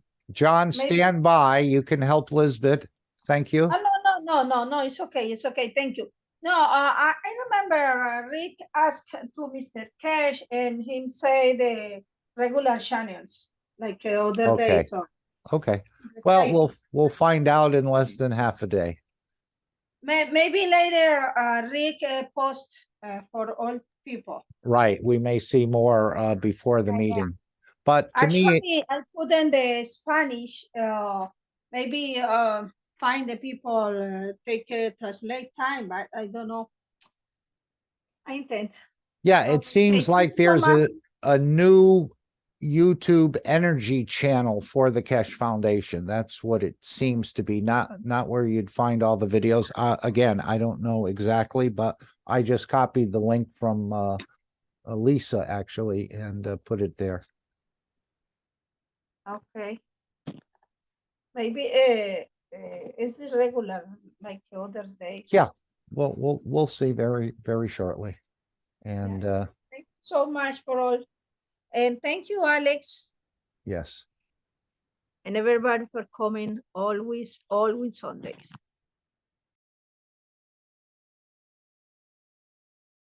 Okay, we'll conclude the meeting in the next 7 or 8 minutes, but if you need to go, that's fine. Thank you all for being here and taking your time to bring the change, as I said.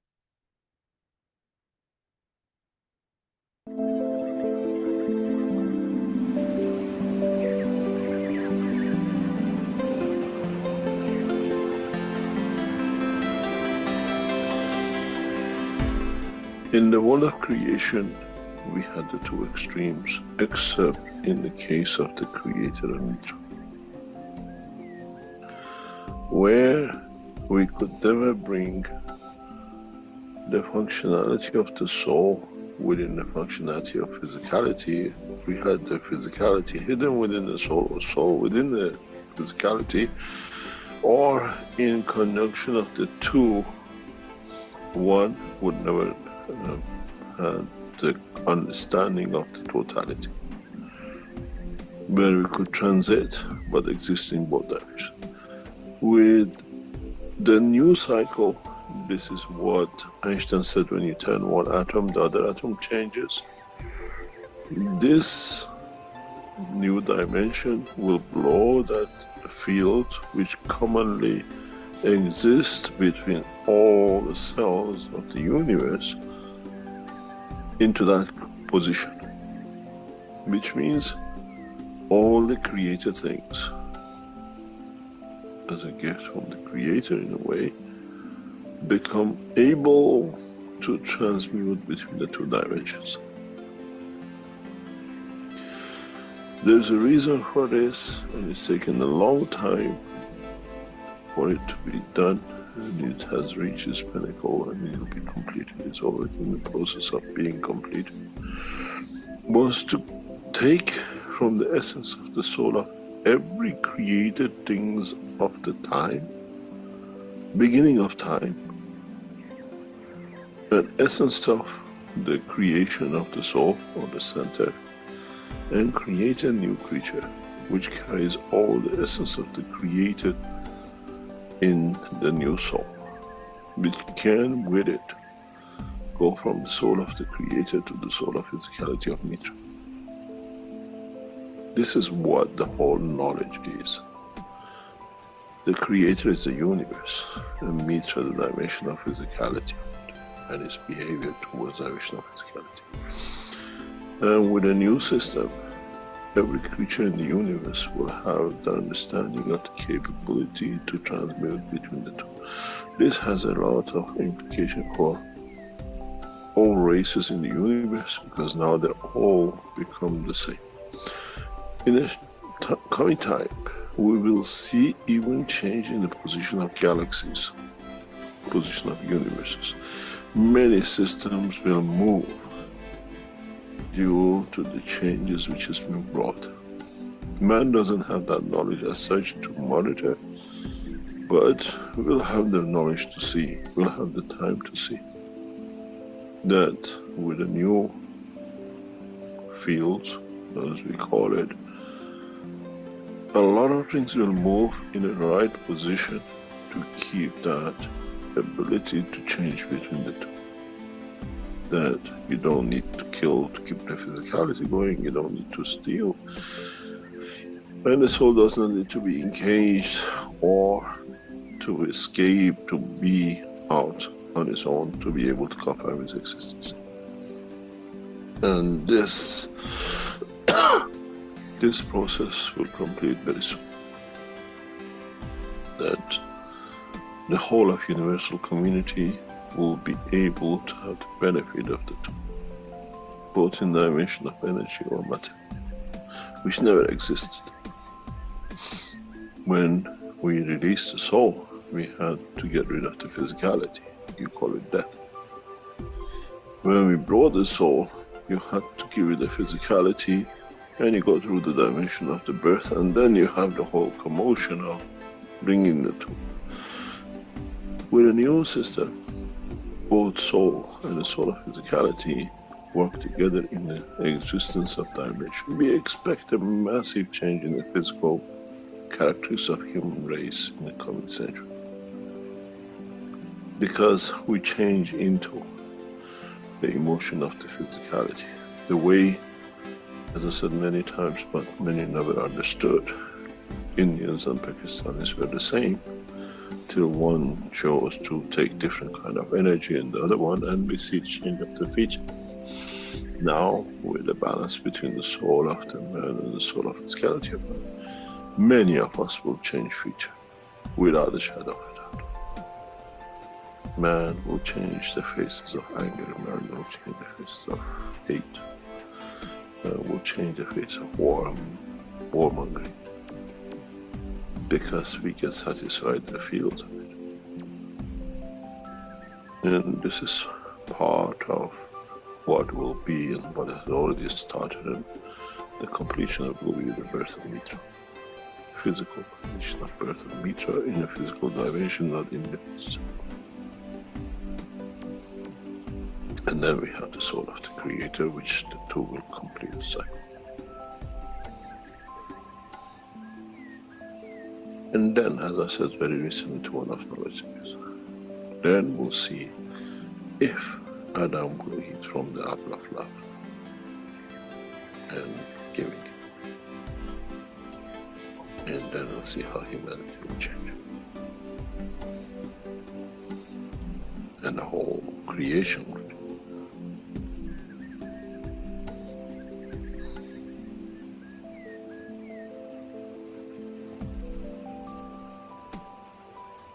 We are at the verge of that change.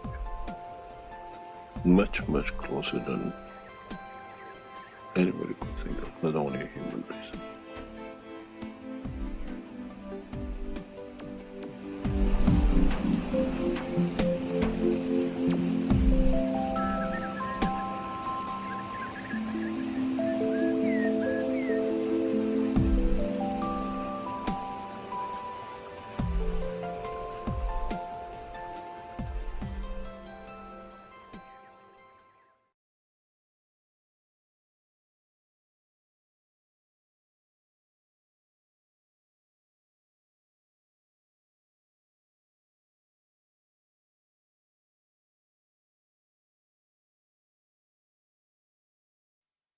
Disclaimer. The information and education material contained herein is meant to promote the general understanding and dialogue of GANs processing. Such information is not meant or intended to serve as a substitute for a healthcare professional's clinical training, experience, or judgment. For patients and individuals, such information is not to be a substitute for professional medical, therapeutic, or healthcare advice or counseling. For medical issues or concerns, including decisions about medications and other treatments, readers, viewers, listeners should always consult their physician or, in serious cases, seek immediate assistance from emergency personnel. Prescription information, procedures, and use of medical devices information should be undertaken only by properly trained and certified medical personnel. We specifically disclaim any warranties, express or implied, including implied warranties of merchantability or fitness for a particular purpose. Such information is provided, as is, and is believed to be accurate at the time of its publishing, but it is the viewer's job to evaluate the accuracy of any information found in this presentation. Every case presented is of their own experience, applied by themselves for themselves, and it applies to their case only. Every person experiencing health problems should seek professional medical advice and consult their course of treatment with a doctor. The processes of plasma balancing described herein are a natural process which supports the body but does not replace medical advice or therapies one is already subject to.